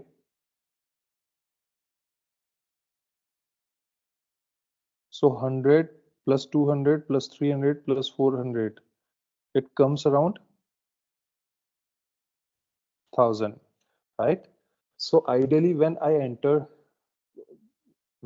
these numbers, right, and in my previous session I explained and I shared that whatever data you will input to the children, it will roll up to its parent, right? So ideally in total equity it should show me 1000. Okay, so before doing that, what I need to do, I just input the number, right? It's looking same like an Excel, right? But where does it makes the difference that no, it's not an Excel, it's directly talking with a database. It happens when you save the data in the system. Okay, now how we can save the data? For saving the data, we have this save data, right, which is disabled right now. Okay, why it's disabled? So this is a report, right? Not an input form. Okay. So how to convert a report in input form? Okay. Those who know, good for them. I know that they might be getting bored in this session that, okay, like how it's working, but those who don't know, for them, okay, you can go here in options, sheet options, and here, okay, you have to select use as input form. Okay, all of you please pay attention. Always select use as input form and hit OK. Then only your report will be converted into input form. You can see the save data button is enabled now. Okay, if I refresh, right, whatever data I have entered here, what would happen? It would go. Why? Because I didn't save that in the database. So before doing the required action, right, what I'm going to do, I'll show you BW. Okay, so this is for 10.1. Why I'm showing you, why I'm going to show you, because we have created the model, we have created the dimension, right? Ideally my backend, right, my database table, that must be blank, right? So that I want to show you. And what would happen if I save the data, how it would behave, how the data get restored into the database, that all we need to know, right? So that's why. So here earlier it was RSA1 was in the use, or RSPC, but now the patch has been upgraded even in 10.1 as well. So you can use list queue. Here you would have option to choose info provider. Okay, we can search by the name. So this is planning XYZ. Okay, we know what's the name of our model. Simply search your model name, execute it, go to field selection for output, select all characteristics. So we can see it's completely blank, right? There's nothing here. So I go back to my EPM. Okay, so as I said, BPC covers three components or three areas. One is like BPC web link, second is EPM, third is my database. So for all those three areas, as a consultant, we don't need to do any connection. It will be automatically done, right? System will take care of that. We don't need to do any manual exercise for that.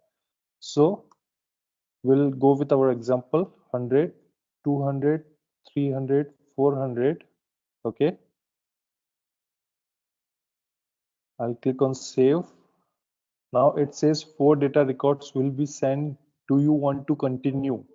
As you hit on yes, what it will do, it will save these numbers into the BW database. Okay,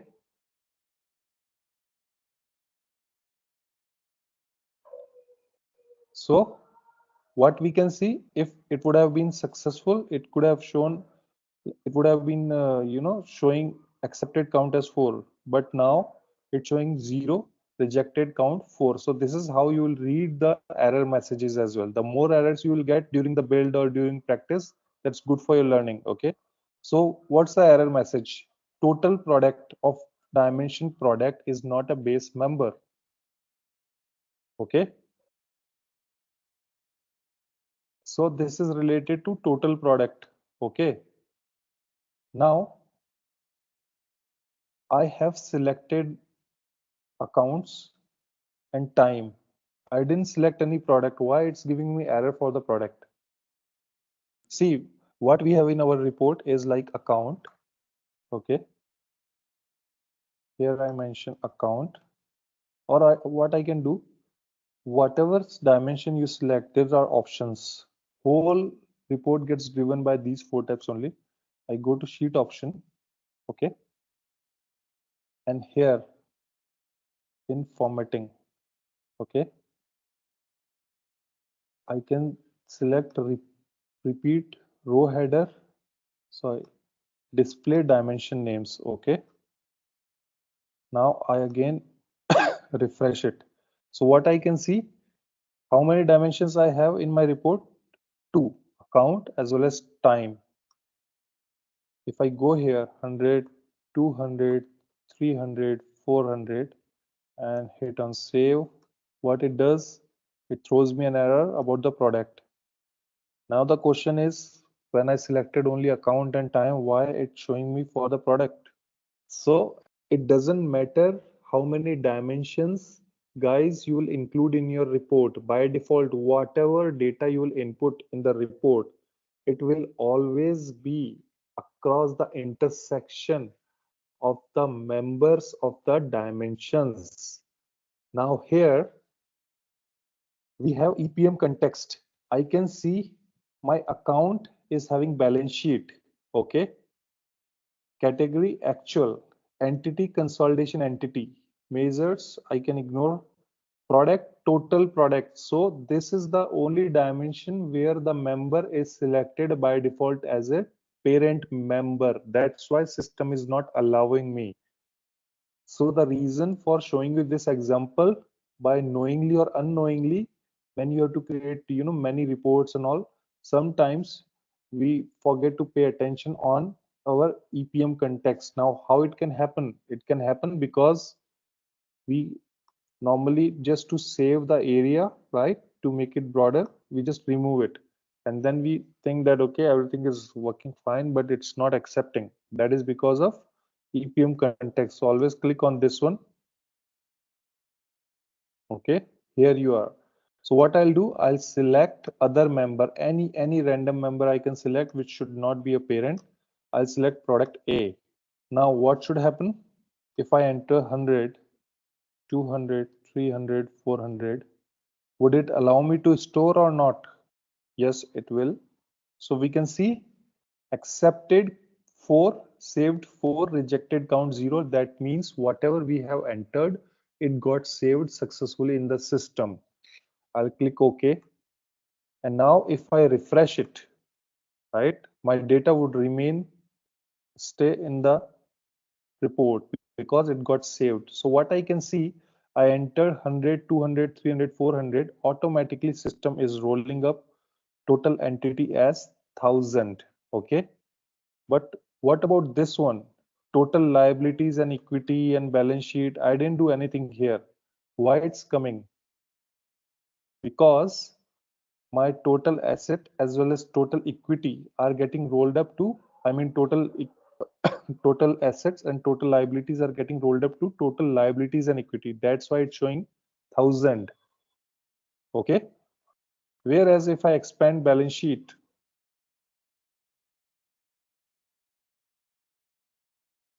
so total liabilities and equity gets rolled up to balance sheet.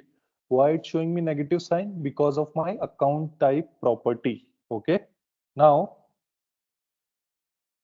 let's check in the database. So this is blank right now. Okay, just go back, hit it.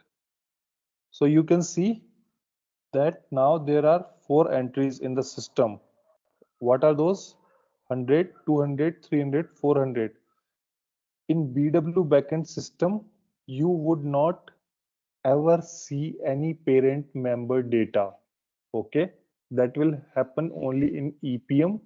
Okay, automatically. So for BPC system never saves any roll-up data. Understood? Always remember this from a conceptual point of view. Okay, because it always saves the data at base level. That's why it will always save the data in the backend at base level only. It would not show any parent level data. So we can see there are unwanted columns as well, which you can hide it, or what you can do, you can go there, right? You can choose field select all characteristics other than dimensions, whatever it is, you can remove it, right? Make sure you always select sign data, which stores your transaction data, which we just entered in the system. Okay, and other than that, if I remove these are the properties. These also you can remove it. Okay, so we can see this, or to show you in a very Short manner, what I can do, I can remove this.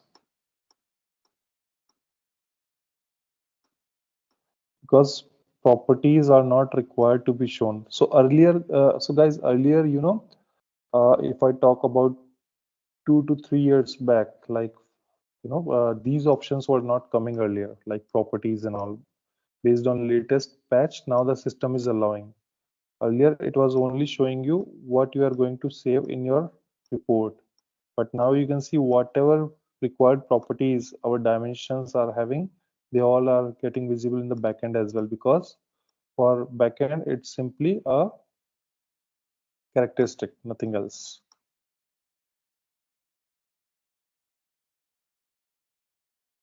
Okay, so this is what we stored actually. Okay, these are the IDs for my equity. Okay, this is my entity, type of data. What kind of data I just stored? This is actual kind of data. Although in real-time scenario, actual is something which will flow from other SAP system or any other legacy system to your BPC. It should get stored in budget category, but just for showing you, this is the first time. That's why we have used actual. Okay, this is for product A, and this is by default the property. You can ignore this one, and this is the currency. Okay, and this is my signed data. Now here is my balance sheet a parent child, I mean a parent node or a child node. So if I select, let's say my product as total product, system would not allow me, right? So I had to select a child member. But here in account, I have a parent node. Then why system is allowing me to save the data, right? It should also be selected at a children node, right?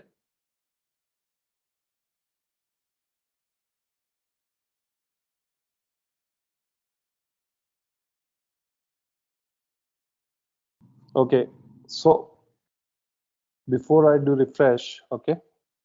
So the thing is that if you select any dimension in your report, okay, account, time, whatever, only those would be the active dimension drivers. I mean, not drivers, but you can say that my dimension would be driven by my report only, not by my context. Clear? For example, if I, I select, I edit report,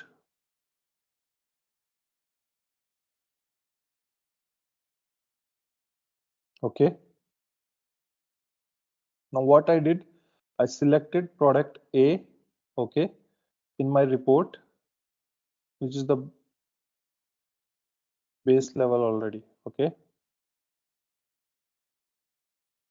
Now what I'm going to do, I'll save the data, okay, this time.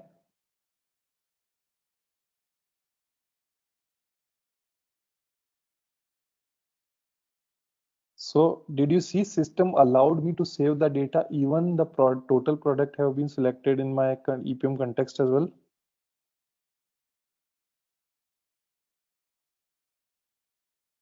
That means whatever would be in my report, they would get the preference, not the EPM context. But those dimensions which are not covered in my EPM report, that will be running through EPM context. So this is how EPM context plays, or it stops your work. Basically, it adds up the struggle, right? That why it's not working, why this report is having issue. So all such scenarios would help you and will make your experience much smoother when you'll try report at your end. So what we learned, that through EPM context we can select the members, but those dimensions, if they are already in the report, on that EPM context won't work. EPM context would be applicable only for those dimensions which are not present in the report or not visible in the report. And we'll take a look on our cube.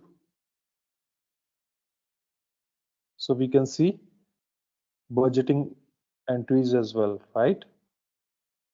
See, so this is the data we have created. Okay. So far, like before we move ahead for data manager or for other aspects, okay, of the report. Right. So let's see this. If I show you here, okay, it shows 200 right now. Okay, BS 211. Okay. Let's see how it works. I was coming on that part actually. There are many other scenarios. Okay. Let's say we take 700. Now, ideally 200 should get replaced with the 700. Only one record which is going to save. What we actually saved? We saved 700, right? So Yeah. what it did, system checks that, okay, 700 means 200 already there, then 500 more, right? So it makes it 700. Why? Because BPC is a software, okay, which basically works on, accounting mode, right? Debit and credit. Okay, that's why it does the adjustment. Now, for example, if I have to remove this, okay, if I just remove it and save the data, now what should happen? It's 0, right? Now, what should system show me? 0. So what it will do? It will do the entry in debit credit way, okay? So you can see 700, right, got knocked off with these values having negative sign. 500, 700 minus 700, so that comes 0. It will never save 0. It will always replicate with the reverse number, okay, because it's working in accounting mode, debit credit. So in BPC there's a way to add comments, okay, but it has some restriction, okay. Up to that level you will be able to give comments. So yes, it has that feature as well. So that will be covering as we go by for reporting. How about the supporting document? For example, I have a document that I want to attach. So will you be able to attach? Document is something which you can't attach, but you can definitely share a link of that, okay, in that comment, because it In the has a comment restriction. section, right? Yes, it has a restriction. But as the other new tools in the market, right, which are available, in that there's no limit. You can save any number of pages as a comment as well. And the good thing is that here the comments would be, more like attached to a particular report, but there the comments will get overridden by the selection of data. So that's a good thing, and that is something, which you can't expect, because mostly we expect that, okay, in our database numbers or combination of the data will get stored, but that is using some different table to store that without having the same thing in our database. So like, right now it's BPC. Similarly, there's SAC for planning, right? SAP Analytics Cloud. Yeah, multiple lines, multiple pages, I would say. There is no limit to that one. Okay. So we have seen that, okay, how to create a basic report, how my child and parent node making an impact on the report when it comes to saving the data, okay, how EPM context play its role, okay, in terms of driving the overall report, okay. Now, other than that, if I have to create a fresh report, okay, what's the other way, right? So for that, what you can do, you have a edit report option as well, okay. Here also you can see 3 sections: page access, row access, and column access, okay. So what we can do, I can select here, move it, or I can drag and drop, okay. I put that under page access, okay. I can go there, I can select individual member, okay, and then I click on okay. I can remove anything, okay. In my time dimension, I'll select all and I just delete them. So now what I'm going to show you, those are the real-time problems and how to deal with that, okay. So what we can see there, the last updated year is 2017, okay, and we are in 2024. So these members are not in the time dimension, correct? So what we will do, we'll go here, we'll go to our dimension. This is time dimension, right? This is where I'm supposed to make the changes. Agreed? Yeah. I'll go here and I can see that, okay, they have a lot of data, okay, as per the some requirement or scenario. What I'll do, I'll just scroll it down. Now I have to create 2024. Click on add. Okay, I'll create with simpler hierarchy.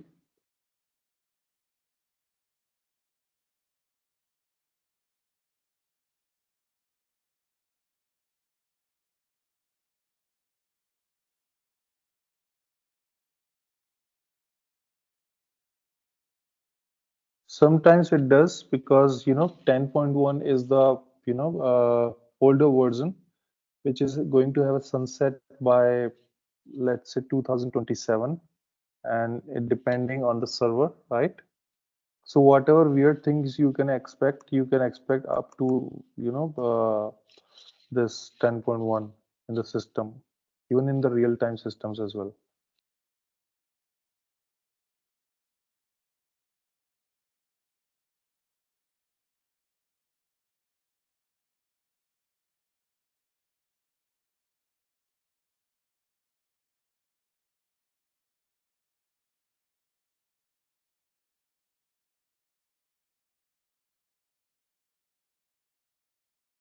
So what it's saying, that error exists in the member list. So we need to solve those errors.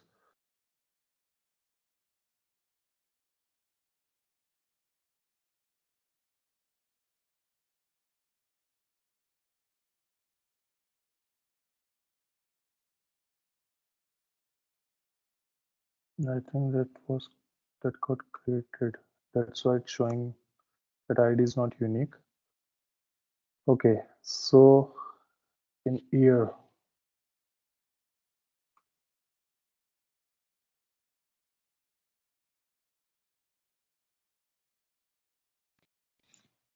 okay, so dimension got processed. Okay, now we'll filter. So you can see that it's not showing 2024.06, right? There's nothing, there's no member, but system sometimes does such kind of a weird thing. Then you can come back. Let's go again. Okay. Yes, so BPC demands a lot of patience with consultants as well. Okay. The system has allowed us. Now, what we'll do, we'll come here. Okay. We saw that still it's not showing. What we'll do, we'll cancel it. Okay. We'll go back here. And again, it's not showing us, right? Although we have created in our BPC web link, but that is not visible here in my EPM report. And on the other hand, we are saying that everything is connected. We don't need to do anything manually. Okay. So maybe let's click on cancel. Even I log off. I'm going to log in again. Okay.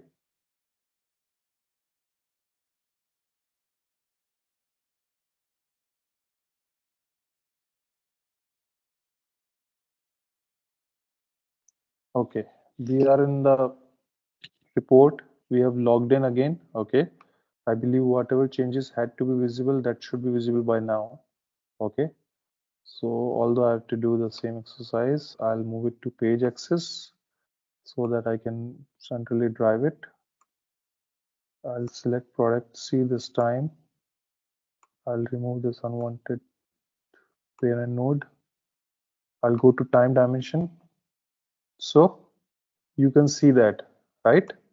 Now There's another way as well. Okay, let's say you can't do, log off, log in again and again. Okay, so for that, ideally, this is something which you should try when nothing is working for you. Okay, I'll create 2025.01.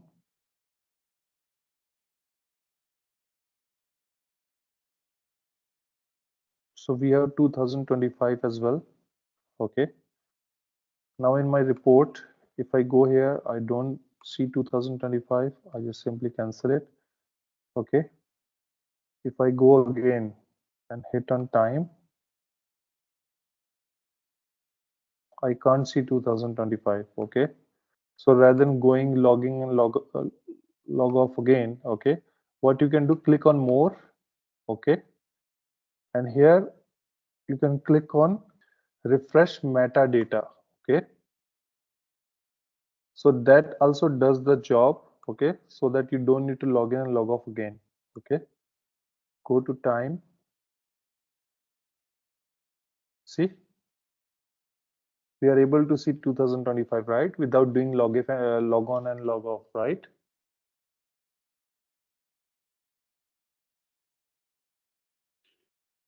Correct. So that's an easier way, but mostly people are not aware because they never tried that. Okay, so this is the way, and these are the issues which you will always have, or you can have, while having implementation, because whenever you create a new member, any ID, you would be not able to see in the report. Then what you need to do, and this action you need to perform, either mostly go for refresh metadata. That doesn't work, log off, log on again. Plus, as we have just observed, there was no unique ID, but system was throwing the error. Simply filter the option, right? Filter it out. If that is available, good. Not available, just go back and back again, right? Within the dimension and create. System would allow you. So this is a technical, flaw of BPC 10.1 version that happens not just in server ones, but also in real-time systems as well. Okay, so you don't need to lose your cool, just have patience and try again. So it would allow you. So what we're gonna do, so this is the second way of creating the report. Okay, see, if technically you are clear, right, then you can implement any scenario. It's just the terminology, whether be it planning, forecasting, consolidation, anything. It's just a scenario. If you know that, okay, how you will make the system work, right? What I'll do, I'll just simply select, I can select manually as well. I can select parent node as well. Okay, you can select the required members. Click on add members. Okay, now here you have option how you want to display in the report, whether in this way or simply in ID way. So I just selected ID so that that would take less space in my column section. Similarly, I go to accounts. I'll just remove them. I'll go to income, operating income, expenses, or let's say gross margin and total sales. We have third party sales, intercompany. I'll remove it. Cost of goods sales, material cost, labor cost. Okay, and then we have our personal cost. So here also I have options. So I'll choose description. I need only description, not IDs. So such kind of requirement keeps on coming that, okay, sometimes you want to view only ID, sometimes ID and description, sometimes only description. So you can select through this option. Okay, click OK, and you can choose the position where you want to show and just hit OK. So now we can see that this is our report. Okay, so that looks much straight and easier as compared to the last format for 2006 which we saw, right? So here also you have option, go to sheet options. For any report, always sheet option is the key. It has everything. Okay, now there are 4 tabs: formatting, refresh, and protection, that we will take as we go by. So here you can see that it has options like, display dimension names, repeat headers and columns. If I select this one, okay, and if I select this one, okay, then what would happen? Indent parent, indent children. Indent is there's like children are getting indented to right side, right? Because personal cost is my parent, labor cost, material, and third party sales are the children, okay? Or I can choose no indentation as well. Now if I refresh it, this is what I have. Plus other than that, I have other options, okay, to change the look and feel, okay, that how I'm expanding anything, whether member and children, descendants, okay. I can choose descendants and I refresh it because it's already expanded, okay. I can choose children as well. In a large report, you can do in this way, okay. So what I'll do, so this data will get stored for product C, okay. Since it's a parent but nothing came because these are not the direct children of this personal cost, so we can even remove this one, okay. So 100, 200, 300 we have. So these are the three columns, 100, 200, 300 we just saved for product C. So I hope everybody in this call is very much clear that how our, whatever we input in our EPM report, how that makes impact in my database, how it will look like in my database, right? So this signed data, so this signed data is something which we entered as a figure in our EPM report, right? That gets saved under the column signed data. It is at the intersection of the other dimensions members, right? Like budget, product C, USD, US. These are the accounts, labor cost and all, right? For these time periods, right? These for these periods. Now we know that, okay, how to create a basic report, how to just enter the data, right? How to play with dimension, with member, with model, right? Then how I can do things with the calculation, okay? How my calculation will play the part. Suraj? See, property is, in edit report, you can go, okay? There also you can go. You can choose or make selection based on properties as well. Here, this is the option, filter by properties, or there are EPM functions as well. Okay, so on which we'll discuss. Okay, when we'll be, only working on only working on reporting part. But here, like as per today's agenda, it's more about data manager package, right? And before data manager package, I wanted you guys to be on the same page with me that, okay, how that works and where that works. So for that, basic reporting knowledge was required. So that we have covered here. Now, this is what we have done on EPM, and this is what you will do on EPM tab. So this is all about creating the report input form. Okay.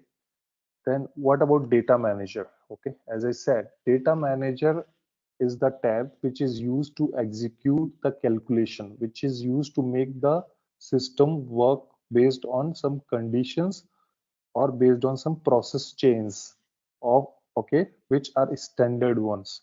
So that actually process chains are nothing predefined functionality or calculation. Okay. So data manager is used to execute the calculation. How to create the data manager? Okay. So before creating the data manager, you always need to create a data manager group. Okay. That defines what is the data manager, what's the use of that. Okay. How to do that? So for that, we have organize, package list, package link list, right? There are different use of these. But before that, let me show you how my data manager looks like. When I click on run package, now what does this run package means? Package will execute a particular calculation. Okay. If you click on this, what you can see here, there are two process chains, right? In package chain, in package group. This is for model consolidation. Okay. having different process chains. These are standard ones. Okay. So before that, what we'll do, we have to create. Yeah. So here you can see connected to planning this one. Okay. But when we go there, that shows NG2. That is the reason it's not showing us our own model. Okay. So for that, what you can do, you can simply come here, click on this one. Wait a minute, BPC connection. Okay. Choose your connection again. Now, if we go to data manager, run package, we can see planning XYZ. Okay. And there's another thing, many times when you will select this thing, right? Even after then system would not allow you, right? So in that case, what you can do, go to EPM. Okay. And then you can click on report actions, manage connections. And here again, you need to select particular model and click OK. Okay. That you need to do when you try everything, but still system is not allowing you. Now, if we click on run package, okay, what we can see, data management. So all the basic operations related to data, for that there are predefined or ready to use process chains are available, which will do particular work. How it will work, that we'll see. For example, copy. It says copy transaction data. It will copy the transaction data from one intersection to other intersection. Okay. So if I select this, simply click on run, then it says handling of records, how you want to carry forward. There are many ways of doing that, but since this is our first session on data manager package, okay. So copy records with match key or copy by replacing data in same data region of this, right? We can select this one, go to next. Do you want to run default logic? Now, what is default logic? That also we'll discuss. Click on no. Do you want to check work status? I know there are many new terms are coming for you, right? So that will cover. So for a timing, click on no. Now here we are. Okay. Now what it shows, based on our model, right? It's showing the exact dimensions which we are having in our model, right? Now we have to define, okay, we have to select how, as the name suggests, copy. What it will do, it will copy my data set from one intersection of the data of same dimension to other intersection of the dimension members. So for example, what I want to copy, I want to copy all these numbers, right, to where, to a particular any member which I'm going to select. Okay. So for example, if I believe we have done the entries in January, right? I'll select, click on add.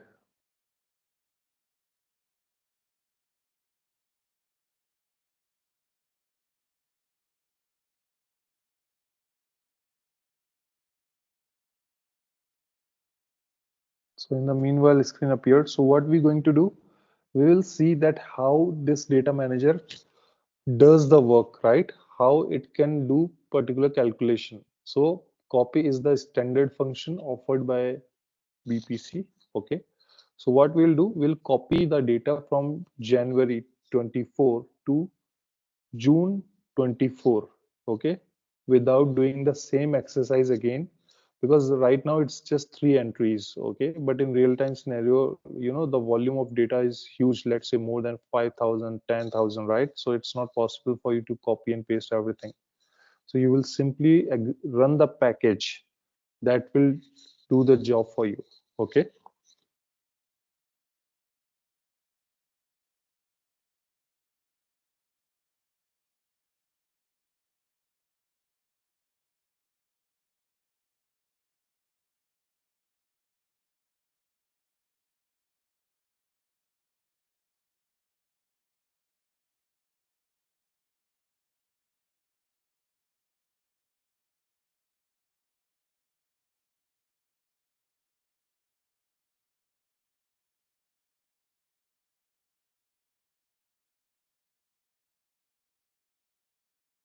Okay. And that was for product C, right? We won't do anything over there. It was for budget. Okay, so what we are doing, all the system is not allowing us to select it, but ideally it does. So we just entered in our source 2024.01 January data into June month. Okay, let's see whether it works or not. But this is how you will use the copy data manager package. If you hit on copy, so it again shows you that okay, this is what your selection, right? Everything remains same. You're copying the data from January data into June data. Okay. There are three ways in data manager package. One is like run. If I hit on finish, system will start executing the calculation, executing the process chain, right? Which will copy the data from January 2024 to June 2024. Another way is like schedule. Okay, schedule is like, you can run, you can decide that okay, after 1 hour it has to be running, or on particular day, that also you can do. Run and schedule, you want to run as well as you want to schedule, that also you can do. So we'll use run, click on finish. Some black screen is coming, I can't see what message it's giving, but let's close it. Now whether it's running or not, we can see the status and view status. We can see it has succeeded. Now, many times when you run the package, right, and if calculation is not much, it will directly show you the result, whether succeeded, failed, or anything. But how do you know whether it has done something or not? But if not technically, at least you can just double click on it and at least try to see that, okay, how many records it has written. So we can see that, okay, accept count 3, submit count 3. So at least 3 records. That means something happened, right? Ideally 3 records is what system need to copied, and if it has done that, then that means it's successful. What I'll do, I'll come on EPM.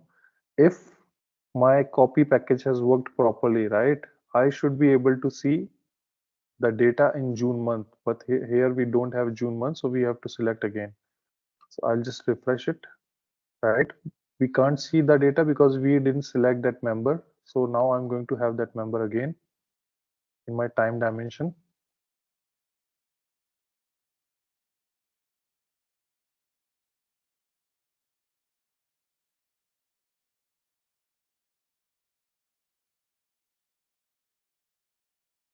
Maybe we need to close. I don't want to actually, we didn't save it.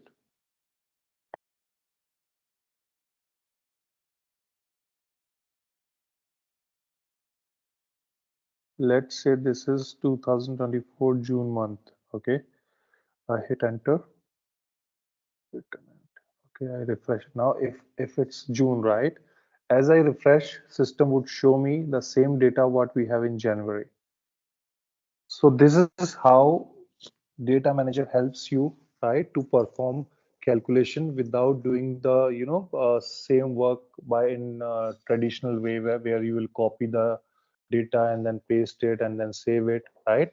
So it saves a lot of time, plus we will do calculations. Okay, how that works based on data manager package, that also we'll see. So is it clear that why it's working and how it worked to everyone? So you can ideally, you can go to data manager. Okay, you can go to view status, you can see the status, double click on this.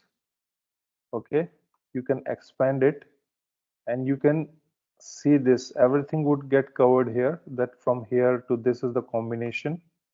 Okay, these are the accept counts and submit count is 0. If there would be any error, submit count would have been 0, but here you can see it's 3. That means it has it performed the required calculation.